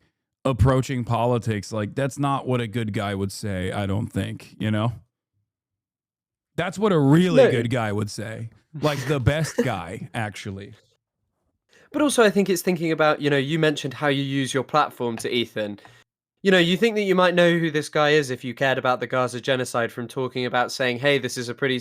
Like, one of the things Ilan Pape always brings up as one of the reasons he's somewhat hopeful about, you know, what's happening in Palestine is he said, if you had told me or any other expert of what's going on in the about Palestine, that even in 2010, that one day Israel would be brought before the ICJ or even the ICC. If you told me those things, I would be shocked. I wouldn't believe those words coming out of your mouth because there's no way they would, because they're protected. And to have just, you know, to be someone who says that you've dealt with Palestine when you know, that neither of you even knew that he'd maybe said that allegedly, you know? And Ethan also defended it on his story 100%. He said that something about like him wanting to end the war, and it was in the context of October the 7th, so it was okay to say, in spite of the fact that, you know, it wasn't just a statement. They did starve Gaza. They did turn the energy, the electricity and such off. Yeah. Cuts off all of these necessities amounts to collective punishment, which points to a potential breach of Geneva Conventions. I don't think you guys understand Israel. It doesn't work like that. Calling an entire population human animals is deeply disturbing. A really good guy did it. Dehumanization is a key tactic used to justify ethnic cleansing. Shouldn't have used that word. That was a bad choice. Alas, Ethan would soon find the error of their ways and created an apology video for this wrongful judgment. Now, usually, apology videos are titled things like this. So what title do you think Ela and Ethan chose for their video? Here are 4 options. What do you think it's gonna be? Making things right, let's move on, oops, I just like the vibes, I'm suing. Which of these very realistic titles is going to be the title for the video where they apologize for the mistake of calling Yoav Gallant? Okay, I'm gonna go, I'm suing. That's. I think it's I'm suing as well. Time is up. The answer is yes. The video where you can find Ela apologizing and explaining why she said Yoav Gallant, a far-right genocide enabler, was a great guy, is titled Hasan is a Weasley Little Liar. The stuff writes itself. So let's have a look at Ela addressing this error. Hello. I'm here to address something that happened on Thursday's show. We were doing our post-election cope. I genuinely don't understand how his fan base doesn't recognize what the fuck's going on at that point, where it's just like, how do you look at this? How do you look at this and go like, yeah, no, this is normal and not an unhealthy obsession. It's like if every single time I was attacked by like Fox News, and some fans in my community have tried to say like, no, Ethan is the reason why Fox News is attacking you. And I'm like, no, I don't think that's the case. I think they're attacking me because New York Times wrote a positive report on me. I'm sure they'll use Ethan's commentary in the process, but I don't think he is the figure, the shadowy figure guiding these things, right? It's because like there is a militant Hasbara operation in a network of newspapers in the West that will immediately tackle any kind of positive sentiment demonstrated towards someone who has expressed negative feelings towards the state of Israel. That's it. And like, imagine every time I get criticized, though, I was like, Ethan is so much worse or something. I don't know. Ethan is doing this. I mean, also, I guess it's just the fact of like, yesterday he was trying to call you a liar over and over again, and I'm not really quite sure as to what you'd actually lied about, as to what these serious lies are. Yeah, and especially just because cultivating. he openly admitted that he was wrong and he lied himself about me. Yeah, of course, and the amount of lies and the amount of just things that are said and just done over and over again without willingness to take accountability. Yet when a debater is in front of him, someone who actually knows what he's talking about, he doesn't care. He doesn't care. He can just admit it then and never confront the criticism. And actually, the thing I wanted to mention because I kind of forgot for a second, is it's kind of the dangerous part, though, isn't it? When you're telling your audience how beautiful and multicultural Israel is, and they are willing to believe anything you say or do, no matter how much it's just clearly not very congruent with the truth. Kind of shows you why it might be quite a dangerous thing to not really speak very critically of Israel. Yeah. Stream. And okay, hold on a second. Where is Hila? Why do we have this guy talking about this when Hila was the one that said A really good guy. cabinet, who just yesterday was fired by Netanyahu because he wanted to end the war. And Netanyahu wants to continue the war, and therefore he fired him. Once he was fired, people in Israel took to the streets and are protesting, being a good thing. Okay, here is when she comes out to talk. We are 4 minutes in. Now, I'm just gonna put this over here and okay. I feel like the reason I brought it up was mainly to express the frustration with Bibi and him firing the one guy that was somewhat, attempting at moderation. It wasn't really so much to say Gallant is a good guy. I shouldn't have used that word. That was a bad choice on my part, considering stuff that he has said that I was not even thinking of. Really coming from the concerning feeling of like, we have Trump in office and Bibi just fired the guy that is opposing him. That's all I was trying to say, but I do understand that was not a good choice of words and I would not have said that again. So I'm stepping away for a little while from being on camera and being on the podcast. It's too much and it's not fair for everybody. And yeah. So, 52 seconds and 96 milliseconds of Hila apologizing. She's gone now, and we're 5 minutes in. The video is 14 minutes long. What could you possibly be talking about? All right, the video is called Hasan Piker is a Weasley. Okay. What a fucking liar, dude. Yeah, never mind. But if you can spend hours on a podcast but can't even take more than a minute to sincerely address your mistake and be the one that explains the error, it just makes you such a qualified speaker on the topic. And then this guy, little fucking liar, to explain your wrongdoing, it doesn't look like a good time to outsource accountability. Kudos to H3 for recognizing that you just praised the genocide enabler. From all the feedback you received from the people, that's a thumbs up on their video from me. However, the explanation for this error sort of exposes their neglect in informing themselves of what's going on. This is what Ethan says before Hila makes her appearance. Later, for whatever reason, this is the same guy who's advocating for the war to end in Israel. And Hila, looking over the news, sees that people are rioting, that people are upset, and that people who want the war to end are upset that he got fired. And that's basically all that happened. We're talking about the fact that he's the only person that wants to end the war. Yeah, and he's the only person. And that wasn't even the major point of contention. It was actually, I believe, the Haredi conscription that was a big deal. It wasn't actually. I might be mixing up my stories at this point because I've been covering this. I've been covering this genocide every single day, but I'm fairly certain that a big part of the reason, a big part of the reason was because of the Haredi conscript situation. I think that there was, even just from a quick Google, from what you're saying as well, I remember that being the case, that there's a big point around this, because it's a big point of contention in Israeli society that's obviously not of the main interest to most people when it comes to understanding it. It's like something that most people don't know about or are not that interested in. But I think you're right that it's something that they played at least a decent sized part in why he was removed. Yeah, he was also talking about invading Lebanon. Yoav Gallant was in favor of invading Lebanon, and also wanted to bring in the Haredis into forced conscription, even though they've had peaceful not peaceful. Sorry, what the fuck am I saying?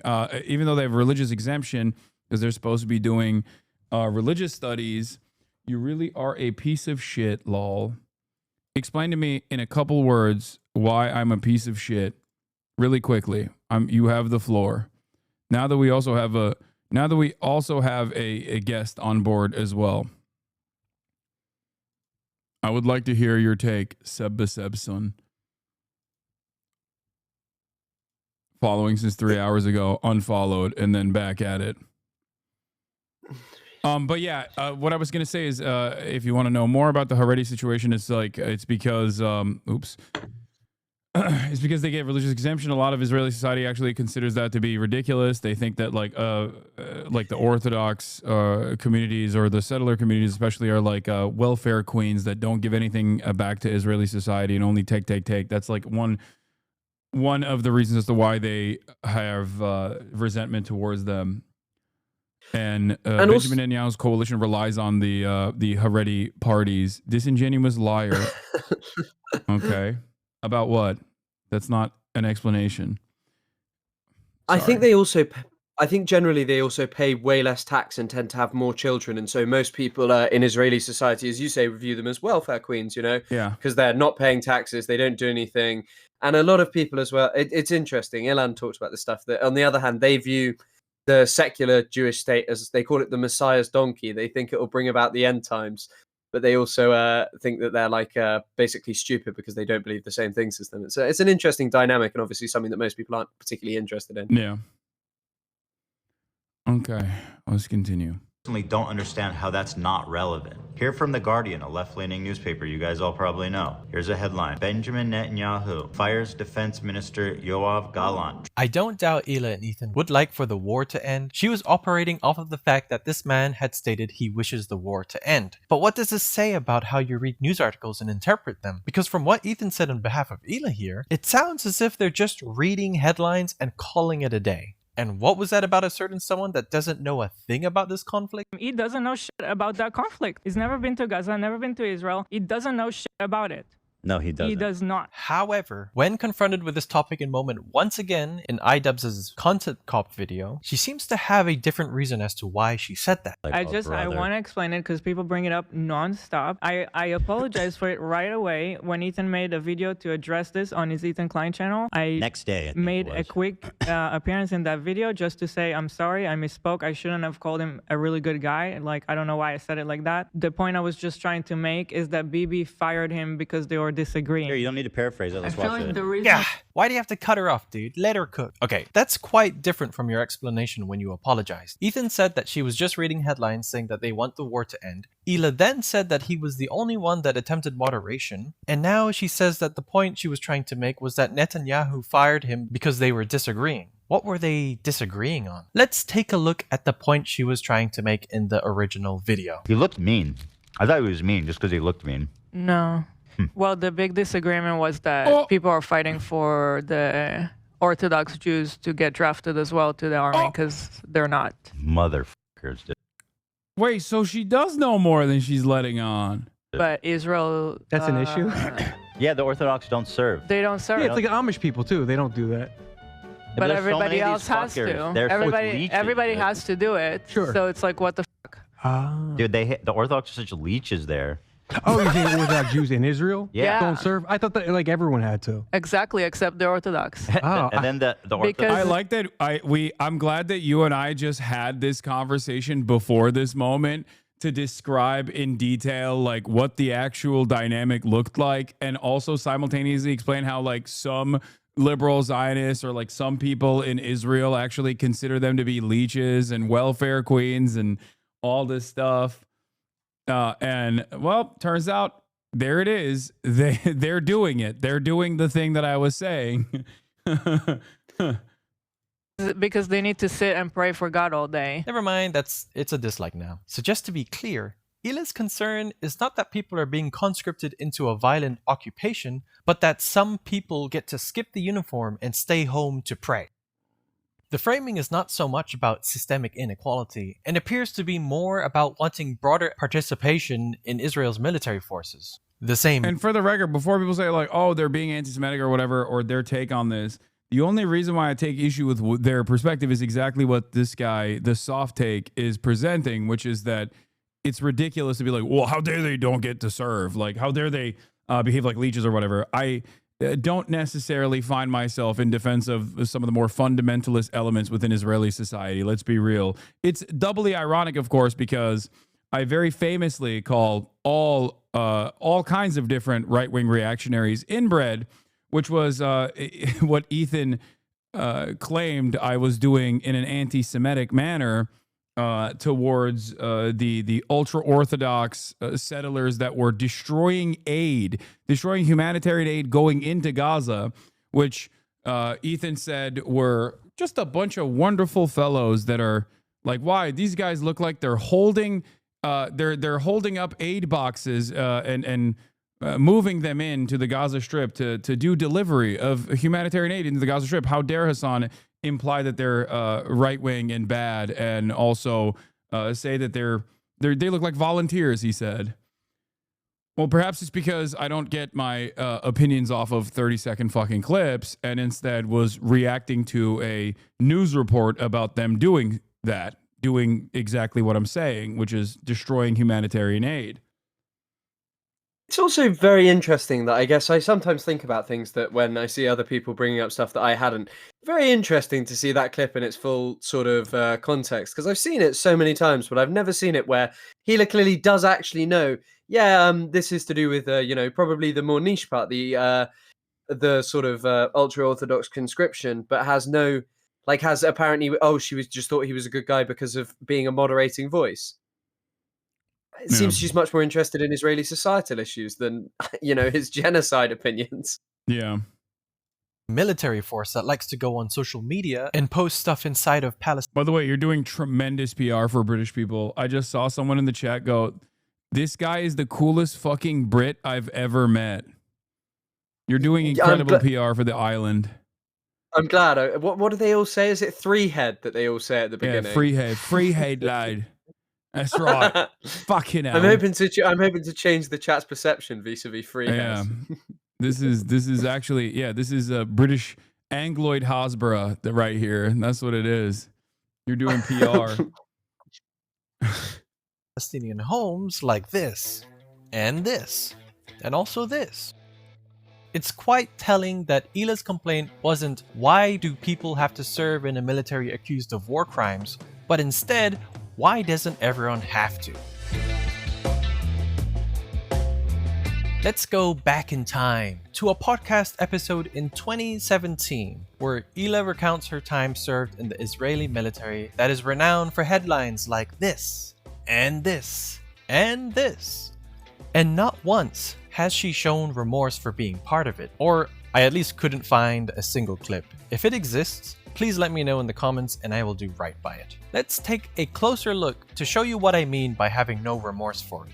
Hila was born in Tel Aviv. In the podcast episode featuring Hila, she explained that she attended the mandatory IOF service from around 2005 to 2007, I assume. The other option, according to them on the podcast, would have been 6 months in prison. She met Ethan while he attended a heritage trip fully paid for by, to quote Ethan, rich Jews from around the world to connect with fellow Israelis to get married. A very Zionistic event, as Ethan stated. But he didn't really care about that back then, and Hila was still part of the IOF back then. Eventually, she and Ethan lived in Israel together for 5 years before they moved together to America. In those years, Hila wanted to attend art school but got declined and applied again a year later. Why is this in my script? Hila proceeds to talk about how her military service began. How was your experience in the military? It was okay. It happened right after there was some kind of a second war in, where was it? In Gaza? I remember that, yeah. There was some sort of a small war. Yeah. When I was there, and as we can see, she doesn't seem to even know what war this was, and refer to it as a small war. The small war Hila is talking about is known as the Second Intifada. Wait, and just no. I thought it was like I thought she was referencing like I don't know, one of the. I mean, it doesn't matter. Even if they were talking about like any of the sieges that has taken place, which I guess would be like closer, so the timeline doesn't add up. But I never even thought that. Oh my God! It was during it was after the Second Intifada. That's crazy.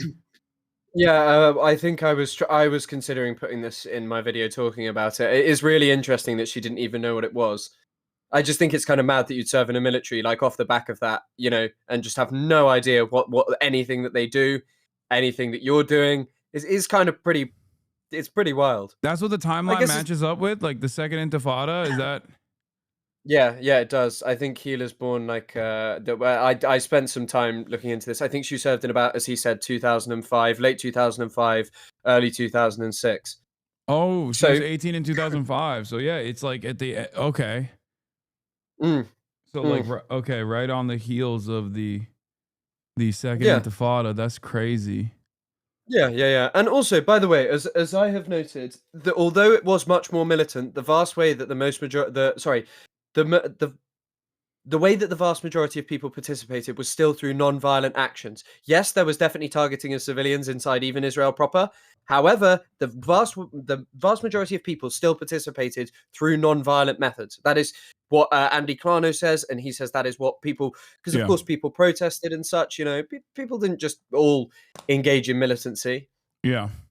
And of course, if you look at the numbers, as is the case with the asymmetry of Israel's retaliation, the numbers do not favor Israeli restraint. Any sort of argument towards Israel being restrained in this circumstance. No, of course, and it's kind of this interesting thing about how now the Intifada is a word that is meant to mean like Jewish suffering as opposed to Palestinian attempts at liberation that were brutally thwarted. Or just the Arabic word for uprising, which in Arabic is like the Warsaw Ghetto Uprising is called the Warsaw Ghetto Intifada. Like, that's what this is, isn't it? The only thing that it might be is there is one... my friend just texted me because we spoke a lot about this. There is one in 2006 called Operation Summer Rain, which it could have been if she was talking about just Gaza, just to clarify, which is the one to do with, I think, Gilad Shalit when he was captured, because that's in June 2006. So I think that my friend checked this and she actually said that quite possibly there is a 2006 Gaza-Israel confrontation. So it might be that. And I mean, even then, it's still like hundreds of civilians killed. Apparently 270 militants and stuff. Yeah, that's what I was going to say. Like, even if it's like a little war, like what she is casting aside is like a little war in one of the many different sieges that we're talking about is so bloody and so consequential for the Palestinian population, as always. Yeah, well, I mean, yeah, of course. It's nothing to just like cast aside is what I mean. You can only do that if you're like, like no one in Israel will ever forget October 7. You know what I mean? They're not going to be like, oh yeah, it's just like a little thing. It's just like, they wouldn't be like, oh, there was a little bit of militancy or something, like when referring to October 7. Whereas Israel has done October 7 plus on numerous occasions with the Palestinian population. And and it's so commonplace and so a normal part of Israeli existence that like she can't even fucking recall it. You know what I mean? She can't even recall the exact siege that she might have engaged in. It's crazy. Just to give you a little bit of context, the Second Intifada was an uprising from Palestine, largely a response against Israeli occupation of Palestinian territories, including the West Bank, Gaza Strip, and East Jerusalem that began around September 2000 and went on for about 5 years. It was triggered by years of facing systemic oppression, restricted movement, and military crackdowns, all by Israel. No word from Ila about how Palestinians faced really harsh living conditions under occupation, which included severe disruptions in daily life, including food and medical shortages. What's more is that the Second Intifada actually shaped the policies and military doctrine of the IOF. IOF's approach to security, surveillance, and control over Palestinian territories today is actually deeply rooted in the Second Intifada. The normalization of collective punishments, the construction of the separation wall, the expansion of settlements all have their origins in this period. The The death toll was highly disproportionate, with Palestinian casualties vastly outnumbering Israeli ones. Why does Ila not mention any of these? If she personally did not participate in war crimes, she should be willing to confront these uncomfortable truths when discussing her IOF service. Anything less risks erasing the immense toll it has taken on Palestinian lives. Her detachment from the suffering experienced by Palestinians is quite telling as to how much she cares about any of this. So my job was to, like, when they send officers or like people to go serve, I had to like logistically help with their hotel or a room, things like that. But it was all on the computer. It just felt like Just secretary. Yeah, and it was. I don't think, for the record, I don't think that she participated in anything beyond a brutal kidnapping of a Palestinian that is illegal in nature, because every Israeli occupying force operation in Ramallah or the West Bank is de facto illegal. There is nothing that the Israeli occupying force can do in the West Bank that is legal, okay? They are illegally occupying the West Bank. It's Palestinian territory. So she was never supposed to be there, even though she chose to be there. But for people fantasizing about like what she might have done beyond that, I mean, that is atrocious in and of itself. You don't have to actively start speculating on what else she might have done. That's it. It's just a war crime in and of itself. So that's it. That's all you need to know about it. It's also this is a really unrelated-ish point. I just find it pretty interesting that, you know, now all of these sort of surrounding areas of the Gaza Strip we're told are like peace-loving communities, but the only thing that I think is pretty significant is the fact that I just found it in an Al Jazeera article. There's someone saying a member of Kibbutz Urei Eshkoli recently told the Israeli media, "We deserve a Medal of Honor for our assistance during the war. We opened our hotel to soldiers and asked for no compensation." So I assume that like you're just kind of like letting people just be booked in, you know? Yeah. And I can see what the person is saying. I mean, I'm sure that I know. If she stayed in the car, does it still really count that she participated? Here's a chatter who said, saying he partnered with the ADL was a lie. No. Now, this person obviously listened to the back and forth between me and Ethan and sided with Ethan because he took Ethan's statements at face value very clearly. Except if we run the video, this person is going to arrive at a very scary reality, a reality that Ethan might have lied in that moment about Hila's participation. Even if she was still in the car, it doesn't matter. But regardless, you will find out very quickly that your favorite content creator, or the content creator who was able to sway you in that moment because you took him, because you took what he said at face value, was actually lying to you specifically so that you actually end up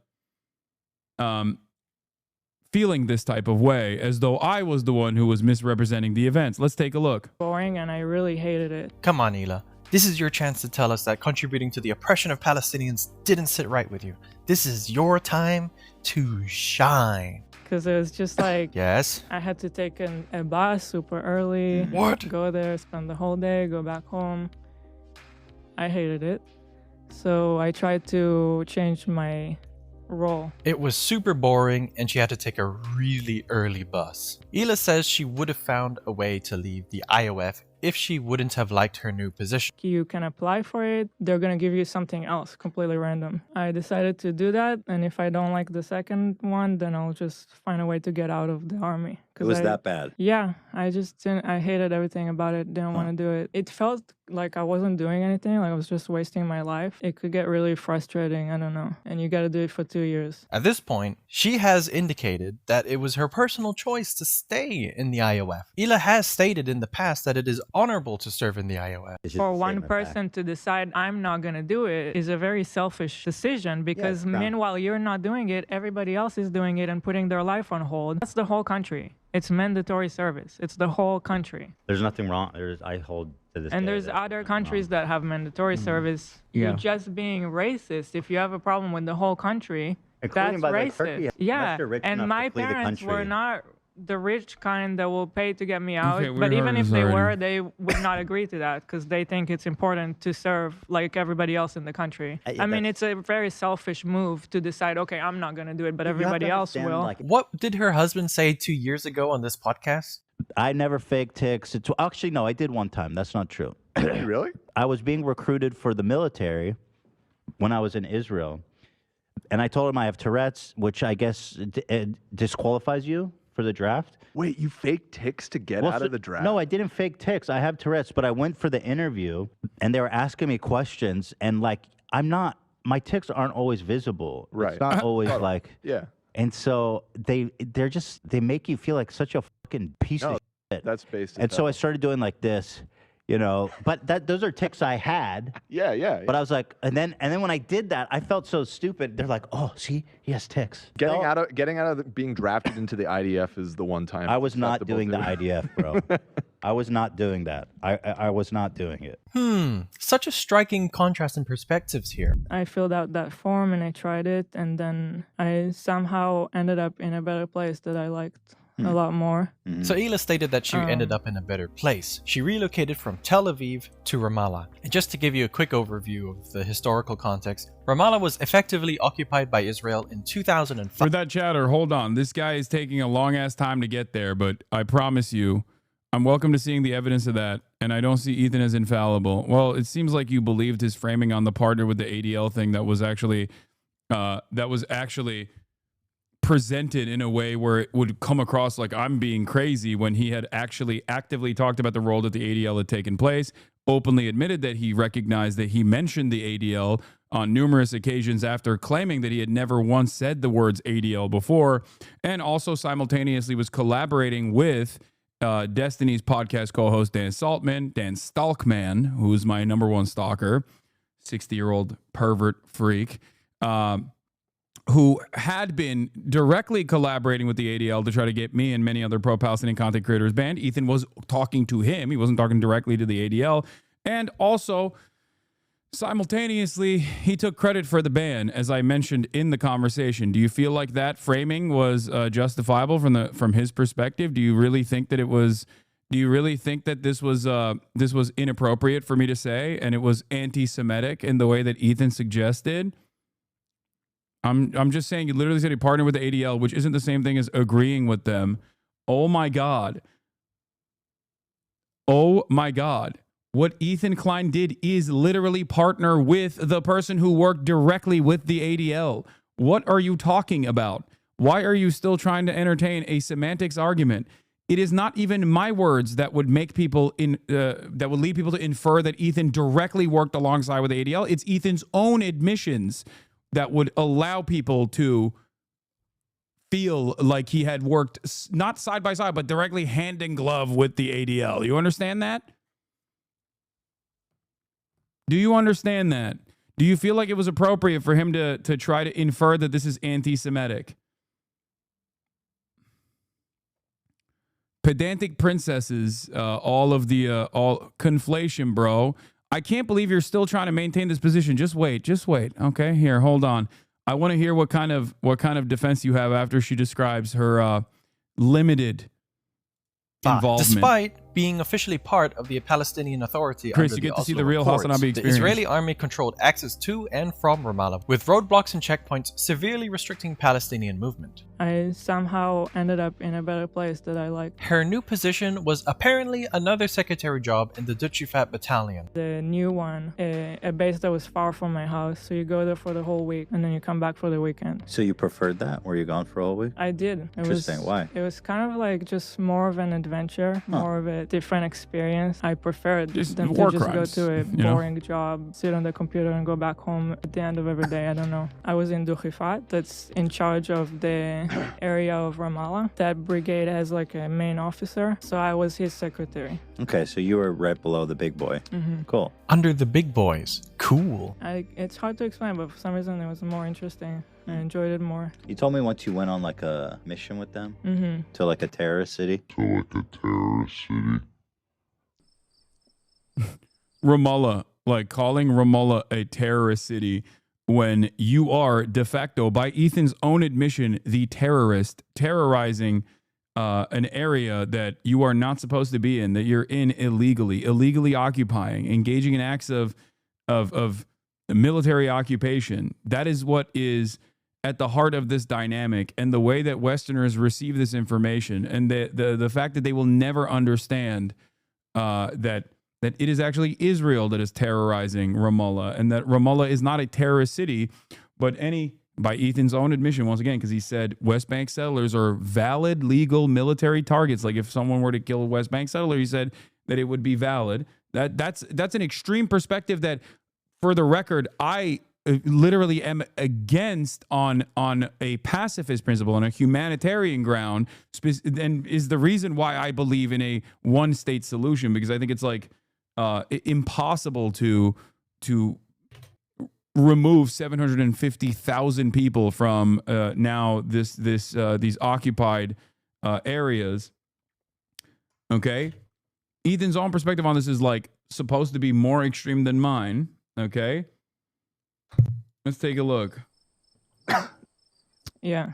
That was kind of a crazy story. Yeah, my officers and like the soldiers in that brigade, they would go every night on a raid in Ramallah to arrest terrorists. So one time I wanted to go with them just to experience it. Why? You just were all of a sudden had an urge to go with them? I just wanted to see what it's like. Right. I wanted to see it. They took me with them one night, even though they weren't supposed to.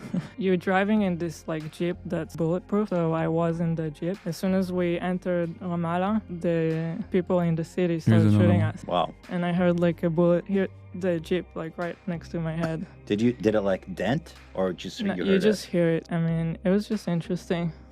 They were so someone. I'm also going to we will put on the speculation alert here and say that there is a very low likelihood that it was actually a bullet that hit their car, but instead was either a stone or at most a stone, at most a rock.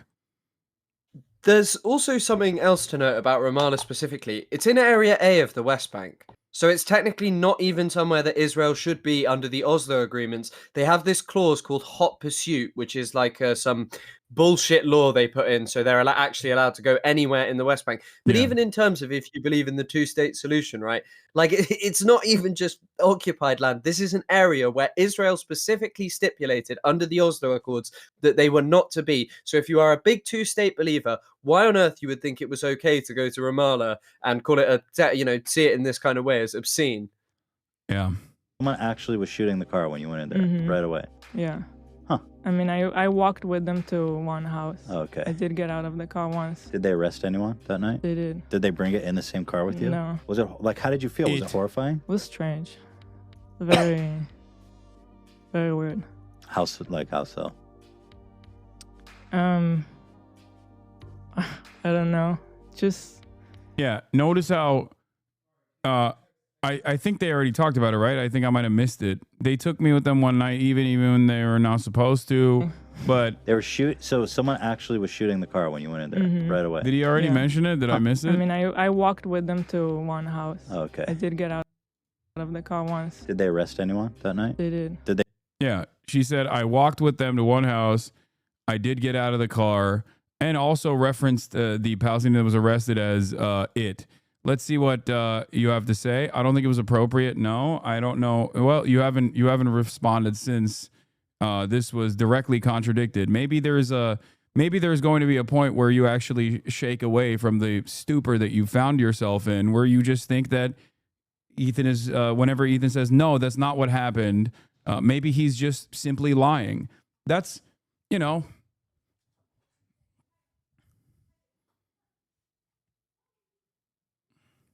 They bring it in the same car with you? No. Was it how did you feel? Was it horrifying? It was strange.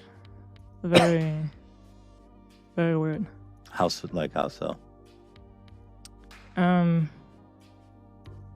don't know.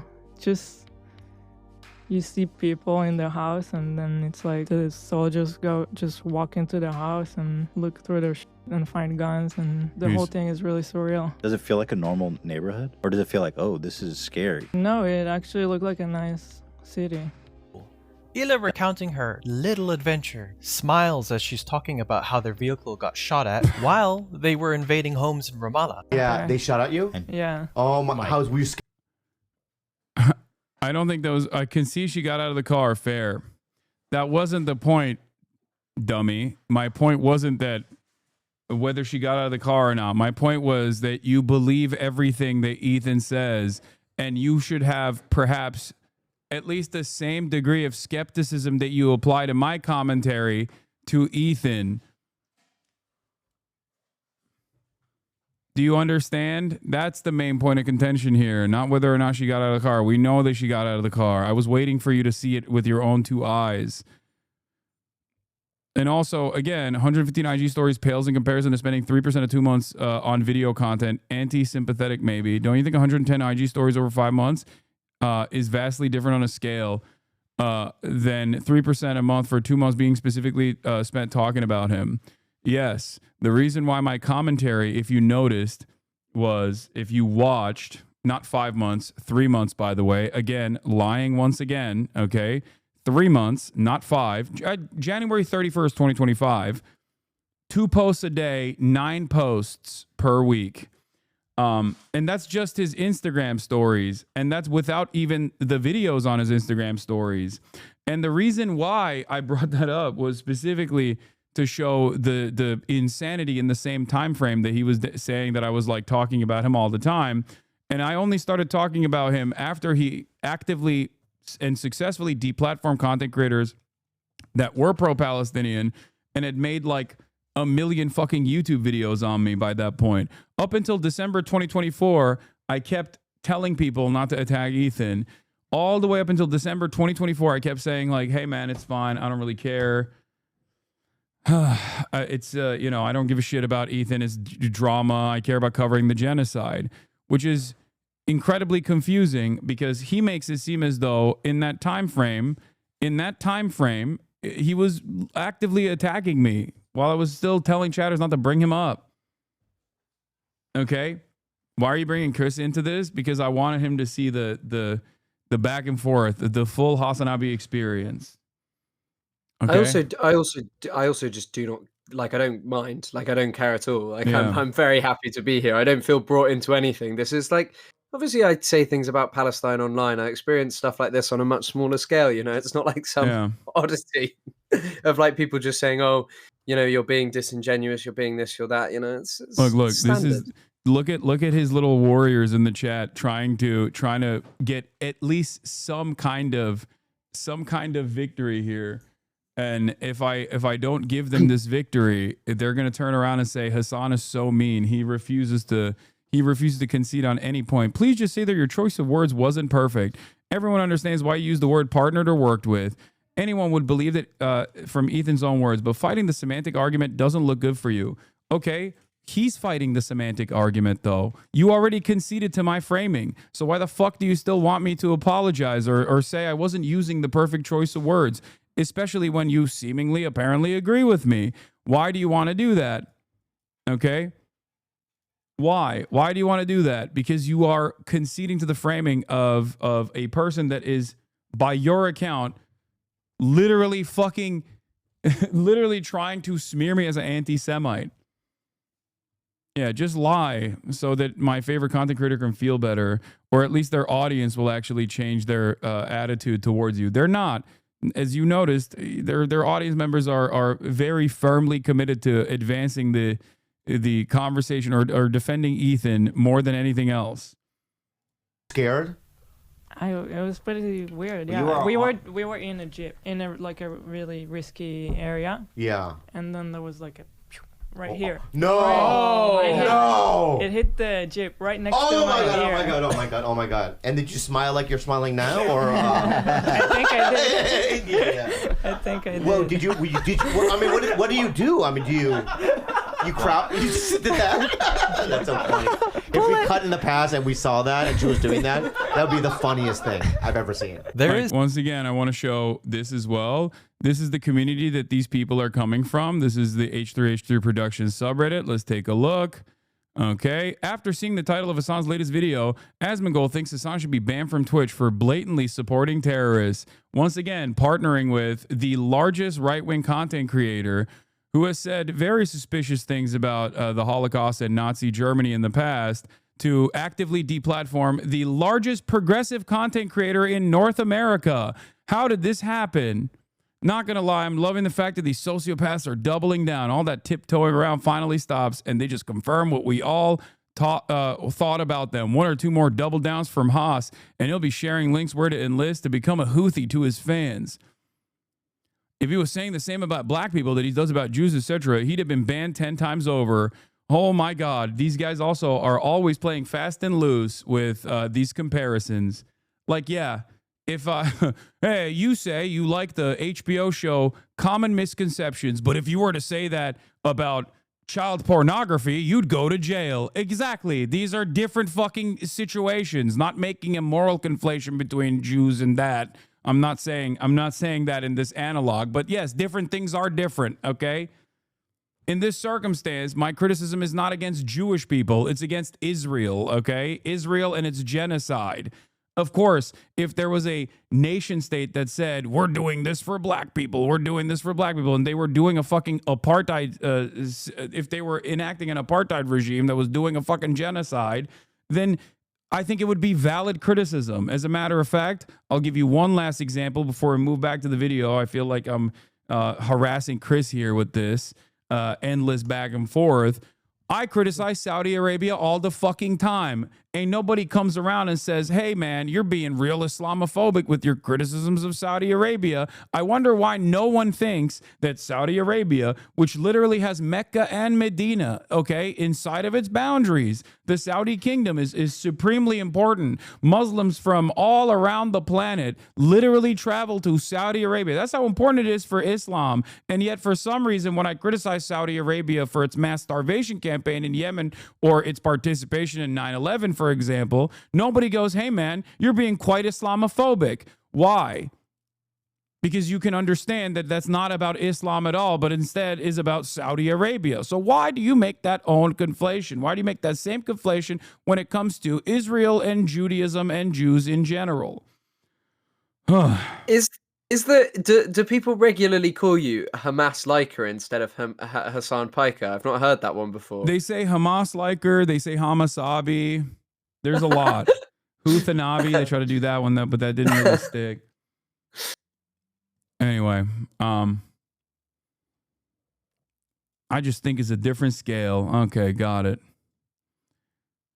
There's still no word from her that Ramallah is actually a Palestinian city, not even in that moment when Ethan called it a terrorist city.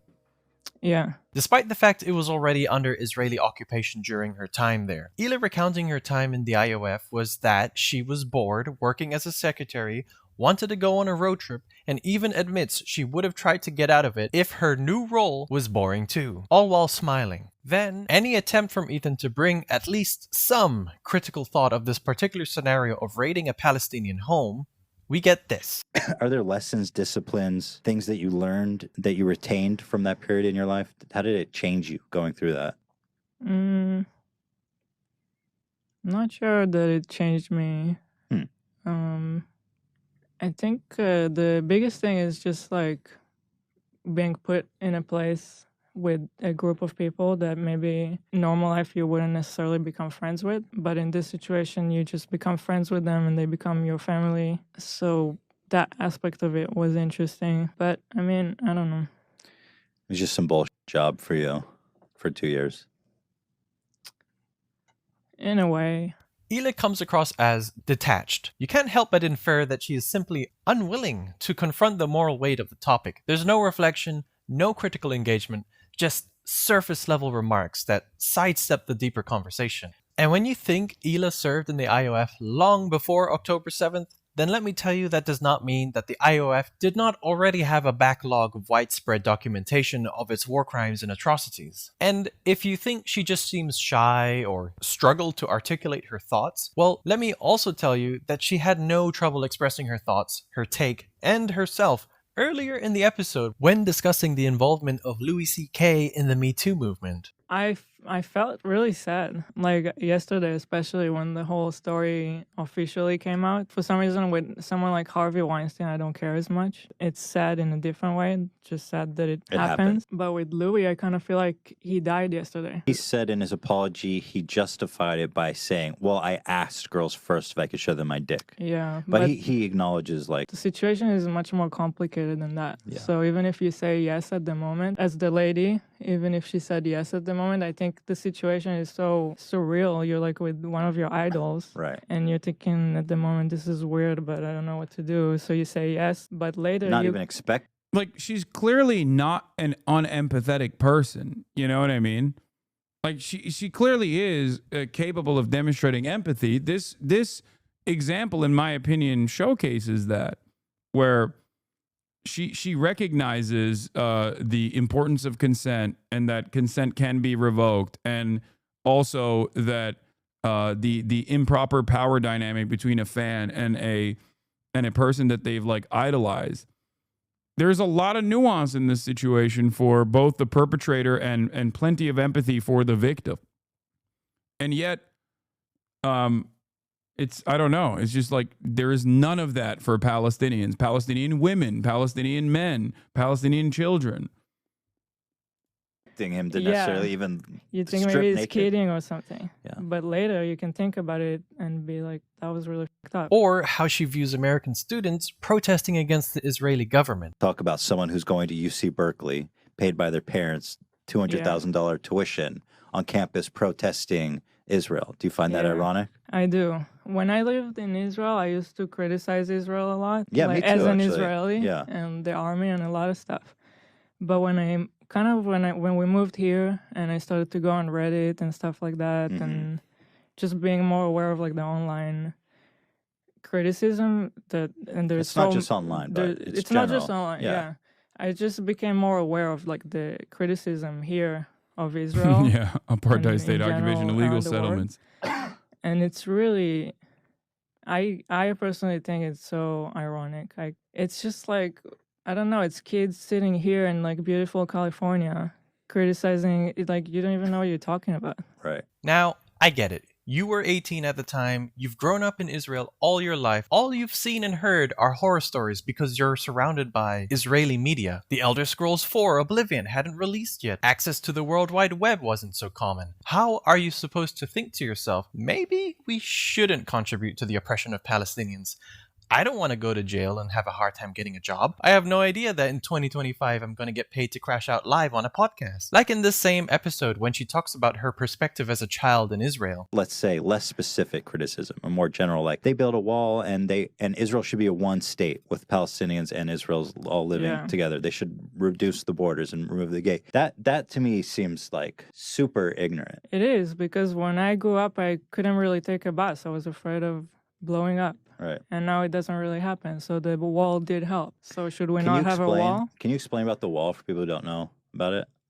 I don't know like, how to explain Well, it's it. I guess simply just- it's like it was built to prevent this attack. It's understandable that as a child, you feared for your life and saw the wall as a protective measure. No one can blame you for not wanting to be harmed. But while Ela defends the wall as a necessary security measure, as a grown adult I gotta here, pee. 29 years I'll be back. old, she fails to acknowledge its broader implications. It's 2017, we have technology and access to information now. Maybe we could be asking ourselves, who decided a wall was the answer? And what alternatives were ignored? When you build a wall, are you defending yourself or are you just deepening the divide? Why do the people whom the wall is designed to stave off feel so desperate that they resort to such tragic violent acts? The wall she spoke of isolated communities, stole land, and enforced apartheid conditions. You can recognize that the fear was real while still being honest about how the wall is a tool of oppression. All these clips are so many years from that time and struggles to apply the same level of introspection when recalling their involvement in something as significant as their military service in the IOF. And she has no hesitation in defending mandatory service in Israel to this day. I mean, when you're growing up with constant terror attacks, the army is a necessity. And I'm sorry if people think that's a controversial statement. That is the reality of Israel. She has to be so influenced by Israeli media to not comprehend that the same IOF she believes is a necessity is the same IOF that has continuously made Gaza to become the deadliest place on earth for children for the last 3 consecutive years. Every time she gets called out or criticized for things she said on the podcast, she gets super defensive and brushes off any critique or concern about this in such a annoyed, guilt-dumping and condescending manner. Let's remind everybody how old that was. That was like so long ago. Which Narc's greatest hits. Yeah, it this is. is Narc's greatest I think hits. he may- This is just like, I can't take this seriously, but I have to because this is crazy. This person doesn't know what they're talking about at all. This is where my pussy ass comes into play, where I always say it's not about what you've done, it's about what you're doing right now. because I, once again, would be deeply hypocritical living in the United States of America, also a country that was built off of settler colonial violence, indigenous genocide.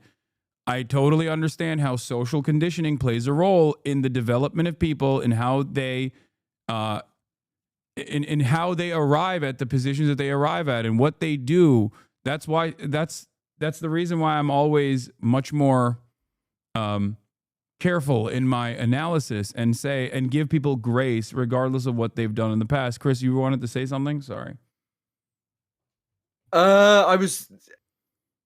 I've kind of somehow managed to forget. Oh, sorry. No, don't worry at all. Don't apologize. It's fine. It's a regular occurrence. Actually, sorry. Yeah, I guess a lot of people probably don't know, but Ilan Pappé served in the IDF. Yeah.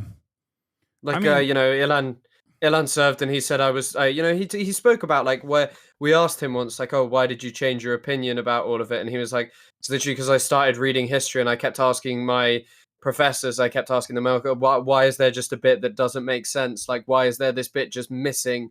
And they just don't worry about it. And, he kind of said, oh, I didn't feel that was a reasonable position.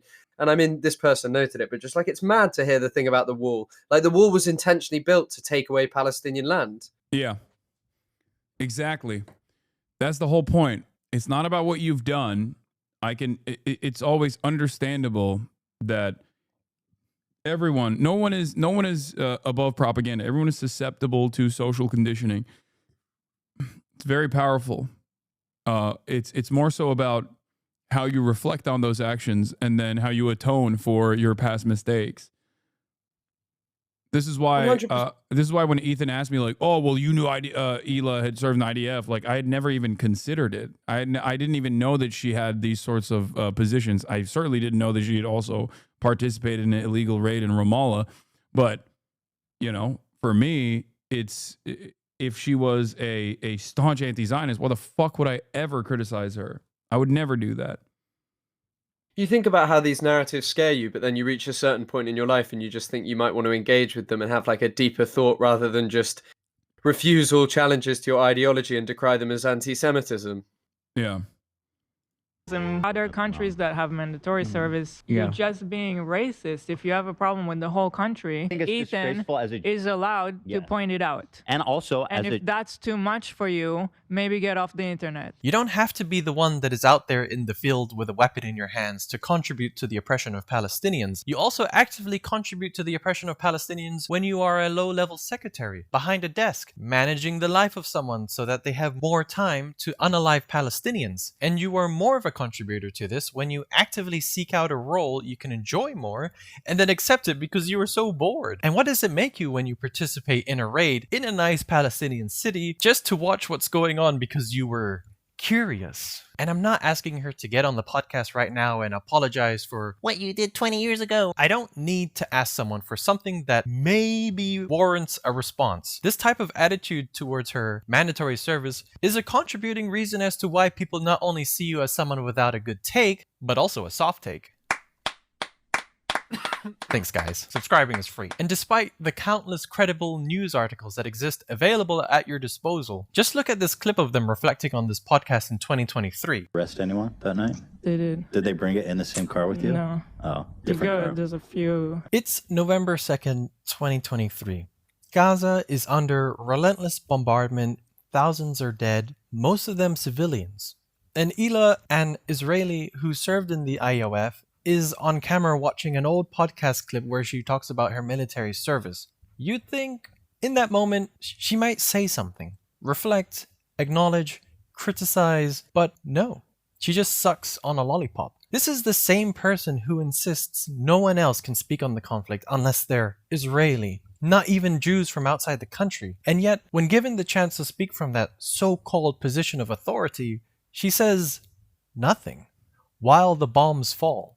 However, Ethan has something to add. It's so complicated. Yeah. From their perspective, it's like these guys. But they go specifically to. Oh my God, I'm almost like even empathizing with the Palestinians in this fucking clip. Oh my goodness. A round of applause for this hell of a man. Voices for Palestinians Instagram Put that post back up. By God. Yes. Yes. Fast forward to February 7th, 2020. Yeah, his fans try to use that too to be like, dude, he's so pro-Palestinian. He's so pro-Palestinian. Like, yeah, that's the reason why I thought he was. I did. For the longest fucking time, I was like, he's probably a liberal Zionist who can be like moved in the direction of anti-Zionism as many as many American Jews have in the past. You know what I mean? Like that was my estimation, and I think I was wrong. 25, and Hila getting a Star of David tattoo.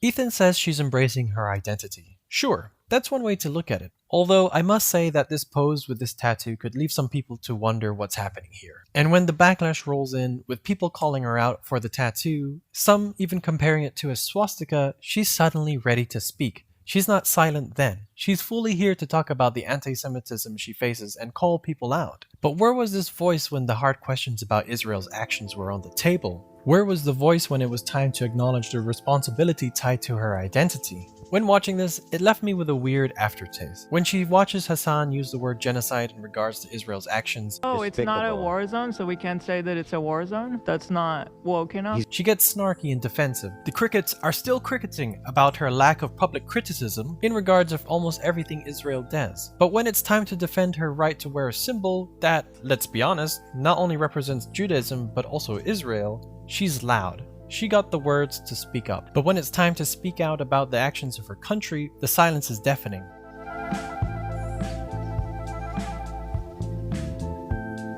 It's successful in its own right, and there's really nothing shady going on with Teddy Fresh. So, Hila Klein, fashion mogul, creative genius, and self-proclaimed authority in what makes good merch. She's got opinion. Still not. The pants are just terrible. Terrible. This is Brazil. What? My goodness. Why are they not more swag? And especially when it comes to Hasan Piker's merch. Wait, so why is he dressed like that? Let me see this one with the sword. Oh my god. Yeah, bro, what are you doing with the sword there, bud? What year is it? What does the shirt Is this say? fucking Narrative overcomes truth. Oh my god. The art is cool. Hasan sitting on his computer reading chat. I like the art on all of it. Yeah, I no agree that the problem with captions make art. it kind of. It's the concept. Yeah, the art. I have no problem with the art at all. In her eyes, his For the record, Union made, American made, ideology.shop. And also every single drop that I do is surrounding a specific political issue that is like breaking my brain. And the last one was about misinformation. That's why I say it's some of the things that I say regularly, like narrative overcomes truth. You know, if you guys wanted to know. But it is pretty funny that they're shitting on my merch. You know, I'm not going to say nothing. Look, there's some pieces that I used to wear and actually did enjoy wearing, and some that wasn't so great. Okay, that was what really pissed off Ethan. I wore the Kai baby tee yesterday, and the lady at Sephora loved it and my outfit. Hell yeah, you be. His photo shoot is cringe and themeless. For someone that is the creative force behind Teddy Fresh and seemingly wants to be a fashion mogul, you don't have to like Hasan to understand there is a deliberate and recognizable theme here. Aestheticized political rebellion through modern streetwear with a mall ninja vibe leaning into satire. Is it so hard to recognize that? Now, I'm not saying this because I'm upset that someone said mean things about his merch. This is just a great example of how personal bias can make someone look like a huge hypocrite. Because if you're going to critique someone else's brand, your own better be good. And that brings us to Teddy Fresh. Oh God, is this guy gonna rip into Teddy Fresh? Uh-oh. How what does how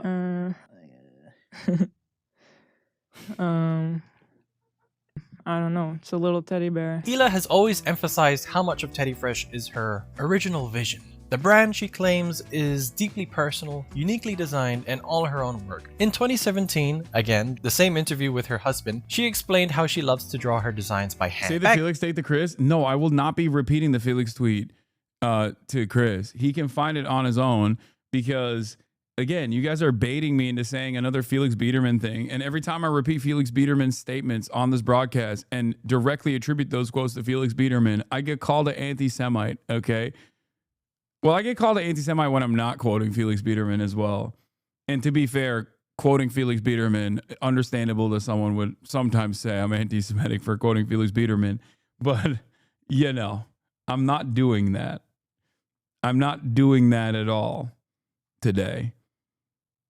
Could someone in the Then chat she was please still in link the process of understanding their own concept and developing Teddy Fresh. Now, 8 years later, I wonder if Ila found her concept. Because what we see a lot of in their marketing is this kidcore. Adult models dressed like kids and presented like kids and teenagers, paired with environments that contain things like a poster with the words on the wall. Referred to as a lolly. It's like a genre of hentai where the girls are very young.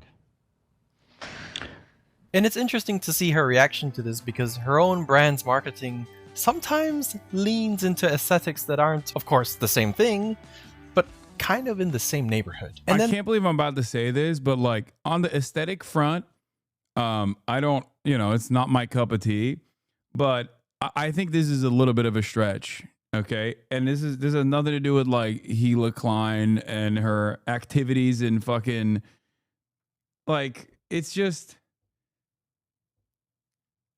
I think it's you know, it's a little bit of a stretch. It's a personal, like there is clearly some kind of artistic vision here. Okay. It's not for me. I don't really care. I feel like, I mean, this video was so good for 59 minutes. You know what I mean? Where he was like diving into, like serious historical reference points and describing what she was doing as like being pro-Israel and why people can arrive at that position.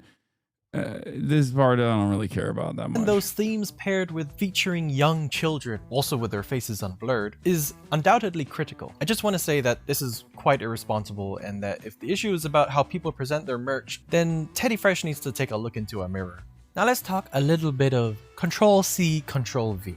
There have been a few instances where Teddy Fresh had been accused of dipping a little too deep into the honey jar of inspiration from fellow designers. Some might even say they snorkeled. Now, I just want to be clear that I am not accusing Teddy Fresh and the people behind it of stealing designs. I just want to point out some similarities here. The Teddy Bear X-Ray long sleeve tee from 2021 is particularly interesting because two parts might appear as quite similar to two separate designs. This is a long sleeve tee from Philip Plein. It looks like the body was... Oh no. Ew, Philip Plein. Oh my God. Chris, I don't know if you're a big fashion guy, but I always joke about how the only people that wear Philip Plein are like cryptocurrency sharks and pedophiles that live in the state of Florida. This is nothing to do with Teddy Fresh. I'm just shitting on Philip Plein for the record because it is, oh my Lord, it is like the ugliest shit. It is the Richard Mille of brands. What Richard Mille is to watches, which I also don't like, and maybe a lot of the big face enjoyers are gonna fucking get mad at me for that. But Philip Plein, as someone who enjoys the art of fashion, I can't stand Philip Plein. Yeah, I don't think I've ever even heard of Philip Plein. I'm, as you can tell, a bit of an unfashionable character. I'm wearing a t-shirt. Look at that skeleton rainbow Philip Plein. Exactly the type of shit that I despise with Richard Mille. That's what came up. This is the type of shirt. How much? Oh, fuck. I want to play a game with you. I want to show you. Hold on. I'm going to show you a Philip Plein piece of clothing, and I'm going to ask you how much you think it is. Okay? I was quite into fashion when I was like, I don't know, 16, 17. So I may do better than you imagine. Oh, really? What were you into? What brands? I quite liked Supreme when I was that age. Actually, that was when I was a bit younger. Oh, you were. I guess I do like Stone. I do like Stone Island a lot. I'll be honest. Of course. Oh my God, you're such a fucking oi bruv, dude. That's hilarious. Have you not seen the Have you not seen the photos of me getting the badge in, mate? It's quite a regular occurrence. The fucking badge. All right. Yeah, hold get the on. badge in and bash someone up. So how much do you think this shoe costs? Oh, it's got to be at least $1,000. I mean, yeah, you nailed it.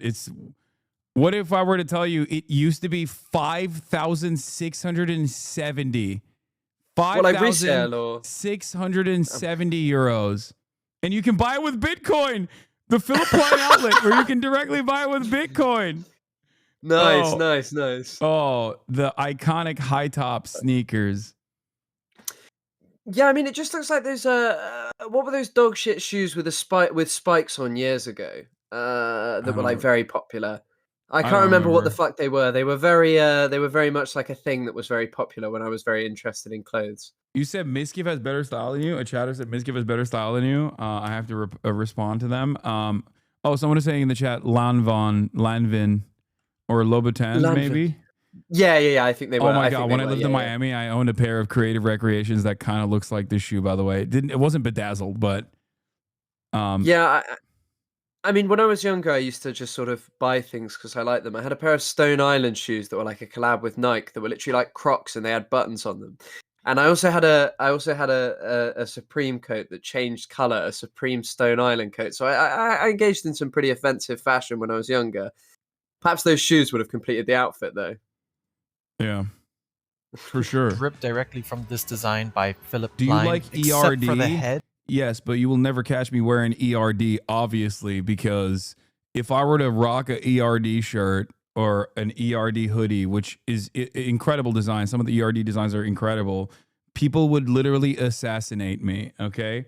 Some of the ERD stuff is good, but I would get assassinated for good reason. They're like $5,000 hoodies that are incredibly distressed. And each individual hoodie is like is unique. It's like a one-of-one almost.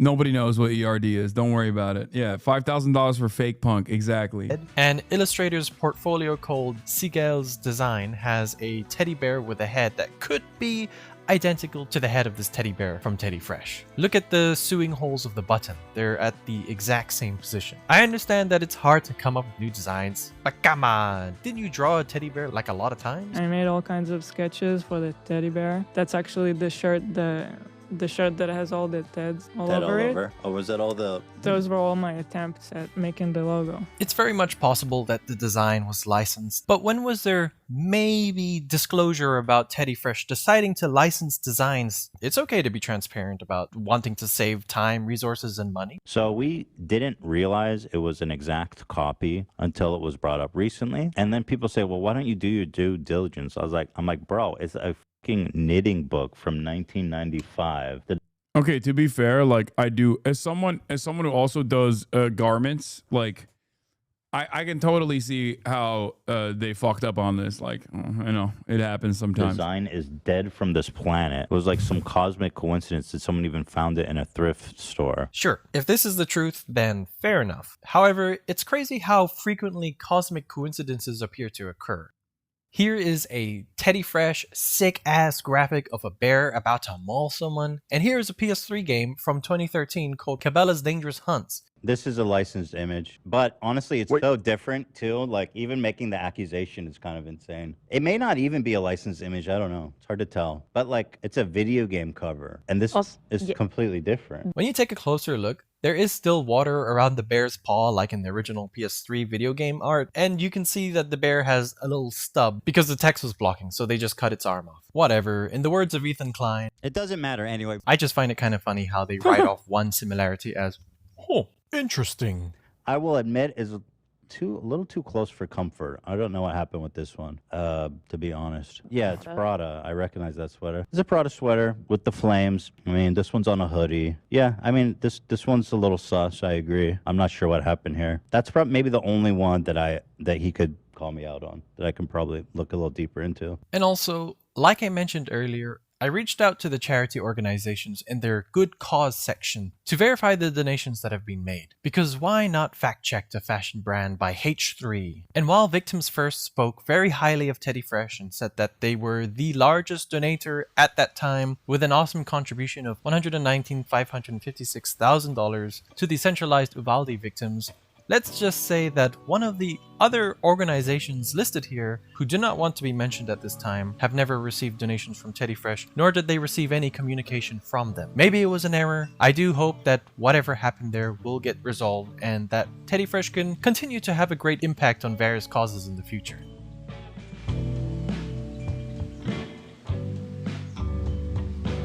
By the way, she goes, Ethan needs to be criticized for being pro-Israel, and also Hila said bad crazy stuff. Okay, well, clearly you're going to have evidence to support that, right? Absolutely. Please fasten your seatbelts, stow your disbelief, and prepare for a smooth descent into some absolutely wild podcast commentary. Here, Hila and Ethan are reacting to iDubbbz's Content Cop video. There's one here that I want to point to. I don't know if he has it in the video, but apparently they said that they would get lynched if they went to Ramallah, like as a I think fact. that I'm being like racist or something when I say that. I think if you, as an Israeli, go to Ramallah, they'll kill you. What do you mean you think? I think that I'm That's a saying if fact. you go there as Israeli, you take the turn there, you'll be died. They'll kill you. It's not only killed, it's like lynched.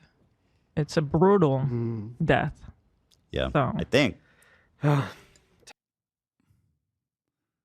A brutal death, as opposed to different kinds of death that are not as brutal as a lynching, I think. It's also run by the Palestinian Authority. Like, it's just not going to happen. Yeah. Slasher, has Hummus Hassan mentioned today the attack on Barstool Nation? No, I'm gonna talk about that. Don't worry, later after we let Chris go after this In which video's he over. contextualizes his wife's background, half Lebanese, half Irish, pointing out that historically her people were on the receiving end of colonial violence. Lisa is half Lebanese and half Irish. Oh, wow. Yeah, we know. For anyone unfamiliar, the Irish have been on the receiving end of a lot of oppression and genocide. On the part of the Lebanese, they've received a lot of oppression and attacks from the IDF. So Anissa is very well And familiar. sir, do you happen to know of any violence perhaps coming towards Israel, where Hila grew up? Perhaps from Lebanon, Hezbollah, perhaps? Does that ring a bell to you, you dumb, ignorant f***? How dare you attempt to lecture? It's kind of funny because like a couple days after this clip, he literally, or a week after this clip, he's telling me that Hezbollah's inception was a noble one. Like, his positions swing wildly from one pole to the next. You know, one day it's like it's a war, next day it's a genocide. One day, one day. Wait, Ethan is posting IG stories about a Daily Caller article on you right now. Daily Caller? The Daily Caller? Tucker Carlson's operation?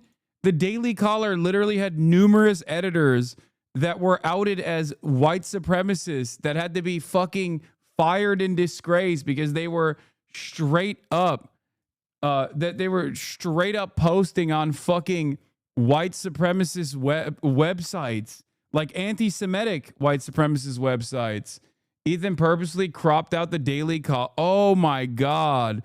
As Dems wrestle with anti-Semitism crisis, media tries to elevate terrorist sympathizing extremist face of the party.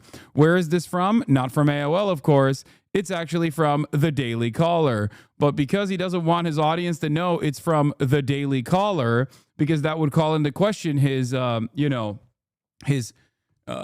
constant defense against anti-Semitism, he cropped it out to make it seem like it was a reputable outlet that said Dems are wrestling with the anti-Semitism crisis as the media tries to elevate.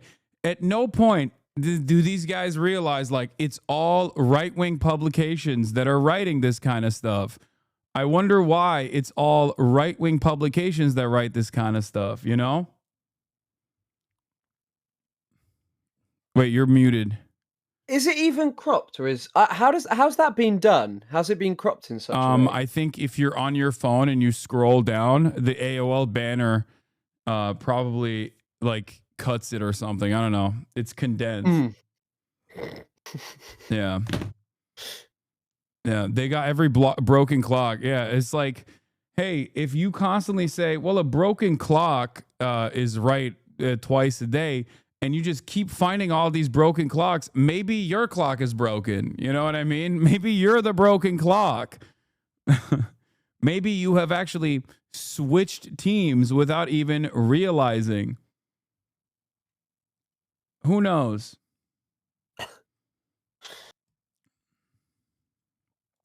me on this conflict. Familiar with the propaganda and the shit coming out of Israel. Choosing now, out of all the times, to be like, please defend me. No, we're not going to fucking defend you. Okay, so this is very interesting. He says on the day that CPS was called and we're understandable. Wow, and he also then shared Sam Cedar being criticized by the Daily Caller.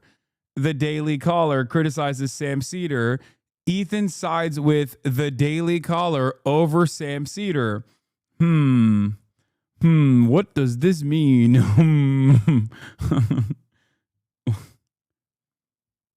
Anyway. Heated. He goes, no, I'm not going to defend you. Why? Because you're Israeli. You're Israeli. That's literally what he said. I mean, His he argument. made Do sure I have it to wrong? include the flags so a 5-year-old could understand what he was saying. So yes, that's what he was saying. I feel like that's exactly what he's saying. And correct me if I'm wrong. He put the Israel flag and he said, no, she's not going to defend you. Yeah, I just don't want people to be like, that's not what he meant. I mean, I don't see it any other way. Stop hallucinating anti-Semitism. There is so much to unpack here. For example, Hezbollah was formed in 1982 in response to the Israeli invasion of Lebanon. How on earth can you, Ela, sit there and let Ethan talk down generational trauma while flipping this around into a narrative that makes your home country look like the victim in all of this? You, who once claimed that non-Israelis can't speak out without authority on these matters. I honestly wonder if you even realize that it was Israel, your own country, that occupied Lebanon for 18 years during your lifetime, or that in 2006, following the killing of 3 Israeli soldiers and the capture of 2 by Hezbollah,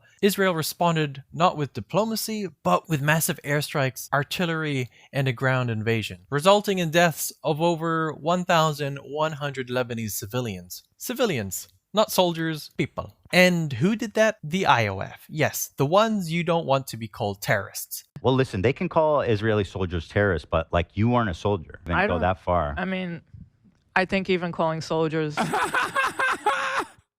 terrorists is not accurate. The army, people should serve in because it is honorable. A singer or something, and then they still go into the army and everybody will commend them. Like, that's really nice. You know, you're paying your duty. And you guys sit there and you laugh and say, oh, wow. Yeah, we know. For anyone unfamiliar, the Irish... And I honestly find it remarkable how Ela can say, stop hallucinating anti-Semitism. Right after victimizing herself because he showed the Israeli flag, even though he was only talking about the IOF in that moment. I mean, His he argument. made Do I have sure it to wrong? include the flags so a 5-year-old could understand what he was saying. So yes, that's what he was saying. He put the Israel flag and he said, no, she's not going to defend you. Stop hallucinating anti-Semitism. Now, I want to be very clear that obviously Ela and Ethan have the right to criticize Hamas. But it sure is interesting to see what they criticize exactly. Like here when they pause right after hearing that Israel's occupation must end in all Palestinian land. The occupation must end in the Gaza Strip. No, I'm talking about all Palestinian lands. Once again, that's funny because it's exactly related to what what he accuses me of spreading Israeli propaganda about. My point is when Israelis hear from the ocean to the sea, they hear all of Israel. And guess what? That's what the guy from Hamas is saying on the Mediterranean Ocean. From the ocean, the Jordanian Ocean, I guess, because it's from the river to the sea. From water to water, man. That's the screen of the clip you showed. I don't understand. If a movement is for peace between 2 people and one people is telling you they're not comfortable with the statement, shouldn't we change the statement to something that both Bro, people I can't can believe get they're behind? still on the fucking from the river to the sea, Palestine will be free as anti-Semitic shit when the ADL literally has prominently featured that in their anti-Semitism report. And also, the goddamn federal government is black-bagging people. Attorney General of the state of Michigan, Dana Nessel, collaborated with the FBI to go into the homes of 8 Muslim pro-Palestine student activists. They did home raids and claimed that it was like because they were doing anti-Semitism. And it's so fucking funny to me that these guys are like, yeah, we're pro-Palestine, by the way, but also we are totally aligned with the Trump administration on how damaging this statement is, like this emancipatory slogan is. It's crazy. I mean, also just on the topic of the whole ADL thing. I mean, I was talking about it, or when I spoke about it on my stream, I was just saying it wouldn't really matter. The two have the exact same goals. They spread the narrative about you that the ADL then latched onto and realized would gain way more capital because Ethan has a load of rabid fans who are willing to spread their narrative that aren't just the same ADL morons who do it normally. So it's kind of like, oh, look, here's legitimacy from a massive Jewish YouTuber saying that this is really offensive to me. And yeah, his former podcast co-host, like, that's crazy. A guy that knows him personally, like, he has so much cachet on this to fucking be like, I knew him. Like, I knew him, and he's anti-Semitic. Like, that's so crazy.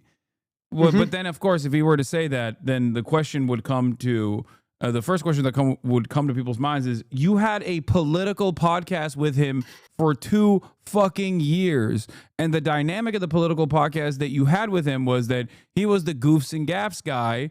Okay, you were the goofs and gaffs guy, and he was the guy who teaches you about politics. Like, what the fuck? I'm not so sure about that. I've seen the content, Nuke, and you clearly tricked him. You know, he was a poor young man who you tricked into. I you hid your power level. 40-year-old with my sex appeal, and exactly. Yeah, you know what he did on the context, Nuke? By the way, he shows my first conversation ever with him, where I talk about what I always say is Democratic Socialists. I believe in incremental reform in the interim, right? All this, the same spiel that I give all the time, because that's what I believe. That's why I support Bernie Sanders. Like. And that's only for a country like the United States of America, in order to build a resilient resilient base of support, and develop labor militancy. But he, you know what he did that was so disingenuous in that process? He cropped, or maybe he didn't do that. I assume someone else who's smarter than him did this, but they cropped the fucking Lenin bust behind me.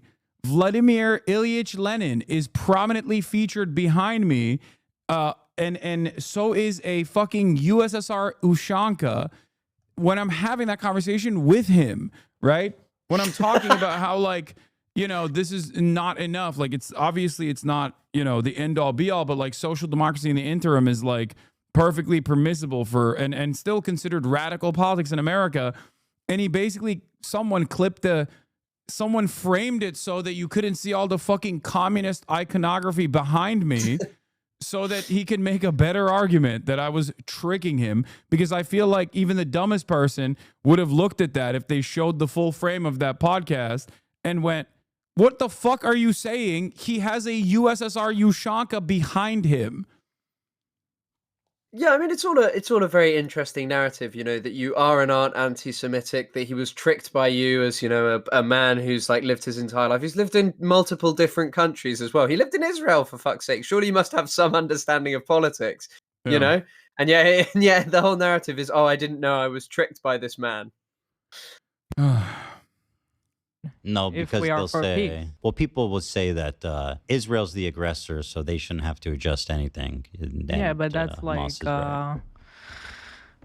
watered down American version of what's happening there. That's the watered down American version. Israel is the aggressor. A moment of striking honesty from someone who is often quick to silence criticism. I wrote a bunch of conclusions for this video, but to simply summarize it, my takeaway with Ela is that no one can win. Thanks for watching the video. Bye-bye. Now, just to add one thing, if you believe Ethan's views and his moral stands were maybe indoctrinated by his wife, let me show you one final clip. So it's really frustrating because like the way I always thought about it is like I was just born here. I don't care. Like, I don't know the history and I don't care. We're all like, just people here. Yeah. People and now I have to choose sides and I have to and I was saying that's why the reason I left is because like I'm like, this isn't my fight. And Ela, I think since before she knew, thought it wasn't her fight. She never belonged there. And it's like, I don't really want to be involved in this, because when you live in Israel, you start to learn things. Or maybe I don't know if it's a brainwashing thing, or you're with the club, right? You're with that tribe. Mm-hmm. Yeah. So it gets through to you. Yeah. So before I went to Israel, I was very pro-Palestinian, because I went to a very liberal college. I went to UC Santa Cruz, and there it's like, they literally have protests on the campus of like Israeli soldiers executing Palestinians. Wow. And I was like, okay, yeah, that's totally what it is. Yeah. But when you go there and then you learn, because you I can't believe he's walking through the steps of like indoctrination, where he's like, I had the correct moral position on this issue when I went to fucking school. Okay. And then after that, I did Birthright. And it literally, like, he is the success story. That's the whole purpose of Birthright. This is the whole purpose. Also kind of disproves the whole point of needing to go to have a good opinion on this. Surely it proves that going in changes your opinion and ruins it, basically. You know, if you still maintain that you're pro-Palestinian now, and you say that going influenced your opinion in a certain way to make you feel a way about a fight that wasn't yours. I'm not going to lie. I do now believe that maybe I groomed this 40-year-old man. Because, like, clearly he got groomed by the state of Israel into changing his moral compass on the matter. And seemingly he did that when he wasn't so young either. He was like, what, 25? I don't know when he went, but he seems like he's a very, he seems like he's susceptible to social conditioning. Like yeah, that. from stupid sexy IDF to stupid sexy Hasan. It's quite the trajectory, you know? Yeah. He's just impressionable. Maybe that's what it is. spend time with that tribe and you understand all their talking points and it's just so confusing, dude. I do wonder what happened down the line. Oh, he said 19. That's but when he went. Thanks for watching the video. Bye-bye. All right, that was a great video from. We're not going to watch this right now. Jesus Christ! But that was a great video called Hey guys, "Selective Outrage." The silent podcaster Hila Klein from the Soft Take. They've done. I think I watched another one of their videos. That was a kind of a banger. But thank you, Chris Kunzler. Where can people find you? TikTok, YouTube, or Instagram. All of them are just my name. Thank you very much for having me on, Hasan. Just want to give a shout out to the Qatari government for making all of this possible, paying us to spread pro-Palestine propaganda. Yeah, exactly.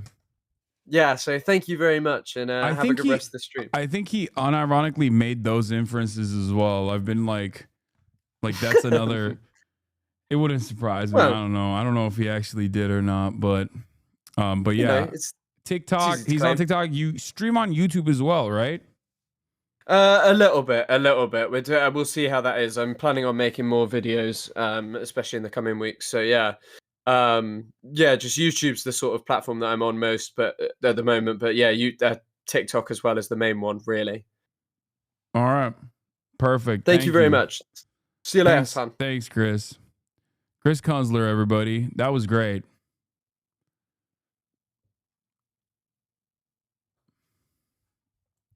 Why would he need to stream if Qatar pays for all expenses?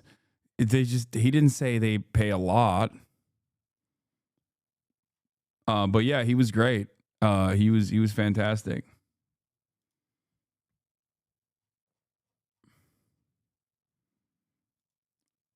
What is this?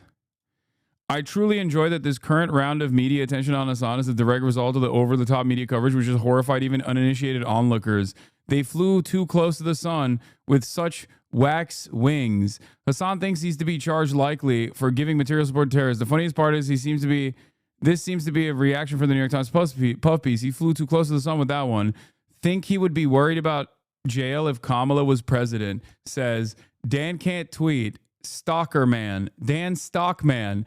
Ethan Klein posting Dan Stockman flexing that I will probably go to jail. Oh my God. He's flexing Fox News coverage. Oh man.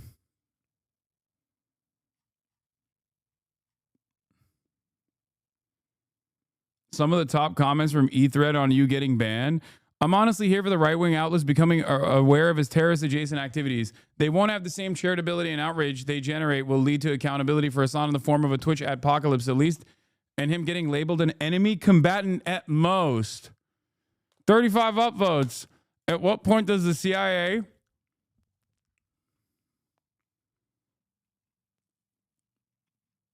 That's fake. He did not post a Dan tweet. The thing he wrote is true. That's an edited story. The actual story is just another screenshot of the Daily Caller article. Oh, my bad. The story you showed was edited. I apologize. I got duped by which chatter was it? Which chatter sent me that link? I'm going to find it. I'm going to find it. I'm going to control. I'm going to. Wait, where the fuck is it? Oh, here it is. Run, chatter. Run. It's coming.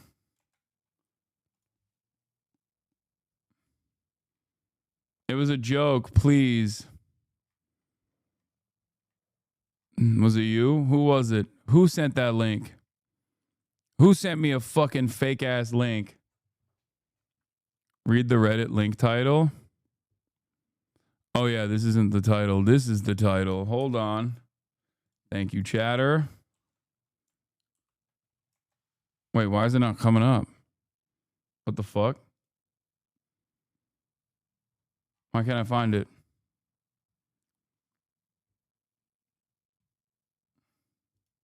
No, that's a band. That's not a stan. Where is it?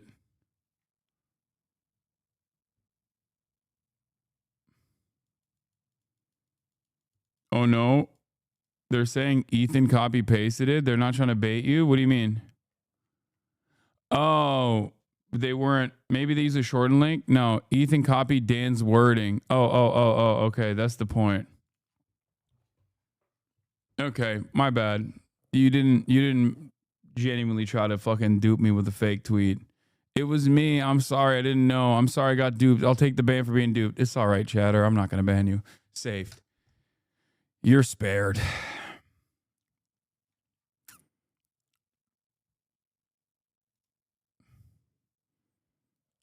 Yeah. I like that Ethan is posting about like right-wing outlets criticizing me as though this is a new phase in my career. Okay? You know what I mean? The only thing that is new in this part of my career, the only thing that I am that this is new to me is like the fact that this administration is like actively going after people. What is this? Hasan has a curse. Oh, I saw this one already. Yeah. Hasan has a curse where men want him to the point where it makes them go crazy, but the only man Hasan likes is his straight cross-dressing best friend from college. I think he's a cognito hazard. Yeah. Yeah.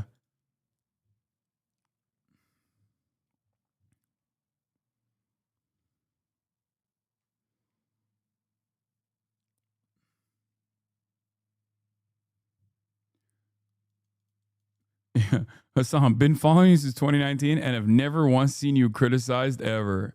I know. Can we get a quick palate cleanser for some wholesome TikTok content? Sure. But no. Speaking of TikTok, there was one former Ethan Klein foot soldier, rehabilitated Ethan Klein foot soldier that I want to elevate because I saw her take and I thought it was pretty good and I wanted to show it to you. And then we're going to move on from this because there's a lot of stuff happening.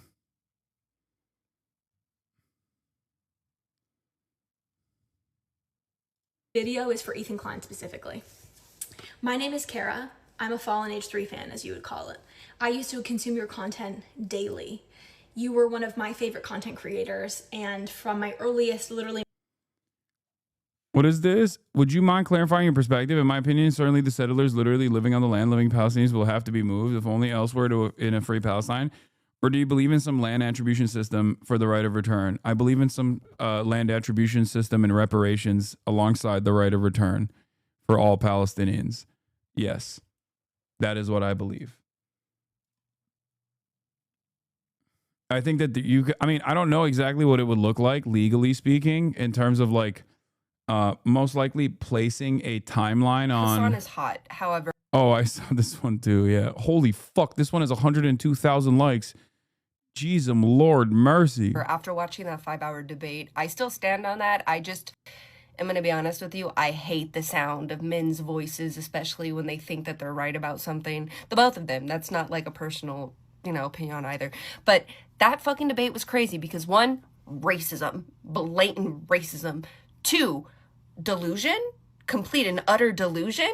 And then 3, it ended on a very nice note because everybody loves Kaya, you know, but racism. I'm sorry, the way that fucking Ethan was saying the Arabs sounded kind of like the way that like elderly white people say, you know, the blacks. It's a very specific inflection. You know what I mean? It had a lot of weight, and it was crazy that Ethan couldn't comprehend the fact that when Hasan kept saying, yeah, bro, we're talking about Palestine. We're not talking about the other countries that, like, you know, because the whole point, I'm gonna make this fast, but the whole point of that entire misunderstanding was the fact that, you know, Ethan was talking about the events prior to Israel being fully founded and like established, and he was talking about the events that led the Jewish people to come to Israel, and Hasan was talking about the events post that, which is, you know, in order for Israel to be created, you know, they needed a space. What space did they pick? Palestine space, aka what did they do, the new settlers, what did they do to the Palestinian people in order to settle there? So like that entire debate was very embarrassing because I'm telling you, Ethan repeatedly saying the Arabs, and like,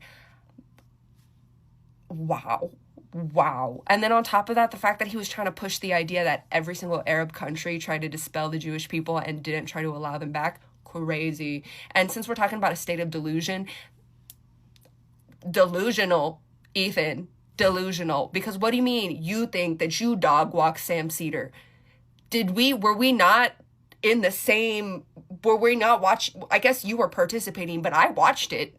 I watched the entire thing. You did not dog walk him. He fucking mollywopped you. He mollywopped the fuck Yeah, out. that was pretty crazy. But also, the dynamic was very different in that because he couldn't like keep hitting him with like ridiculous drama slop about me. Because it's like, why would you do that? And he also is like a figure that he had presented as like a respectable figure from the start, which is why he couldn't just like turn on him in that immediate moment, because he genuinely thought that he could find agreements with him by making those same concessions that he made with me. And even then, Sam was like pretty kind to him. Fuck out of you. He dog walked you. He told you, why do you keep talking about Hasan? And then when you finally get the chance to talk to Hasan, you keep talking about everybody else. Motherfucker, call. And the thing is, I know that you would love it if you could get iDubbbz onto your little fucking podcast to yell at him, but iDubbbz would never give you the satisfaction because... Are you actually worried about going to jail, or is this a meme? I mean, it's like, it's a light meme. It's half meme, half like, nobody knows. Yeah, Ethan will bring up a gotcha against you and then say he doesn't care about it 5 minutes later. Yeah, when it's not that he wouldn't care about it. It's that as soon as he realized that it was wrong, he would be like, okay, well, this doesn't matter. It's boring.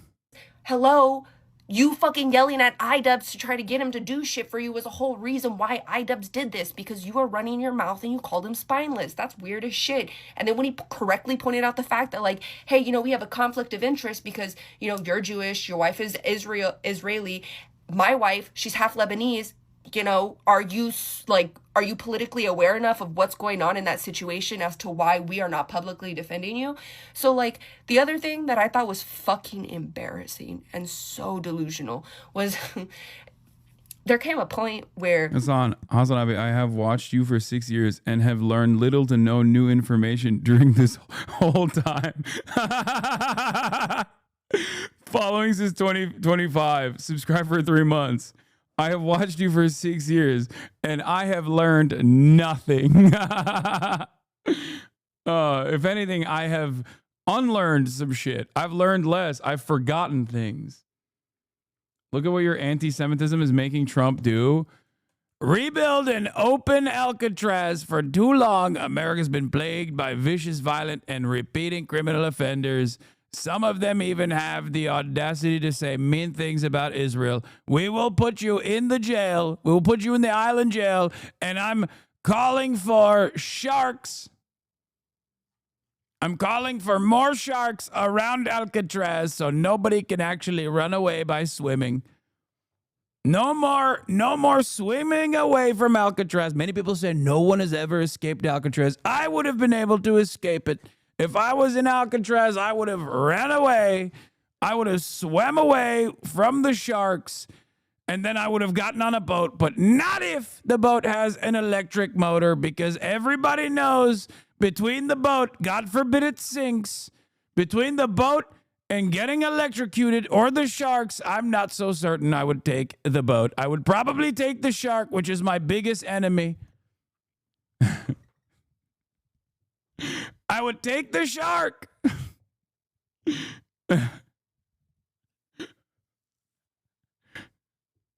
Only if the shark is not electric. If the shark was electric, then I don't know. Maybe I would take the boat. I would take the boat. I would die with the electricity zapping me. The battery. Everything's computer. You know, Ethan thought that the conversation was going to come to a close. He thought he was going to get like the final say, so he started doing that little broadcaster voice. And I'm not going to hold you.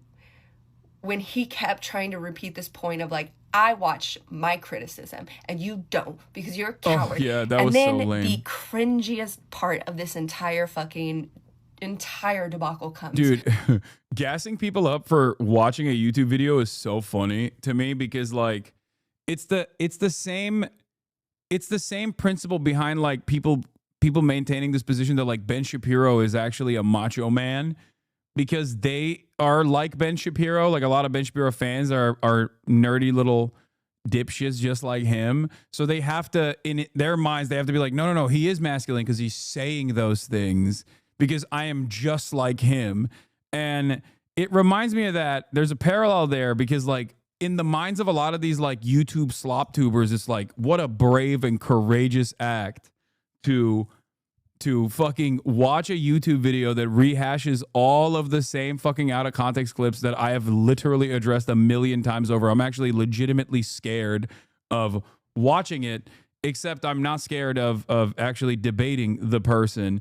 Meanwhile, at the same time, I'm getting fucking beamed. I'm getting beamed from fucking Fox News at a time when they're literally packing up pro-Palestinian student activists and shit. Like, yeah, oh my God. I was so terrified. Watch the vid that you debunked many points on and he conceded to. Yeah. I mean, I will, by the way. I'm going to watch it because I feel like a lot of people, I'm going to watch it because I'm going to show the world that I'm not afraid. That I'm not afraid, okay? I'm not afraid. I'm terrified. I'm petrified. I'm pissing and shitting in my diapers. But I'm going to watch it to fundraise. I'm going to watch it to fundraise for the charity of iDubbbz's choosing, considering all of the relentless attacks that Ethan has engaged in for the Creator Clash 3, which is supposed to be a charity event. I am going to use this community to fundraise for the personal charity that they had chosen for Creator Clash while watching it. And that is going to most likely happen on Tuesday. I just peed too. Yeah, we both peed. We peed. Have you considered that this is you? No, I'm getting destroyed. I'm getting destroyed. Oh no. Alcatraz. When Ethan goes, and I watch my criticism because I'm a legend.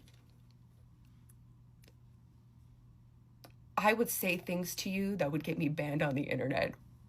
My teeth are itching.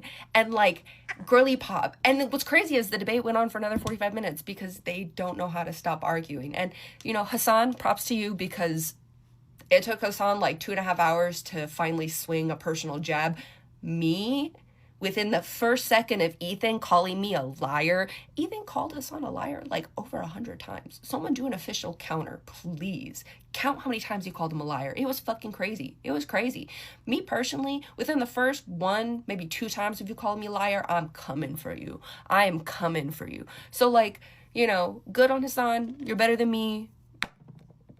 if you debate him again, Christ. Oh, I feel my brain literally pulsating. God, that was literally a waste of hours of my time. Yeah. Also, call me a liar on the heels of like admitting to lying and smearing me multiple times, and also after, you know, lying and smearing me for 15 months, almost not 15 months, but like what, 5-6 months, on the 16th month of a genocide that I was actively focusing on covering, that he wanted to that he wanted to spend every waking moment shitting on me over and then trying to actively deplatform me over. Ethan was scaring the normies for sure. Text exchange with my cousin. I don't know why this made me so sad. Also, I know I need to explain the situation to her. Super random. But you are a fan of Ethan Klein, right? I watched him and Trisha Paytas podcast. Yes. Is he okay mentally? Lamau, I'm asking as if you know personally. Haha, yeah. How do you know about that? Because I watched a clip of him absolutely crashing out, having a debate with that Hasan guy. That's wild. Do you not follow him anymore? No, I do. I think it's wild. I think you saw a clip. To be honest, it's getting big. To be honest, I love him. I think he's right to be so upset. I don't know. He seemed pretty childish and horrible. Even his argument has any validity. He seemed like so out of line. No, not out of line, but it was just like, yikes, bro. I'm just curious what he was even arguing at some points. I'll respond when I can with his fam soon. No worries, lol.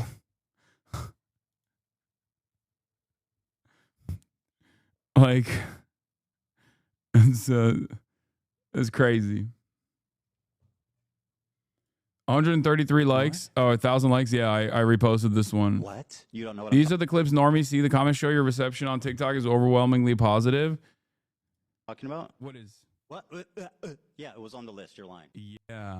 I got a free Rolex hat from a friend of mine. I still wear it every now and then. Yeah, and you're so, oh wow, who knew? What? Destiny? What? Ethan, I don't think Hasan. I didn't bring up Destiny. You did. By your authority, I will decide who's hallucinating. Hasan. Want to do propaganda? Ethan, this is why this is why I didn't really respond. This is why I didn't really respond when he did this stuff, because I was like, I'll just let this sit on his own, because this is so ridiculous. Like how the fuck, dude? I'm not gonna lie to you. Like the sex pestiny orbiters that instantly tried to brigade every fucking every place that they could on Reddit, being like, dude, Hasan got fucking dog walked by a 40-year-old man who was doing all of this shit, is like, you have to be so unimaginably out of whack with reality to look at this situation on aesthetic grounds, look at the situation on like what I was trying to argue versus what he was trying to argue, and look at the many different instances where he just basically conceded to every single thing that I was saying, and still be like, on the talking points, he was definitely great. And he also looked so restrained. He was clearly trying to bait you into reacting angry so he can accuse you of being a bully and a toxic anti-Semite. Yeah, I mean, he did that anyway. Remember? Ethan. Hasan, please, calm down. You're getting worked up. I don't know why you're behaving in such a childish manner. Ethan, I don't think you want to go down this route. Really? Which ones? The book that I'm referencing is from the Iron Wall. All right, listen, it's 5 o'clock. Like I said, I have a family to go to. I have 3 kids and a wife, and I know that you have a fucking cool-ass race car bed to sleep in, and I hope you enjoy that. Okay, man. Thank you. Have a good one. I hope this was productive. Dan, he needs you more than you need him. Stop babying this man, please. He needs you more than you need him. Stop babying him. Well, I know that's true, but I don't baby him. That was a lie. Come on. Okay. That was so crazy. It was really sad. The wife's behavior seemed very manic. I know.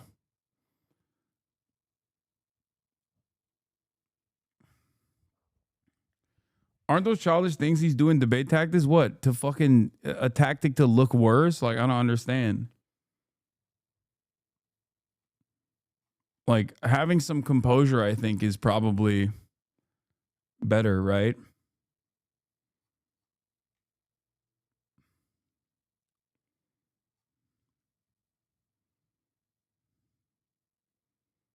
What? Stop sending me acid communist links when I'm getting fucking, when I'm in the process of getting clapped here, okay? Okay, never mind. Your father's brothers and U.S. soldiers bled, sacrificed, and died for oil companies. They fanatically murdered babies for their own personal gain. You are the terrorist. What is this? I am genuinely considering full swabbing to YouTube if this terrorist propaganda isn't punished harshly. Wait, did Tectone unironically think him posting this is not going to be a call for celebration? Wait, what? Oh my God. Now people are going to advocate. Now people that wanted me to get banned yesterday are going to turn around and be like, actually, never mind. We should keep him. Oh my God.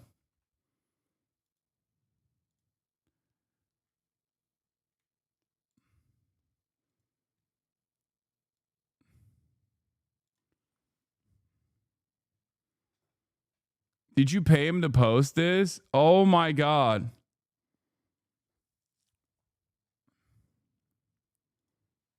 Oh no. What will anyone do if the bald pervert moves to YouTube?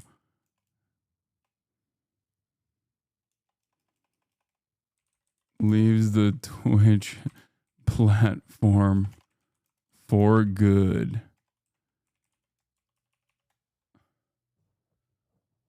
I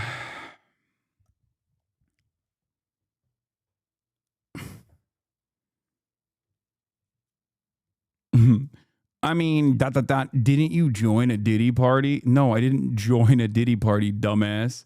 I went to an after party and I thought that it was fucking weird and gross. Like, that's not the all terrorism is always bad. Terrorism equals very bad. Your haircut looking scrumptious, my guy. How'd this guy turn into this person? What do you think about Asman wanting you banned? It's fucking ridiculous.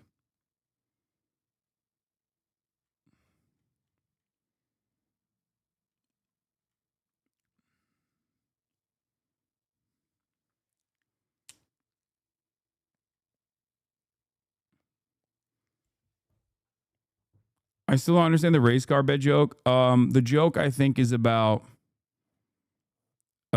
me being childish. I think it's like a Simpsons reference. I don't fully understand it either. Or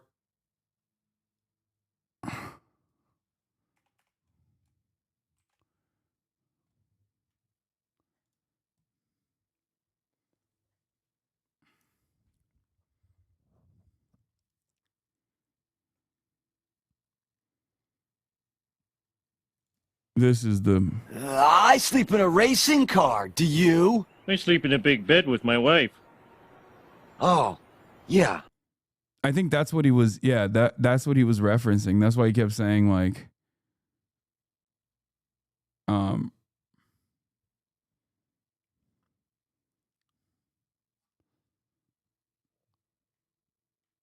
okay, this was the one I was going to show you, and then this was the other one.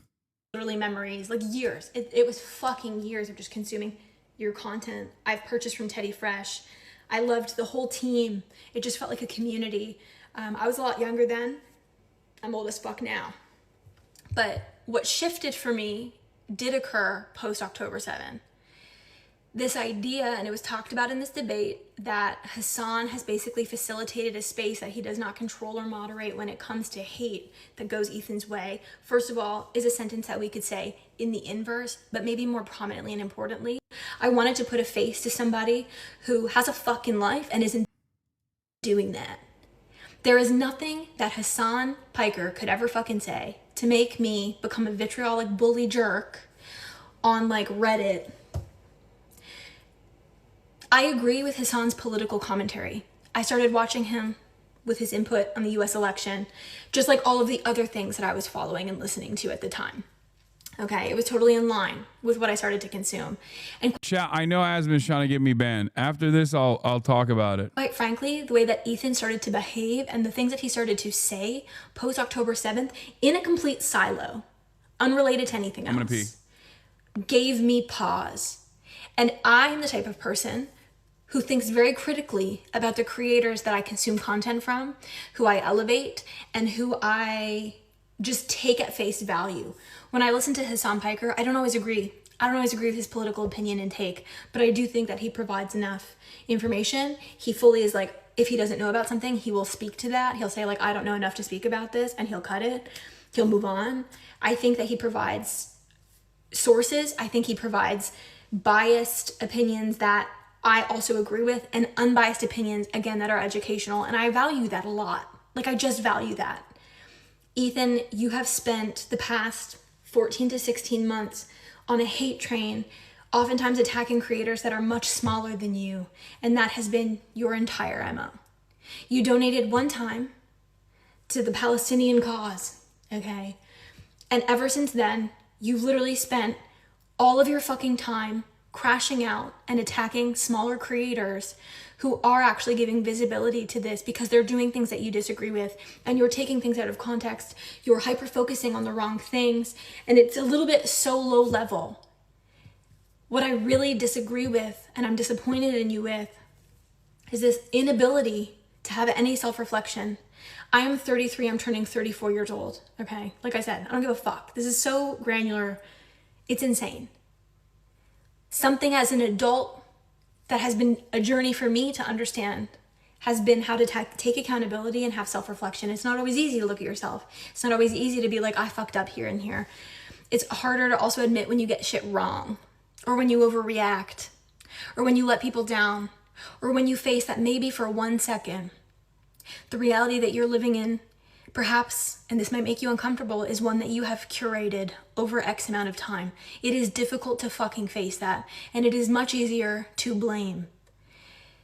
It's difficult to watch you like this. It's difficult when I'm scrolling on the internet, just on my TikTok, and I see people talking about how you're addicted to fucking coke, how, you know, we're noticing things in you like your exaggerated tics, and it just feels like you're not settled. I don't look at you and see peace. I look at you and I see that you're suffering. And it's like a mental war. And again, this is like some weird parasocial bullshit because I don't fucking know you and you don't fucking know me. I appreciate anxiety. I appreciate depression. I appreciate what you go through. And I appreciate your lived experience despite how you probably see Hasan's audience, which I think I would be classed under. But at the end of the day, your inability to reflect on yourself, your inability to understand that maybe you're wrong. Maybe you have approached some of these things incorrectly. Maybe your own lived experience is... I think it's ironic because, like, his capacity to self-reflect in the past, regardless of what people say, they're like, oh, he always harasses people. This is his content in perpetuity, all this shit. I think in spite of all of that, like, his capacity to reflect throughout that process was what made him so interesting to watch for his audience. And grew his audience in general. A frame and a lens at which you are approaching everything first from. And it's an incredible ego that has created a blind for you. And there's things happening in those blind spots, babe. And I just like this idea that Hasan has this audience that he has like militarized against you is egregious. I wanted to put a face to somebody who is an intelligent, educated, passionate person who thinks for themselves. Okay, that's it. There is nothing that Hasan Piker could ever say to make me hate any fucking creator. I like to make my own decisions and my own assessments of things. And to be honest, that first year plus Hasan was covering the US election, I was just totally tuning in for that shit. And every single time you were brought up in chat, he would say, I'm not talking about that. Ethan is not the person you should be like going against. Absolutely, you need to reframe what you're thinking about and who you're fighting against and resisting. That was the take that he had. And I need you to fucking understand that and appreciate that because you refused to even acknowledge it. And that's reality. I was watching when that was happening. I don't know, like that's just been my personal experience. And the idea that I'm so thoughtless and mindless as someone that consumes Hasan's content, that I'm this flexible to just be completely persuaded out of nowhere on nothing is egregious because you don't want to see yourself. That's how you think everyone is. And I'm talking hundreds of thousands of people. Like, babe, we're not talking like one-on-one and there's a misunderstanding with some girl that you don't fucking know. there's millions of people. Your content is seeing far less views. Like, people are watching you and they're worried about you, and they're saying that you're on drugs, and they're saying that you're crashing out, and you're not calm. When I was a child, this is an anecdote. I think it's poignant. I struggled to keep friends when I was in elementary school, okay? Trauma. I remember I was in one friend group with these girls, and they were kind of bullies to me, and I would go home and tell my mom. I switched friend groups to another group, and then they were kind of bullies to me, and there was truth to it. But when I came home and I said, the second group is doing this, my mom sat me down, and you know what she said to me? She said, Kara, we need to ask ourselves, like, are we doing something? And it wasn't victim blaming. It wasn't that. It was like, are we having self-reflection? Is there something that you're doing to make people have this response to you? I learned that when I was very young. And now, as I have gone into adulthood, oftentimes, God rest her soul, I think about that moment, and I think about reflecting on my output. And when you're a content creator, you have a community and you have an obligation. You have a moral obligation. And you also have a responsibility to own the space that you create and own the output. I am part of Hasan's community, I would say. And this is what it looks like. There's no hate for you. There's disappointment. I'm fucking disappointed in you. I'm disappointed in the content you create. I think it lacks innovation. It lacks excitement. I think when he sees stuff like that, though, this probably pisses him off even further. I'm not gonna lie, because he's like, oh, like in his perspective. By the way, she's a fucking incredible speaker. Going on for 9 minutes and 35 seconds out of nowhere is crazy. But I think when he sees this, he's like, oh, Hasan brainwashed you into hating me. Like, that's what he thinks. When it's like, these are people who, some of the people that didn't even like me initially were literally pushed towards understanding what my position was as a consequence of the way that they did not agree with what Ethan was saying about Israel-Palestine, where they were like, this is weird. That's a weird thing that you just said about like Aaron Bushnell or something like that. You know what I mean? And it's like death by 1,000 cuts, where slowly but surely, I feel like a lot of the people in his community that were very progressive, all the girly pops especially, that came in for a progressive audience, that became like a very progressive audience that, you know, loved the drama, loved the goofs and gaffs, but they realized, like, this is not, you know, it doesn't seem like he's saying stuff that I agree with, you know?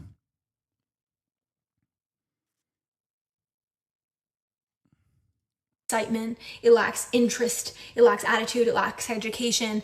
I think that you're just completely triggered at all times, and that's the content that you're creating. And as someone No, Hasan, this 33-year-old white woman is clearly a terrorist, an anti-Semitic terrorist. who is consuming, not just for, you know, goofs and gaffs, is that what it is? Throwback. It's like fallen off a little bit. And it feels a little bit like the community that you have cultivated is a tiny army of Zionists. And I don't want to believe it, but that's what I'm fucking seeing. And it's like anything that you do, they struggle to criticize. They just are 100% for you. And the difference between these communities, if Hasan says something that I fucking fundamentally disagree with, I'm going to hold him accountable for that. And if he went so far as to do something that I did not appreciate on like a deep level, it is content that I would no longer consume, not even remotely. And like I said, I don't even consume all of it just because it's not interesting. Like, I don't give a fuck about a video game. No offense, Hasan. Love that for you.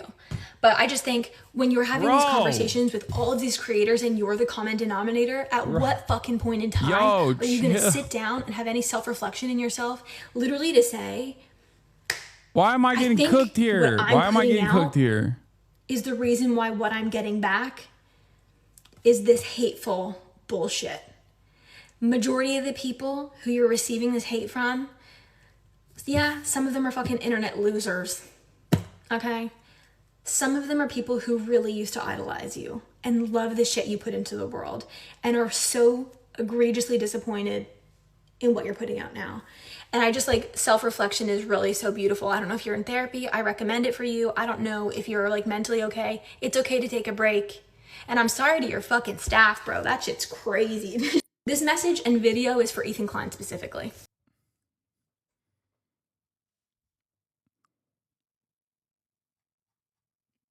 It's a shame if Ethan ever saw this, he would take your incredibly valid and well-reasoned criticism and just spin it into anti-Semitism, gaslighting, and dog whistles. It's reality that Hasan defended Ethan from hate. We were in the streams. Ethan will dismiss those clips as disingenuous, that Hasan is actually secretly plotting his downfall. Paranoia. Yeah.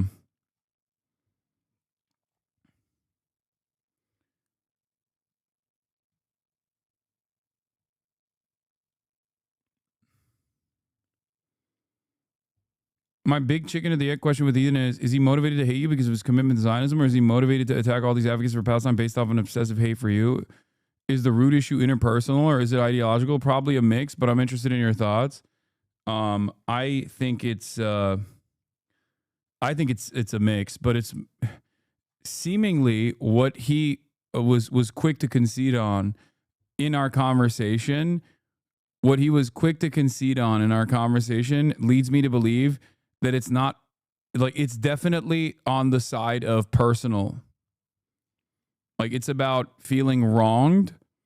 It's about misplaced anger.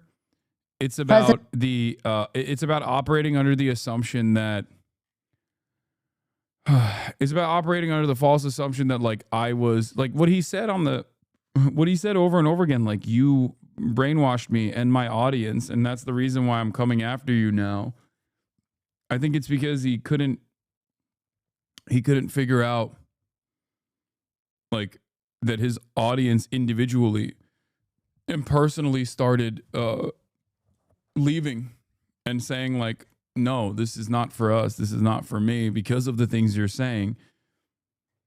Like, the Zionism or anti-Semitism aspect of it is, like, as I've said before, there's real anti-Semitism out there, and he's certainly experienced it a ton. So I think that was the reason why he also packaged a lot of the criticism that he was getting with what he perceived as, like, real anti-Semitism. Because he was like, I'm saying all the right things. I don't understand. I'm saying all the right things. I'm saying all the right things. Why are they still yelling at me? It must be because I'm Jewish. And where is this anti-Semitism coming from? It's coming from HasanAbi. He's the one who's grooming. He did. Asmongold denies Hasan's. Wait, I went on the timeline. First thing I see is Hamas University, which I think is a fucking really funny type of merch. And then this. That's it. And so anyway, and let's call you. I'm not going to talk. Like, why would I talk to Hasan so he can lie and make up a bunch of bullshit? Like he. What would I lie and make up a bunch of bullshit about Asmongold? By the way, like, this is. I like that this is his calling card now. Which, by the way, every single person that loves debate will also absolutely champion this and be like, no, it's not because he's scared, but because he's actually based and you're a liar. Because for a lot of these people, like, even their most favorite thing being debate, being denied to them is still okay as long as they can use that as a cudgel, as they can use it as a fucking sword to wield against me. He did with Ethan. I'm not going to talk to Hasan. I'm not going to go and... Did he actually say I lied a bunch when he was reacting to my Ethan shit? Asman also watched a SlopTuber saying that the famine in Yemen was caused by the Houthis and not the Saudis. Oh my God. Be like, okay, let's explain what it is. I'm watching the clip. I'm not going to explain this. I'm not going to have somebody lie to me. I have no interest and not even a slight desire to have any conversation about it whatsoever.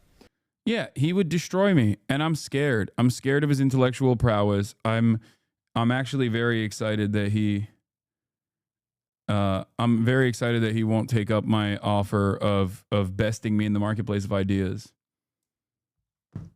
And it's certainly not because he has basically carved himself a nice little niche as the top political content creator, and if he were to actually try to have a conversation, a contentious conversation with someone who knows not that much, but just like definitely more than him, he would look like a silly man. And in a way where his audience would recognize it and would not appreciate it. For the record, there has never, ever, ever been a moment where I have been, especially when I'm directly talking to Asmongold. You could say I've been uncharitable when not talking to Asmongold, but about Asmongold. But when talking directly to Asmongold, I have always maintained charity, reacting to the charity that he has given me and my positions in the past. I didn't even call for his ban when he said the fucking Palestinian shit. Like, they're inferior culture. I never called for his fucking ban, even though his community unironically was like, oh, he wants them to get banned. He caused them to get banned.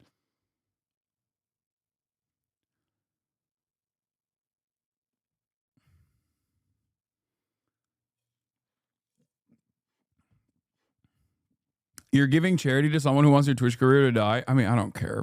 Yeah, I know. It's not, join the line, you know? You are expressing material support for a terrorist organization. You do so on a daily basis. Whoa! And that's it. It's literally that simple. It's obvious. Based. I'm expressing material support for a terrorist organization. Yeah. I'm arming and funding. I'm arming and funding the Houthis. As you guys know. That's right. Every time you guys subscribe to me, where do you think that money's going, dude? You think that's money? Do you think that money's going to the Mansion Fund? No, it's going to the Arm the Houthis Fund, or it's going to the Arm Hamas Fund. Little does Asmongold know, I am actually funding and offering material support to terrorism. I'm an American taxpayer. What the fuck do you think our tax dollars go to? You know, that's actually kind of a banger. I'm going to probably repost this Keemstar Drama Alert tweet with that commentary on it. You know?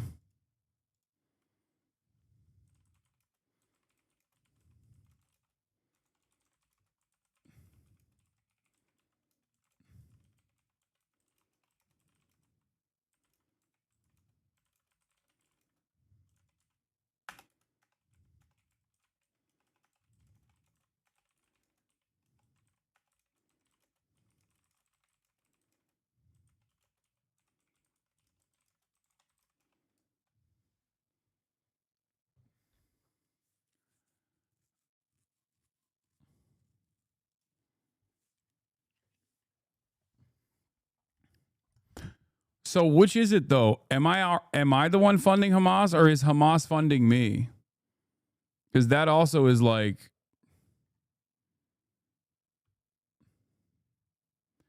what? This is the funniest fucking response to this, by the way. Okay. In a 2022 stream, Asmongold said he never used add-ons for World of Warcraft raiding, but a clip from his own stream showed him using DBM, Deadly Boss Mods, during a raid, directly contradicting his claim. Look who's talking about lying. Fucking got him, dude. Fucking got him. You fund Hamas, Qatar funds you, get it straight. Okay, so Qatar funds me alongside George Soros. And then what ends up happening is I take those funds from George Soros and Qatar. George Soros is also secretly Qatari. And then I take those funds and I give it to Hamas. Is that how this works?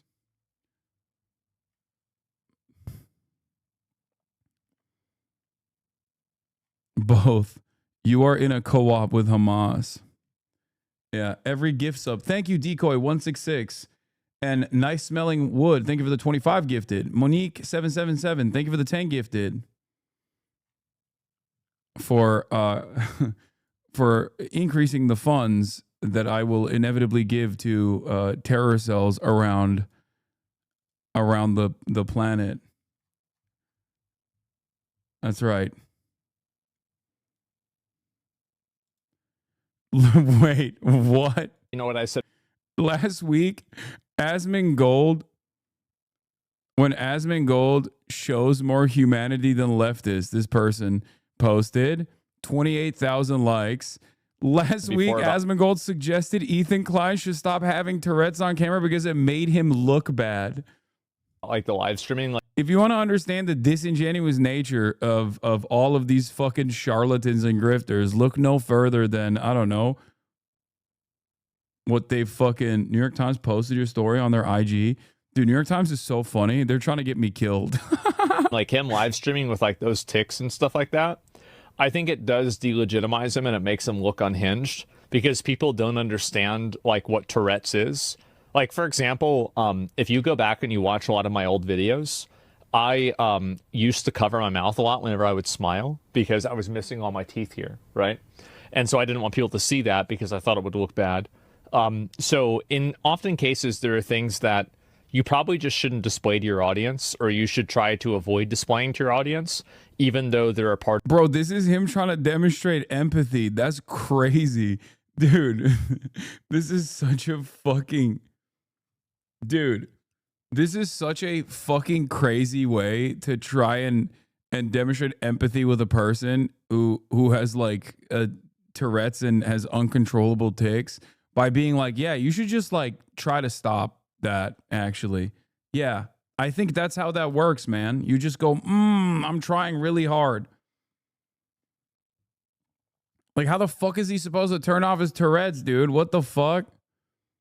Like, it's not like hygiene, dude. You can't just like brush your Tourette's away, you know, like you'd brush your teeth. Part of your identity, because it could lead people to have conclusions about you or draw those. No, he straight up said he was a bad person. Stolen valor. It wasn't me displaying humanity. It was my mods. Conclusions that are not charitable. And I know it might sound like a heartless thing to say, but I'm a pragmatic person and I'm just being honest and I'm trying to look out for what I think is in somebody's best interest. What an insane... Yeah, thank you for looking out for Ethan's best interest by saying, just fucking shut your ticks off, dude. And sometimes that means telling them something they might not want to hear.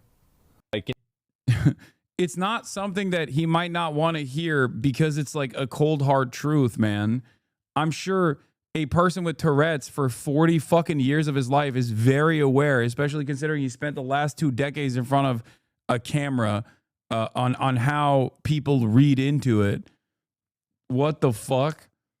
Yeah, he knows, dude. I mean, I know he knows. You know, that's crazy. What an insane thing to say. Jesus Christ.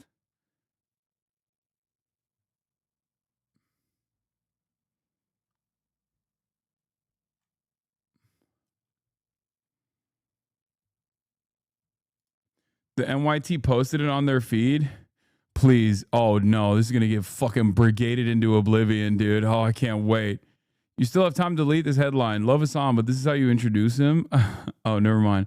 Hasan's a legend. Very handsome legend. Now that we've shown this, by the way, I know hella people are going to go in there and write fucking awful shit. So if you're watching, you know, go show the New York Times some love, at least for this article, please.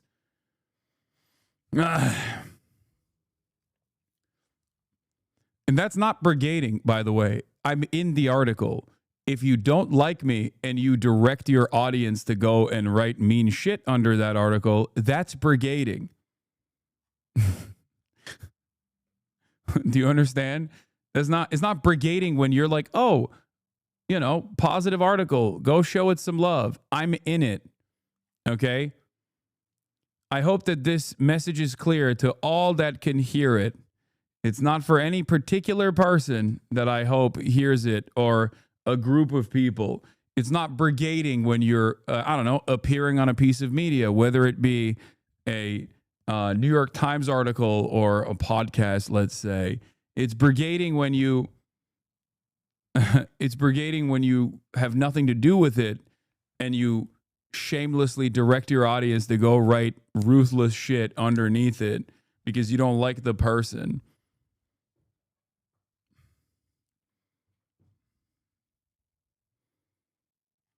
Anyway, oh, I didn't even get to the fucking Asmongold tweet that I was gonna get to. Yeah, Asmongold was also trying to get me banned. I said free speech defenders when you say anything that isn't a slur. Check Hasan's stream title. He's so happy. Also, what about this implies happy? Like, what the fuck? I say Houthis show the limit of Iron Dome. Like, that is literally the condensed. That is a condensed news title on my Twitch stream,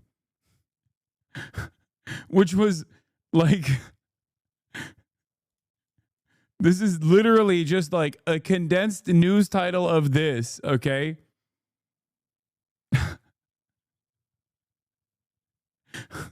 The CNN celebrating it, dude.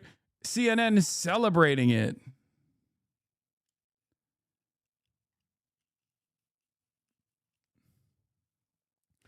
You're a loser. You support terroristic groups. You're nothing but a loser. Keep crying, dude.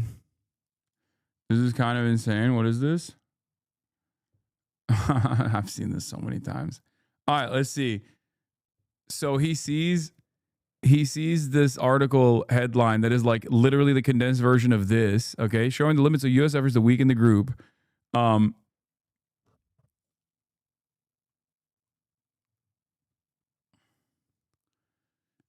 But in any case, let's take a look at what Asmongold said when he read this. What is it? Houthis show the limit of the Iron Dome.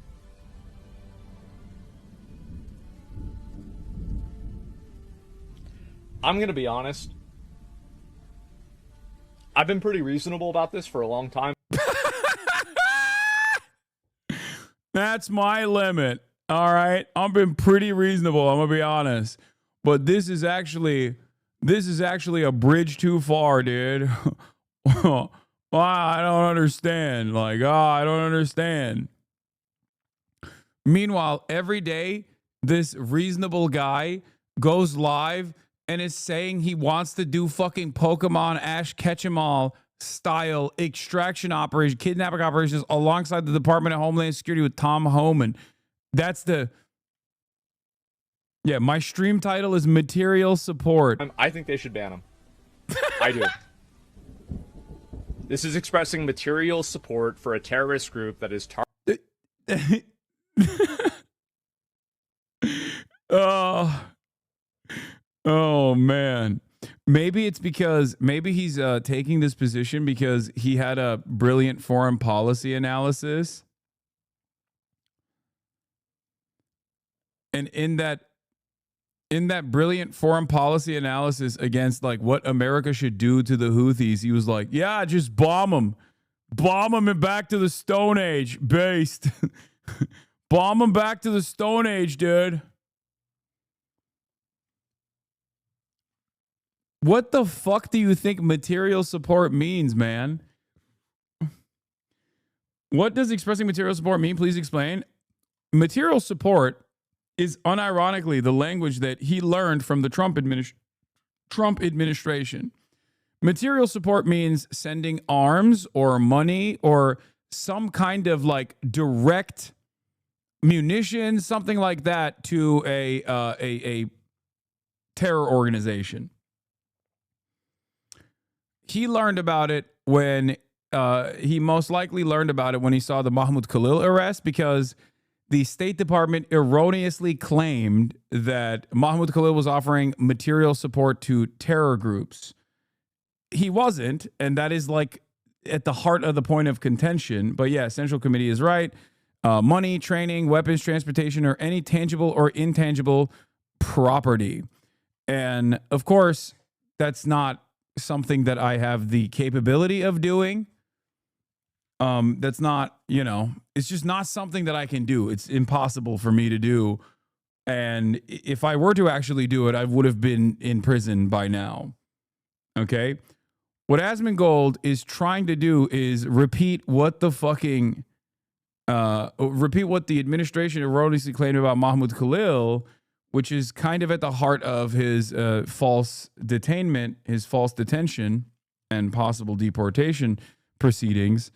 Because you can't just do material support through even coming out and being like, the Houthis are actually on the right side of this conflict as they stand against Israel's genocide. Like that's not material support. That's ISIS charity stream would be bannable. No, even a Hamas charity stream, a Hamas fundraiser is not only bannable, but it's also, well, one, it's impossible. Okay.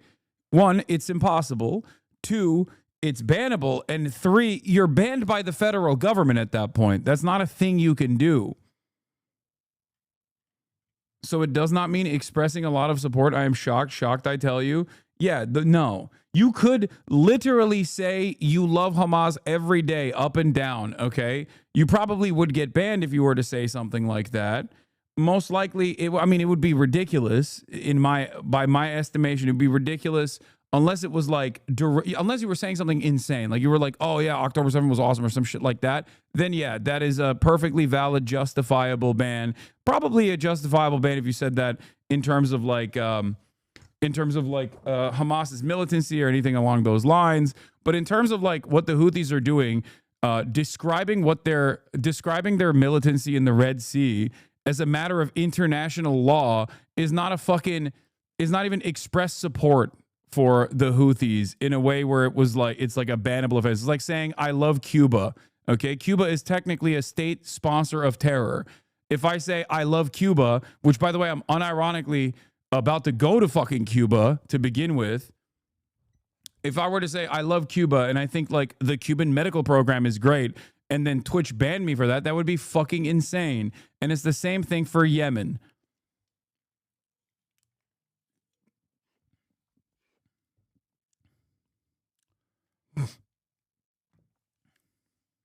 Sounds like you are scared you are about to be banned.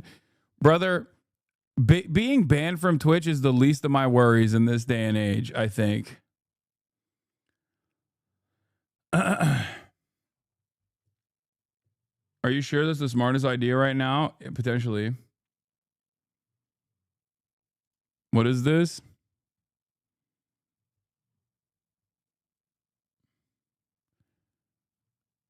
Wait, what? Why did you assume this was about you, buddy? Is this because you know you're pushing terrorist propaganda, which is against TOS? Wait, where did I say this was about me? What? Where does it say that? No, I'm just saying it'd be awesome if you left Twitch. Does he not understand words? Like what?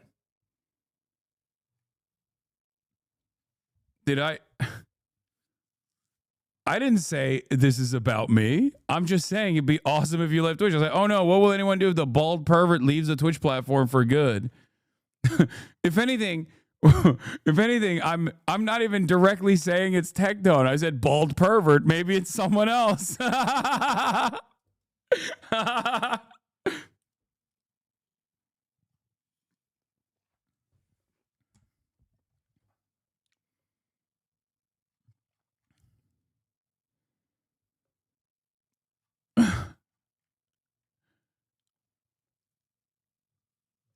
Check the replies. He did mention you under that post. He did. I mean, I don't really give a shit. Okay, you tagged him though? No, I didn't. I mean, obviously I'm mentioning him and obviously he's mentioning me. I'm just fucking memeing.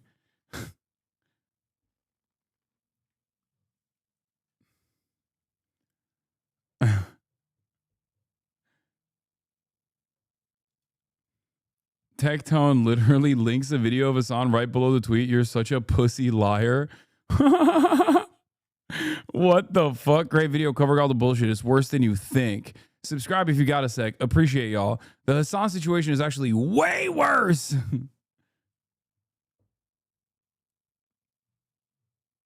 Free speech warriors, when they see something.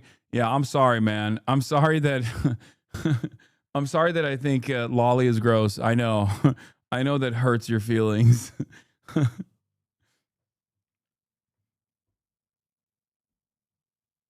Didn't Tectone do some sexual assault or something? I think so. Yeah, I haven't really kept up.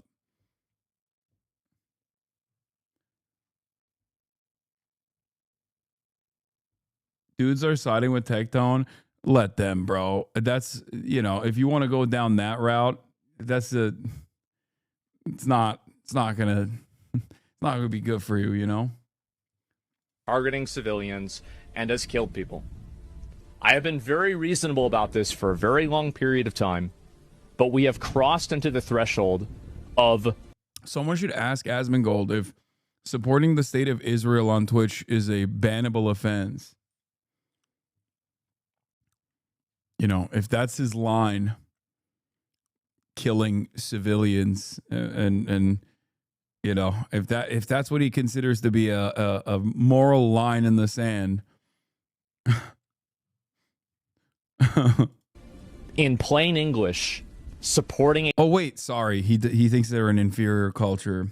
He thinks Palestinians are an inferior culture, so they deserve to be genocided. That's what he said. So I don't think he... I don't think he cares. That's right. A terrorist organization that is actively attacking civilians. This is totally unreasonable. There's no justification for this. There's no way that this is okay. Okay, I didn't listen to this full clip beforehand. If I did, I wouldn't have said free speech defenders when you say anything that isn't a slur. Because holy fuck, dude.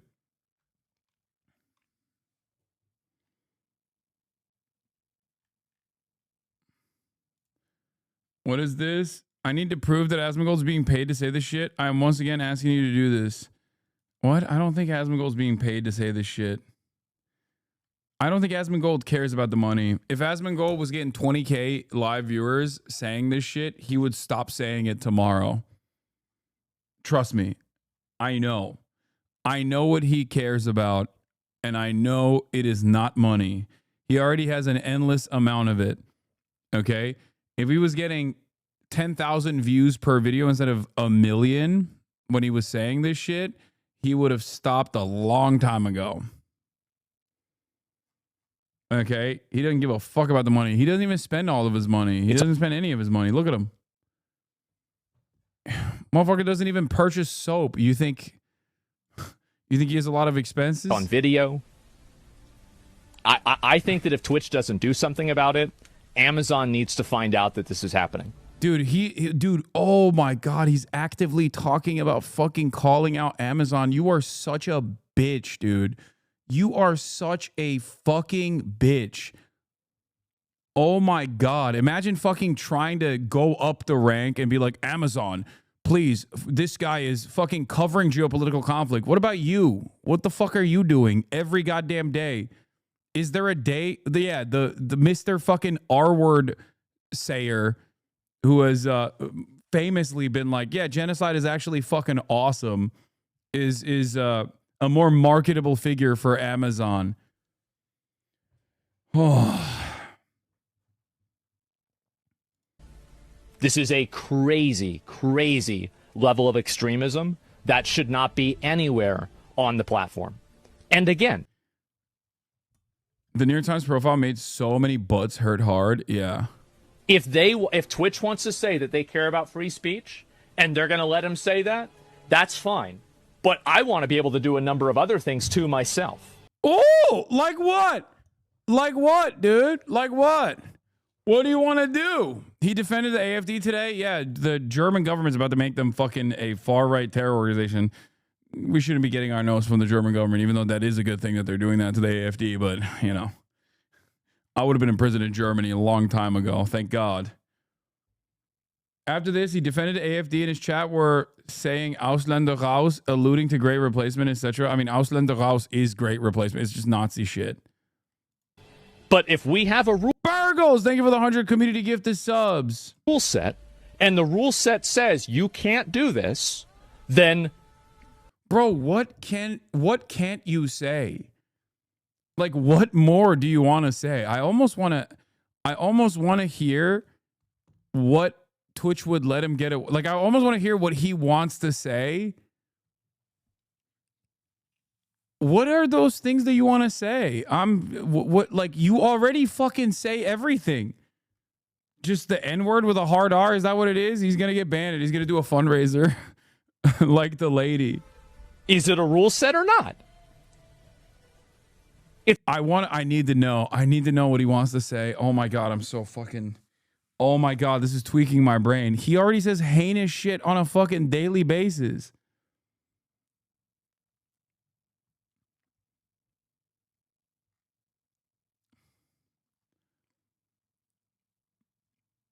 I don't know.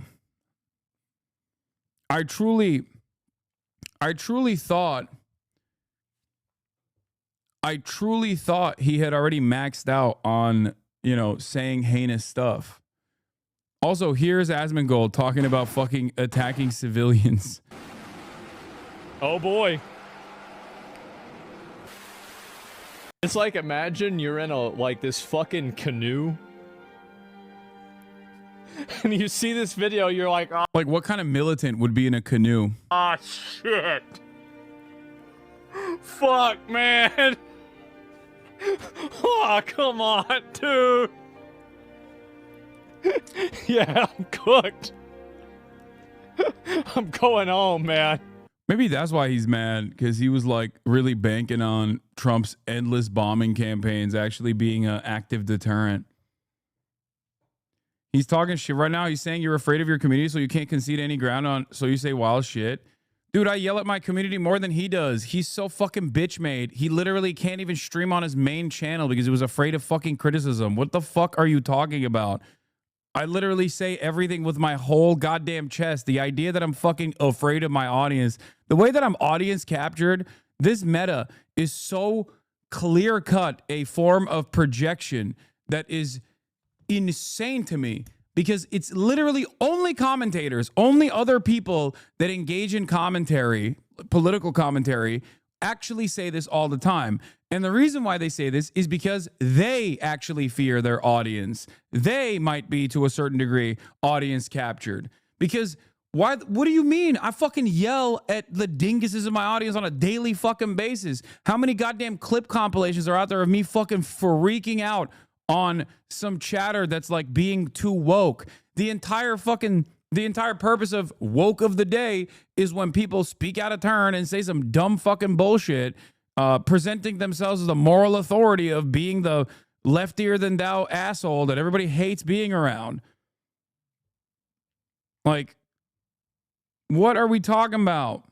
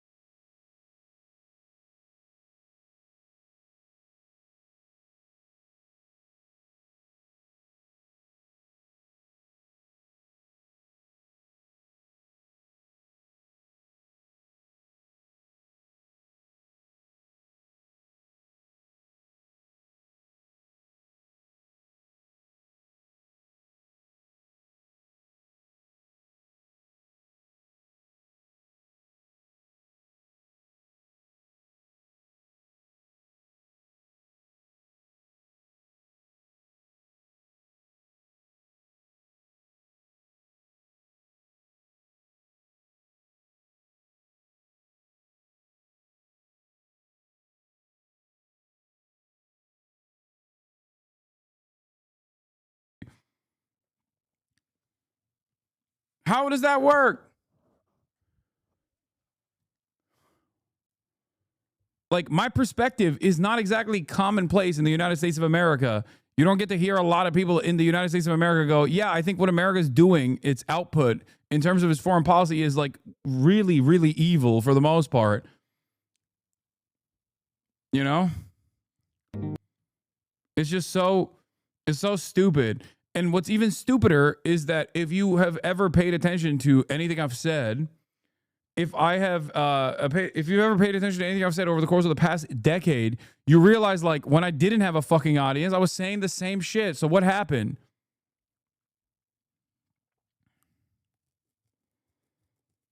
I forget that I'm wearing an apolitical centrism hat, so a lot of people are probably going, what's this apolitical centrist freaking out about? His positions are commonplace. Common sense is not so common. Anyway. Imagine complaining about America, but then claiming you'd be a resident in other countries. What a hypocrite loser. Just move out of America if you were so bad. Hey, dumbass, I don't think you've heard me. I'm actually complaining that I might get arrested in the United States of America now. And there are people who are trying to do that to me right now. Wake the fuck up, dumbass. We're all going to jail if we're not saying "Am Israel Chai" hard enough. Okay, good, you should. Okay, man. Well, despite the fact that you're an absolute fucking baboon, I will still advocate for your best interests, okay? You might not understand it yet, and you might actually never understand it, considering how fucking... never mind. Yes. Calling for the death of innocent people is actually insane. When have I done that? What are you talking about? I've never done... You are hallucinating. You are hallucinating this. I cannot entertain your hallucinations. I can't... I'm sorry. You know, it's just, that's a you thing. You've made it up. Okay? You've made it up in your fucking mind. What the fuck are you talking about? What the fuck are you saying? Innocent boat drivers were killed or imprisoned by terrorists? Oh my God. Dude, take this up with Israel, please. I beg you. Okay?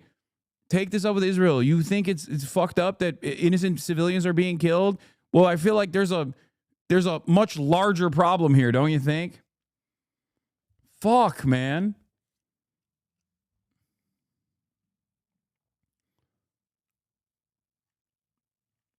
Motherfucker said boat drivers, dude. It goes to show the mental state of Asmongold heads, dude. Holy fuck. Where's the Barstool tweet? I need to defend my boy Dave Porkboy, okay? It's time. It's time. We must defend Dave Porkboy. He's under attack. And actually, it is unironically an instance of like very real anti-Semitism that these dumb fuck frat boys were engaging in. Which is crazy because it's like, it be your own people, you know? It be your own fucking people, Dave. Hate to see it. I need to defend my dude Dave Porkboy guy. I mean, it's true. Yeah, no, they got Dave Porkboy of all people to be on the right side of an issue again. Okay? Which is crazy. Where is the fucking Colin Rugg post? Someone sent me that goddamn Colin Rugg post. Not the Dave Porkboy post, but I need the Colin Rugg post that actually details the incident that took place. I need to... I had it open, but I lost it. Please. No, not the Stool Presidente tweet. I need... Colin Rugg actually posted a Dave Porkboy statement, and he also posted the incident that took place. Here it is. All right. Colin Rugg, new. Barstool's Dave Porkboy vows revenge after seeing a "fuck the Jews" sign at the Philadelphia bar last evening. Portnoy says he's tracking down the people responsible and has already fired 2 waitresses. I'm gonna fucking make it my life's fucking mission to ruin these people. Like, I'm coming for your throat. I have been on a trail. Trust me. I've been on a trail. You think I'm gonna put up with this shit at my bar? I'm giving you 1 fucking hour. All right, emergency press conference time. So I'm getting ready to go to the Met Gala. And all of a sudden, my phone, the last hour or two, my phone's... He's going to the Met Gala? He was invited to the Met Gala? What is happening, bro? Yo, it is the okay. Wisdom. I gotta take the fucking hat off. I can't be apolitical right now, all right? I gotta defend my boy Dave. Okay? But before I defend my boy Dave, I have to say, Met Gala, end times. Dave Porkboy at the Met Gala is no longer a recession indicator. Okay? Wisdom was not invited to the Met Gala. The Bet Gala? Oh.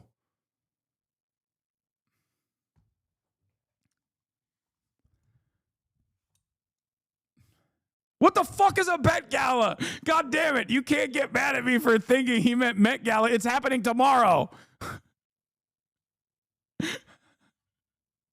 What? Yes. Wisdom was not. Yeah, I'm still mad. I'm still mad that Wisdom wasn't invited to the Bet Gala either. That's fucked up.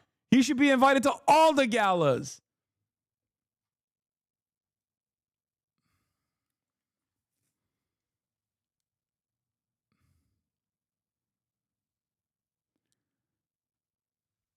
Hold on.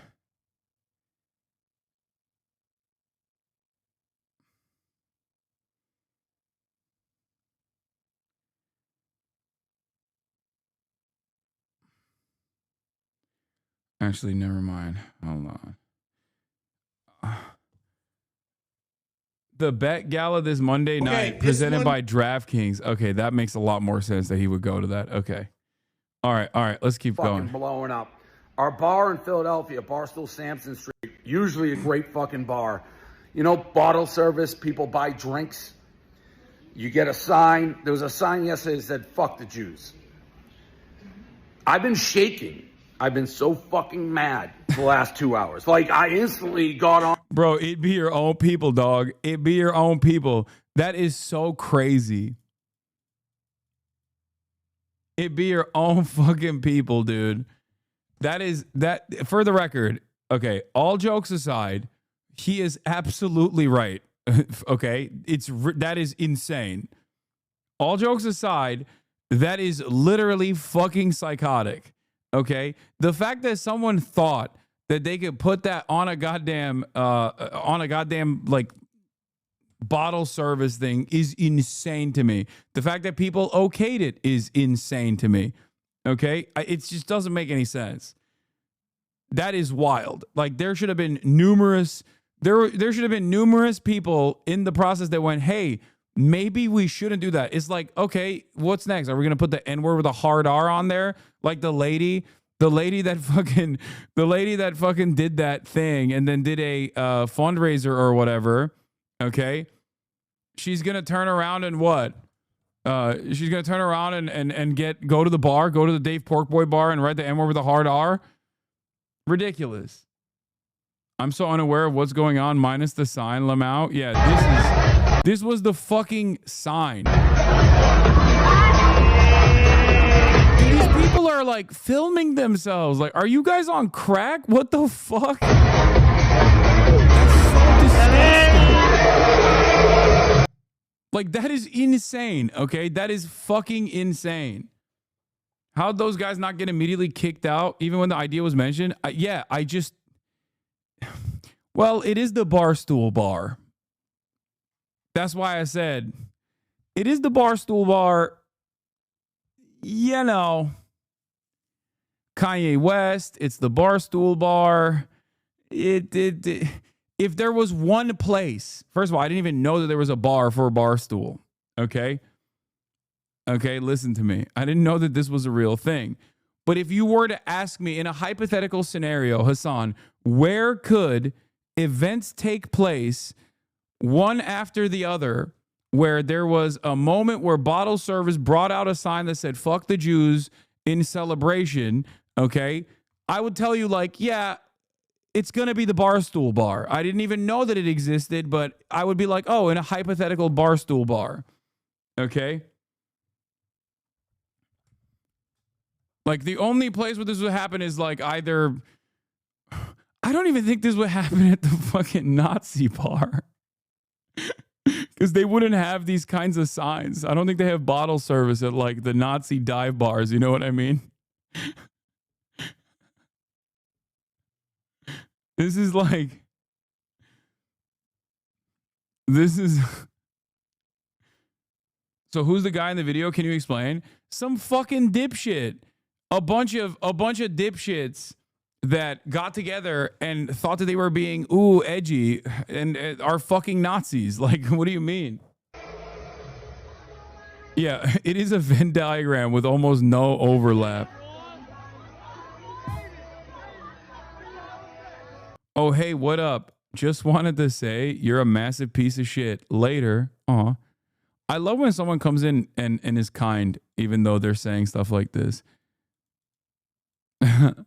I can't afford groceries, rip, winning. That's right.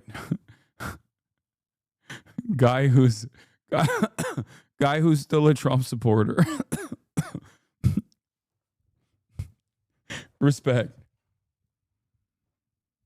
I hope you're able to buy groceries soon when the winning comes in, when the winning kicks in.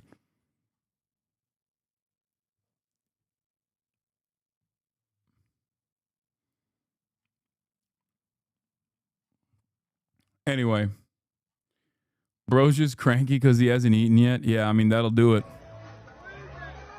Oh. Like, dude, and they're proud too. They're like fucking, they're like, this is crazy. This is, for the record, if you're wondering what real anti-Semitism looks like, this is it. Okay? And ironically enough, yeah, the staff brought it out, and the staff wrote it. Like, the fact that there were people that literally okayed this, like you wrote it on a napkin and you said, this is what I want on my sign. And then someone went and took the letters FUCKTHEJEWS and planted them, okay, on that fucking sign. And then numerous people saw it in the process and were like, here, let's get these bottle service girls to bring it out. And at no point did anybody go, what the fuck are you guys doing? Kick these fucking losers out of the bar immediately. We are not putting out a fucking sign like this. The very fact that there were numerous points where someone should have fucking been like, let's not do that. That's insane, actually. It's like I know the dipshits that ordered it are probably drunk, but I don't think the fucking manager is on crack, right? Wait, where is this? What the fuck? I missed the explanation. Okay, everyone that's asking for explanations right now, I know you just probably came here from the Asmongold stream, okay? I know. I assume he ended the stream because I started receiving a lot more hatred in the chat. So all of you motherfuckers are outing yourselves as Asmongold watchers, okay? And immediately you came in and fucking outed yourself, okay?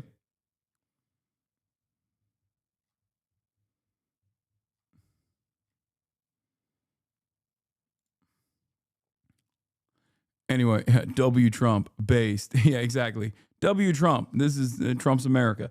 So here's the thing. Temple students suspended after anti-Semitic sign at Barstool Sansom Street. At least 2 waitresses have been fired, according to Dave Porkboy. He says we're going to get answers on why this happened. I mean, I can't believe I'm saying this, but I'm like fully in agreement with Dave Portnoy.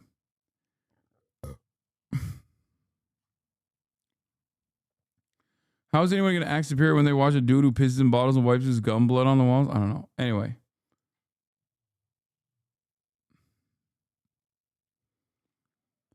Show Asman watches that Yeet is a 14-year-old kid. Wait, what? No. Ain't no fucking way.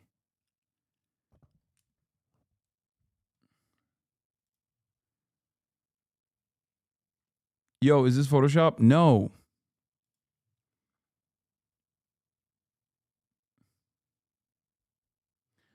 So, Yeah, this is bottle service chatters for nightclubs and I guess like bars as well. Connor is so fucking funny. How does he find this stuff? What is it? This guy is actually. Can we get this guy in here? This guy's actually the biggest loser. It's so funny. He is like actually like a high schooler that just like hates his son and like loves Destiny. He's so awesome.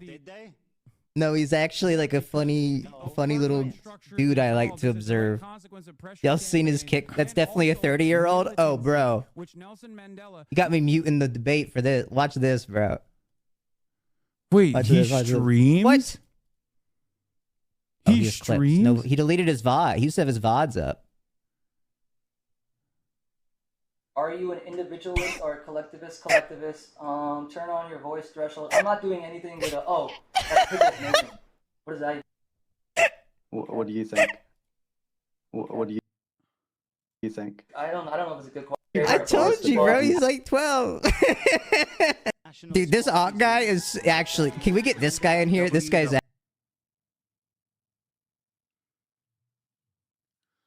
I think everyone that watches his kick streams should be on a watch list. Everyone that goes to his community should literally be on a fucking watch list.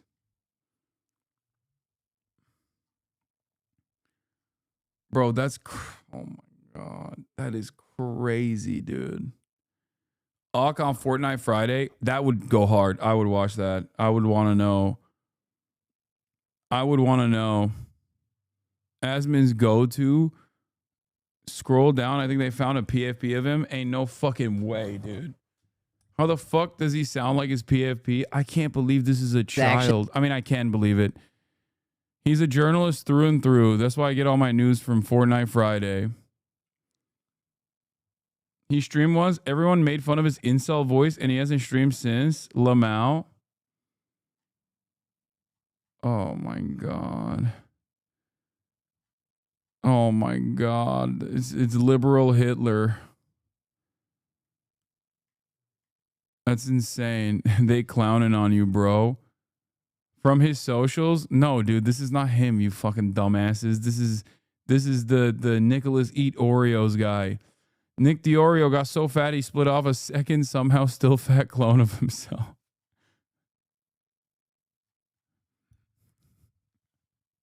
That's ruthless.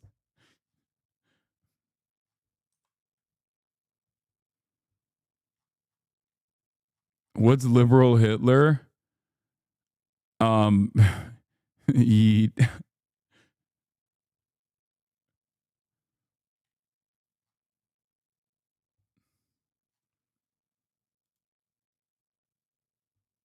Actually, I agree with Diddy Dan now. They should nuke this platform. It would be for the betterment of society.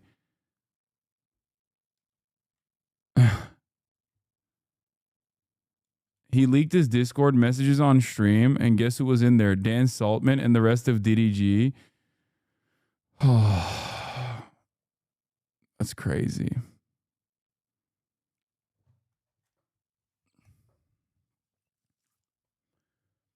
That's not surprising.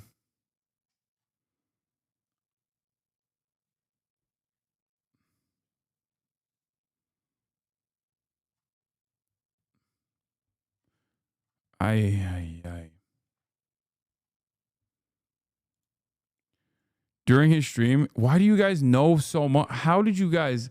I mean, I get it. It's like fascinating to find out more about like such a insane person, but like, how the fuck do you guys know so much about this? They hate us. They call us names, but they can never call us liars.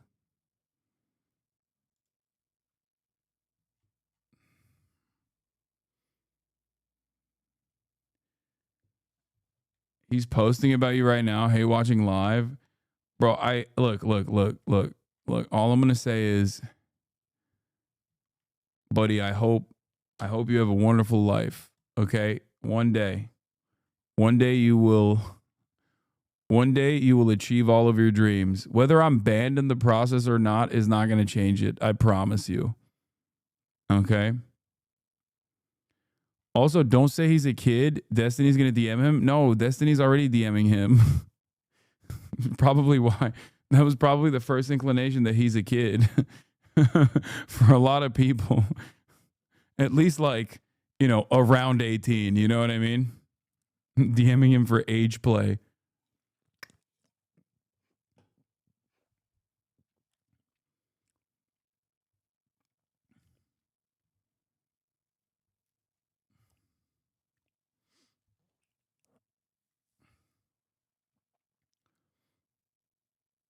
Eat actually showed Lolly on his stream too. Where are you guys finding this shit? Where are you finding this shit? How are you finding this shit?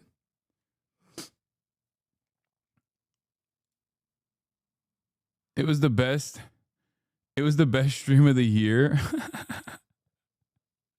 I bet. Who is this? It's that fucking stalker account. This one that like seemingly is dedicated mostly to like whatever is happening in my life. And he every now and then he'll pepper in some like other shit from the streamer space, but it'll quite literally be stuff that's like look. Let's check in on Hoscord. Like what, how is this worthwhile to post?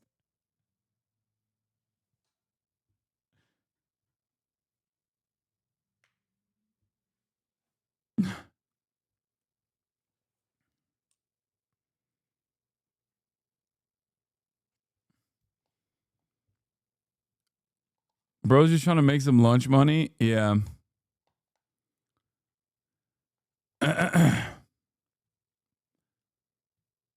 Yeah, I'm gonna be honest. I think it's now that I've found out that he's like a teenager, I hope he's at least like making some money out of it. You know what I mean? And he should also be careful of who he talks to online. Like they're gonna fucking manipulate him. Watch this, bro. Like actually. But he should also definitely go on Fortnite Friday. Oh, he has clips. No, he deleted his VOD. He used to have his VODs up. Are you an individualist or a collectivist? Turn on your voice threshold. I'm not doing anything with a, oh, that's Pickle's nation.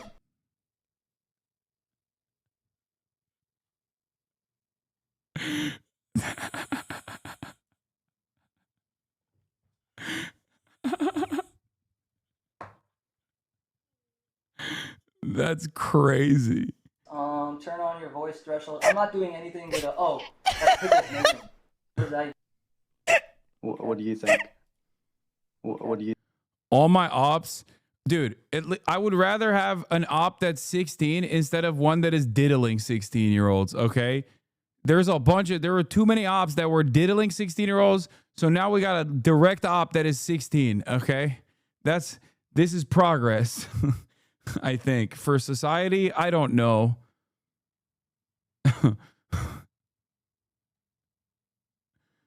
Oh my God, the stalker is a child. That is crazy. He keeps tagging the fan account. This is probably where your Fox News comment request went.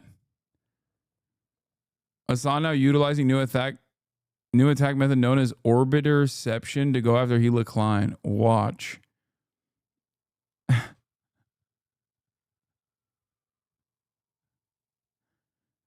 When Wally had Diddy, Dan, and D on the stream, D couldn't help himself from defending Lolly aggressively. Oh my God, do you guys just like sit around and watch this stuff? That's crazy. This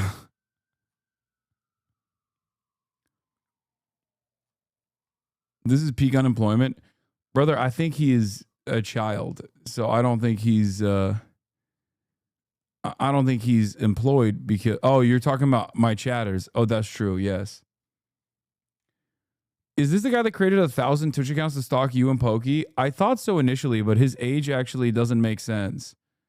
Because if this was that person, then that would imply that I think that's a separate schizo stalker, because he's posted about the separate schizo stalker in the past, being like, that's not me.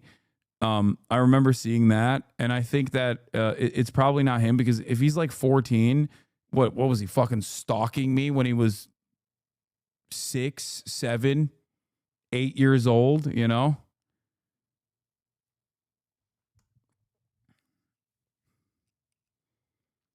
the "that's not me" routine. No, that completely checks out. He actually argued with D about Lolly, said he's going to start law school soon. Lol, lol, lol. Oh my God. So he's not a teenager. He just sounds like one. How do you not realize y'all are losers too? I mean, I am. I know. But at least like a lot of the people that are losers in here, myself included, are entertaining themselves. You know what I mean? I guess these guys entertain themselves by doing this. You know?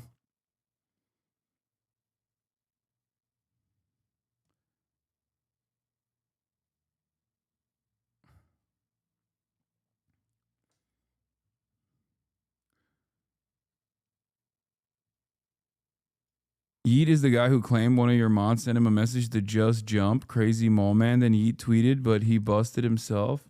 What?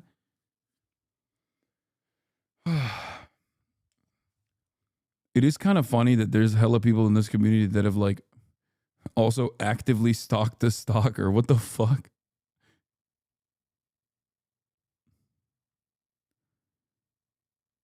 Bro, I love you calling out Yeet finally. I mean, I've talked about him before, but every time I talk about him, he gets even crazier.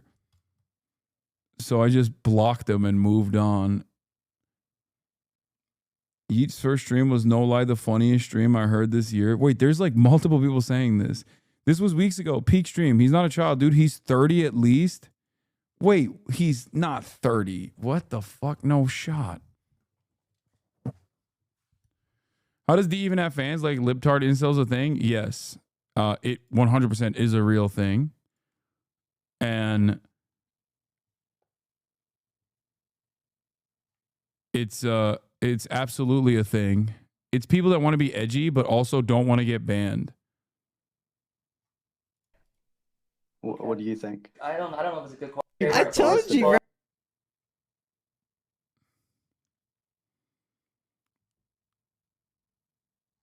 Jesus Christ.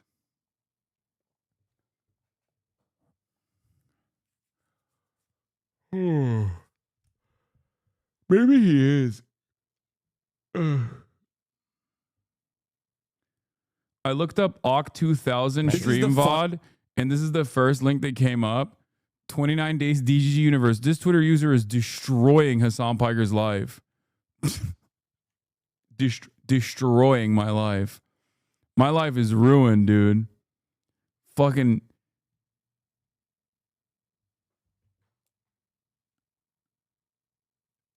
fucking 50-year-olds discussing on their very serious podcast what some fucking teenager sounding dude who's a stalker is doing. Destroying. My life is ruined.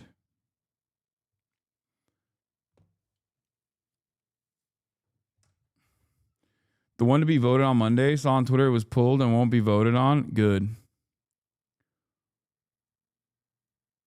I've seen one stream of his and he kept leaving and saying he has IBS.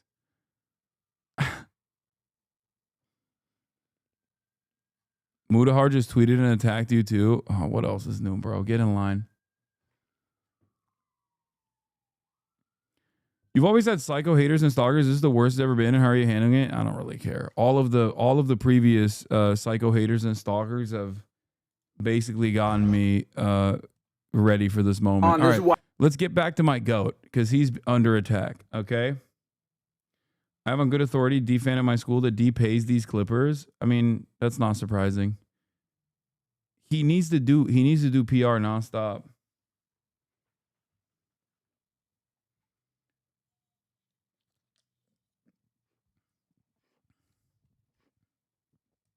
Whenever I click on the fans of HasanAbi, also watch tab on the explore section of Twitch. The #1 recommended streamer is Asman. You have no idea how much chat watches your haters. I guess it's not the worst thing. They keep me posted.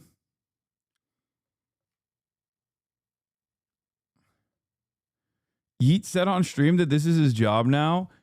Bro, I'm literally... Oh, that's crazy. This motherfucker's getting paid to stalk me. That is wild. All right. Look, hey. Listen. Make your money. Respect. It is what it is, you know?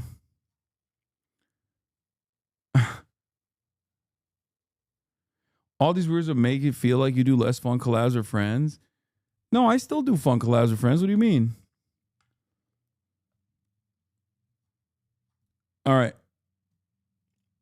Let's keep it going. Let's talk about Dave Porkboy. Why the emergency press conference was late? Because I was so over the top. It's like, I'm going to fucking make it my life fucking mission to ruin these people. Like, I'm coming to your throat. I'm never ending. And I just sat, and for the last 2 hours, I have been on the trail. Trust me, I've been on the trail. You think I'm going to put up with this shit at my bar? So I've been hunting down waitresses, the table who did it, and everything you can fucking name, because I want fucking consequences for fucking actions. So I'm not just sitting back like, oh, what are you gonna know? Trust me, I have been on it. I believe the 2 waitresses responsible for the table already fired. I talked to one of them, one of the dumbest fucking humans I've ever talked to in my life. She's at a fucking dance recital. She's like, can I call you back in 20? No fucking honey, you fucking can't. This is your one chance to talk to me. Idiot, total idiot, this girl. I've talked to the guy Mike Wade who's tagged. Guess what? He wasn't even fucking there. I had this kid basically in tears turning state witness to me, rolling on the people who were there. I've talked to one of the 2 guys who fucking did it. He's like, I'm not anti-Semitic. He's basically crying to me. And I'm just like, I don't fucking buy it for a second. Who the fuck would do that sign in my fucking bar? You think I'm just gonna sit here? I'm gonna make it my fucking mission to put you in the lights. My fucking mission. Kid's crying. I just hung up on his ass. Bro. Okay, calm down, dude. Goddamn. Oh my God. How is it that it made its way to some random person's fucking account, though?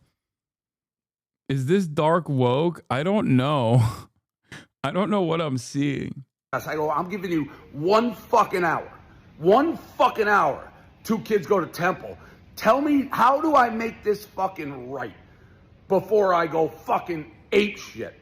You want to take anti-Semitism classes? You want to do whatever? You make it feel right. I don't need your fucking tears. The Mike Wade kid wasn't even fucking there. Wasn't in the bar. We got the footage. He's not even fucking bar. Trust me, they're pulling the footage. They're doing this. I'm 20 steps ahead. I'm using everything. I'm like, I am going to come for your fucking throat unless you give me answers. The 2 girls at the bar, idiots. This one girl, one of the waitresses, I just told her, like, you're the dumbest motherfucker I've ever talked to. 25 years old, going on fucking 2, you fucking dumb fuck. What I'm saying is I'm getting the names. I'm trying to be a little responsible. I'm trying to keep it together, but I'm on it. It is pretty wild because, like, this story is happening while simultaneously a white lady who called a black 5-year-old child the N-word with a hard R is fundraising like $1 million off of it. I mean, this is a reasonable crash out. It is a fucking insane thing to do. Okay, there's more. He's sending them to Auschwitz. All right, real quick update on... That's...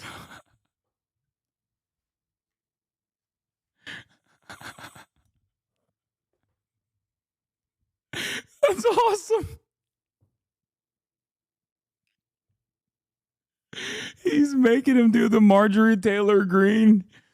He's gonna make him write a book report, dude. That's okay. Low key. This is the best course of action.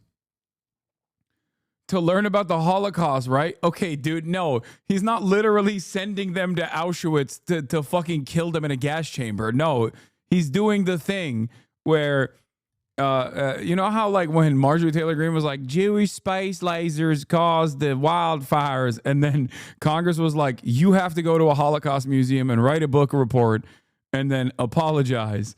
And then she did do that. But it's not even a racist slur. It's just F and a group. Come, bro, get the fuck out of here, dude. What are you, fucking insane? Yeah, it said fuck the Jews. What do you mean? And the reality of the matter is, like, I think it's unacceptable across the board. There's just no, I can't think of like an instance where any kind of marginalized identity gets that grossly attacked. You go to a bar owned by a black person, and you fucking say like, you know, fuck black people or whatever, and get that written on a thing, you're gonna get clapped in the same fucking way. Yeah, he didn't say fuck the Chiefs, brother. Like, he didn't say fuck the Red Sox. He said fuck the Jews. Like, that's insane. Anyway, that was ironically what Felix's joke was. I can't banter. I thought this was what sports were about. I hear all sorts of nasty stuff about the White Sox, but the moment I talk about a way more established franchise, I'm the asshole. Fine, fuck me. Back to following kickboxing exclusively. Like, Felix literally did the joke that chatter was saying. Felix literally wrote a joke that chatter was unironically advocating for, okay? Oh, that's fucking so stupid. The fuck the Jews sign that was at my bar in Philadelphia yesterday. There 2 hours ago, quoting Felix again. I'm gonna get in trouble. Literally could have cooked an egg on my head. That's how much steam and heat I had come out of my ears. And the more I thought about it, it's like these are young fucking morons who did this. They're drunk. It's like, you really want to ruin somebody's life? And let me be honest. I don't know what's going on in the world. Dude, he's so, oh my God. He's so funny. He's like, I calm down. I don't want to ruin some drunk asshole's life. It's like, bro. Dude, he is literally,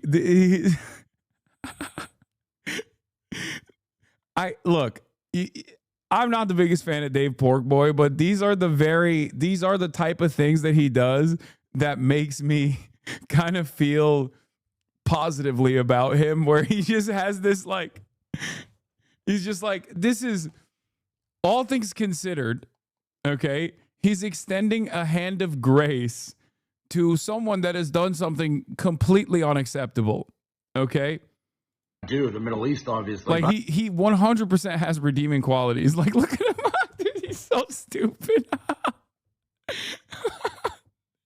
In the Taylor Swift shirt, too. They're drunk. It's like, you really want to ruin somebody's life? And let me be honest. I don't know what's going on in the world. I do, the Middle East, obviously. But I've been doing Barstool for 20 years. I've had more hate, more anti-Semitism in the last year and a half than I've ever had doing it. You're on Twitter, dumbass. You're on Twitter. You love the administration that literally partnered with the guy that did this. Everybody always turns around and is like, how could this have happened? This is my favorite fucking meta amongst conservatives who love Donald Trump, some of which are Jewish, that keep going, we're all trying to find the guy who's responsible for all of this anti-Semitism. It's like, bro, he's right there. He's right there next to Donald Trump all the time. Okay? Like, what are you saying? I'm so confused. Like, yes, Israel has played a role in this as well. But if you think it's not because of Twitter, you are fucking delusional. Twitter has basically unleashed an endless torrent of unstoppable bigotry that has completely changed the dynamic of every website. It's not just Twitter, because I thought foolishly that shit would at most stay at Twitter. I forgot that Twitter is integral to all of the other websites, because a lot of the people that are on other websites are also on Twitter. So they get their notes from what's popping on Twitter. What is popping on Twitter? Adolf Hitler. That's what's popping on Twitter. Ain't nobody's popping off on Twitter as hard as Adolf Hitler has been since the Elon Musk takeover. And it's so crazy that all these other guys that are aligned with Elon Musk and aligned with Donald Trump turn around and go, well, how did this happen? Oh, so much anti-Semitism. What happened? How did this happen? It's like, bro, look around. They're posting Adolf Hitler fan cams on the timeline, and it's getting 100,000 likes. What the fuck do you mean what happened? Holy shit. They literally are just like, no, I'm tunneled in. It can't be Twitter. It can't be Elon. It can't be Donald Trump. There's no fucking way it's Donald Trump. It's got to be something else. It's got to be anything but Elon Musk in the fucking website where he's actively talking to Nazis and constantly talking about how, he agrees with Nazi ideas. I don't fucking get it. I don't understand. It's got to be a secret third thing. It's got to be Hamas activists on campus. It's like, no! You fucking idiot!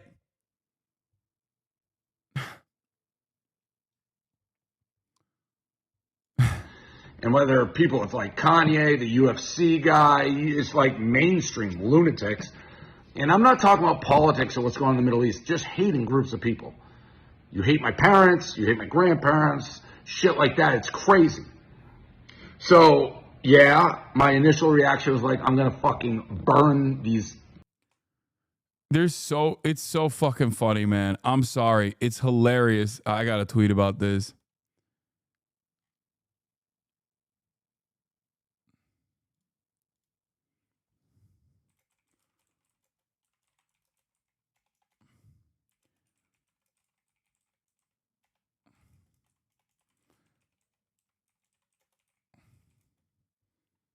Hold on. People to the ground, their families, everything.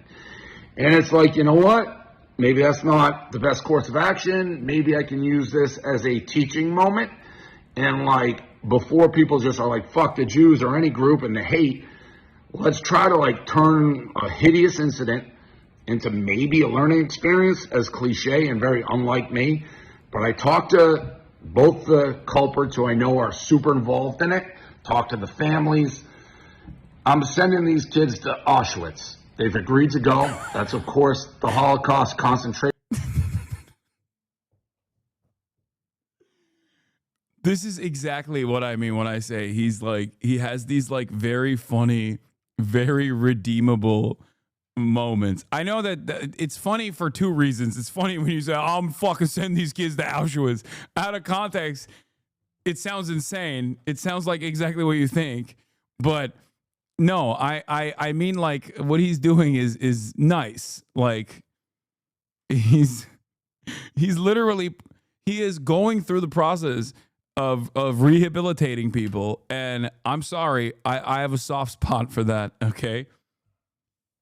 Were they rich or something? I think they were. That probably part of it is the reason. Camps. Been in touch with the Crafts, who run the anti-hate group. We're going to send these kids to Auschwitz, and they're going to do a tour of the concentration camps in Germany, and hopefully learn something. And maybe like their lives aren't ruined, and they think twice, and more importantly, other people like see it's not just like words you're throwing around. So to me, that's a fair outcome of this event. The two waitresses who worked at our place fired. One of them so dumb, Kelly, just the dumbest human I've ever talked to. And I don't know if she thought she was making a political statement, but it was basically her alone. Didn't go to a manager. Kind of. Does Dave Portnoy think Auschwitz is in? No. Did I mishear what he said?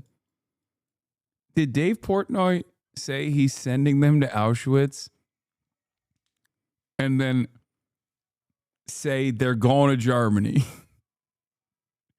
Does Dave Portnoy think Auschwitz is in Germany? He's so fucking stupid. Come on, dude. Yeah, you know, Greater Germany, Lebensraum. That's what they were fucking saying. Well, what do you mean? He's doing his best. He's doing his best. He's doing his best.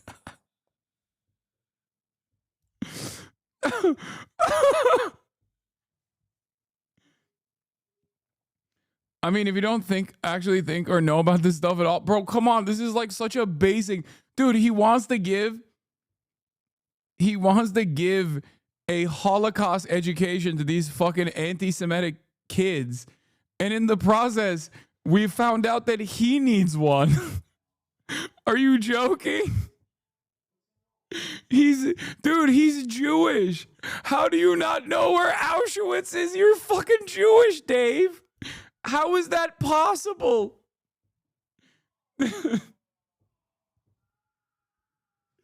Dude, that is nuts.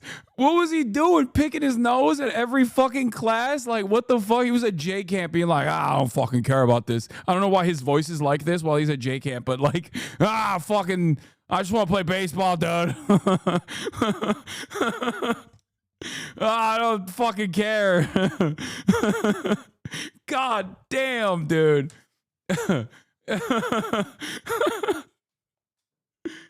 Oh, god damn, that's funny. It's so good. This is awesome. Oh, it's hilarious. Like their lives aren't ruined and they think twice, and more importantly, other people like see it's not just like words you're throwing around. So to me, that's a fair outcome of this event. The two waitresses who worked at our place fired. One of them so dumb, Kelly, just the dumbest human I've ever He hates Kelly. He really hates Kelly. talked to. And I don't know if she thought she was making a political statement, but it was basically her alone, didn't go to a manager, kind of forced another girl to do it. She should have said no, but the other girl put up a fight. Those two girls are fired, but more importantly, the people who ordered these signs, they have agreed. I'm going to pay for it. We're going to send them to Germany to Yeah, no, he thinks, oh my God, he literally, I had to rehear it because, no, he actually unironically said Auschwitz, Germany. Auschwitz and learn a little bit about history. And we're going to send them to Germany, to Auschwitz, and learn a little bit about history and hopefully, get educated. And this is one of my favorite Dave Porkboy moments, actually. Like, there was so much, this was such a target-rich environment for fucking humor. use this as a teaching moment, not just for them, but maybe for everybody. So that's where we're at. So for everyone who wants these kids' lives to be ruined, I think you can lay off, and I think this is a fair fucking trade. I do like that though. He isn't Jewish. His ex-wife is. He's still a massive dumbass though. Wait, I thought Dave Porkboy was Jewish. I could swear I saw him wearing a fucking yarmulke or something at a UFC fight, waving a fucking Israeli flag. I'm pretty sure he is.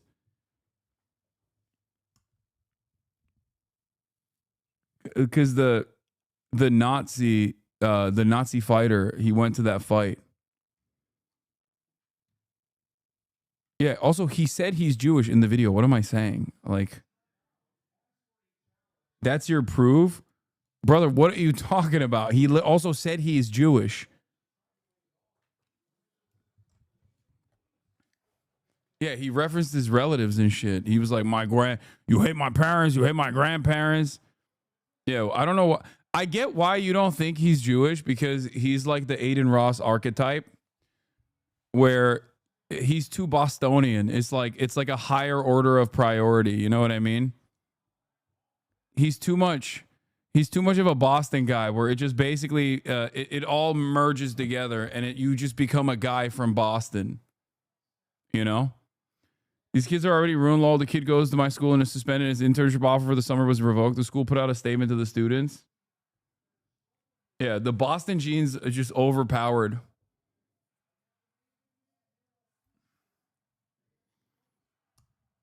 He is very Catholic coded. That is true. He is.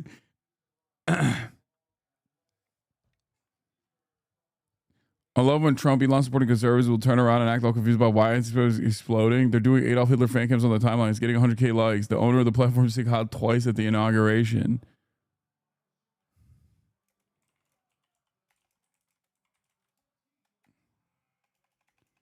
It's not just Israel.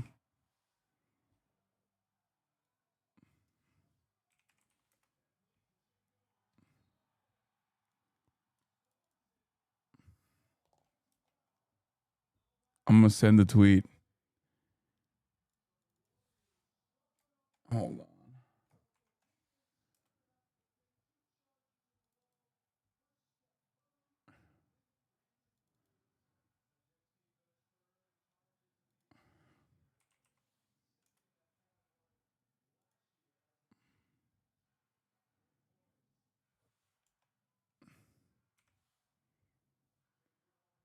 He's coded like the Mark Wahlberg of Judaism. Once again, an edgy comedian who has no problem peddling all sorts of racist nonsense in the past suddenly discovers what it's like that when they become the subject of derision. Yes. Yeah, like Michael Rappaport. Exactly. Exactly. I did not know Mike Rappaport was Jewish until the Israel stuff. I had no idea. I always just like pegged him as a fucking like a Irish Bostonian guy. Hasan is my king, but he never reads my chat. My king, I'll shave my head bald. Don't do it.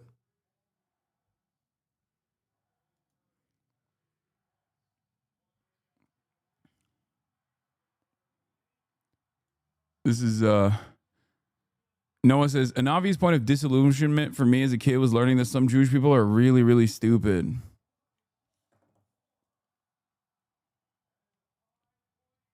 This is why Felix was shocked when he found out Aiden Ross was Jewish. He was like, I didn't know that like our people had this archetype. Like it's a new kind. What was that reply? Again, what do you think? What do you think that reply was? Some fucking neo-Nazi. Because everything on Twitter is infested with fucking neo-Nazis.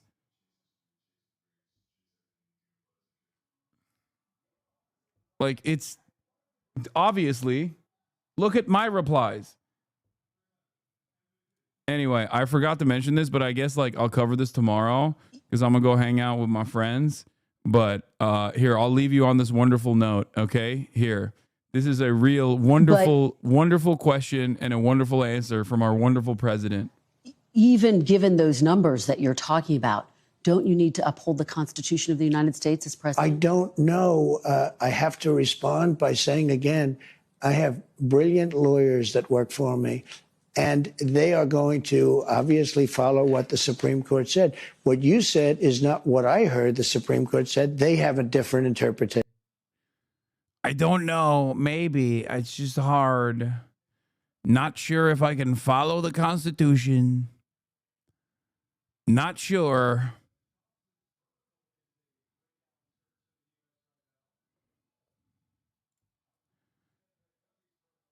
Anyway, that's all I got for today, folks. Okay. Shouts out to Dave Porkboy. Critical support for my man. Love you guys, and I will see you tomorrow. On Saturday, we're fundraising. We're fundraising for iDubbbz and his charity for Creator Clash by watching the Context Puke. On Monday, shouts out to Chris Kunzler once again. He was a wonderful guest today. Yeah. Love you guys. Did I say Saturday? I meant Tuesday. I don't know why I said Saturday. Anyway, love you guys. Peace. Tomorrow we are back to the regular ass news. All right. Bye-bye.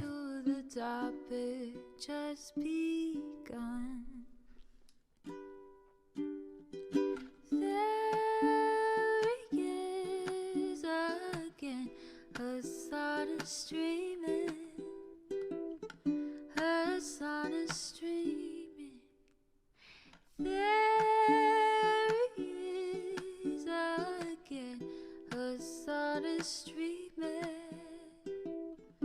Hasan is streaming. Review in the P.O. box.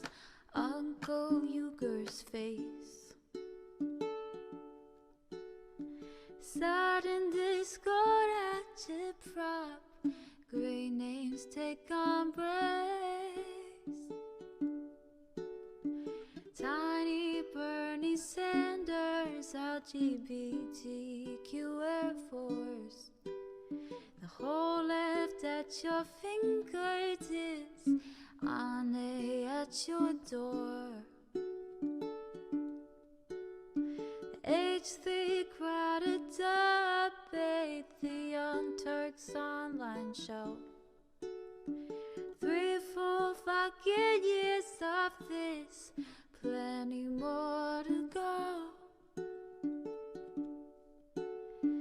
90-day fiance, he talks of champagne, bourgeoisie. A Trump rally live reaction on mass riot at DC. There he is again, Hasan is streaming. Hasan is streaming.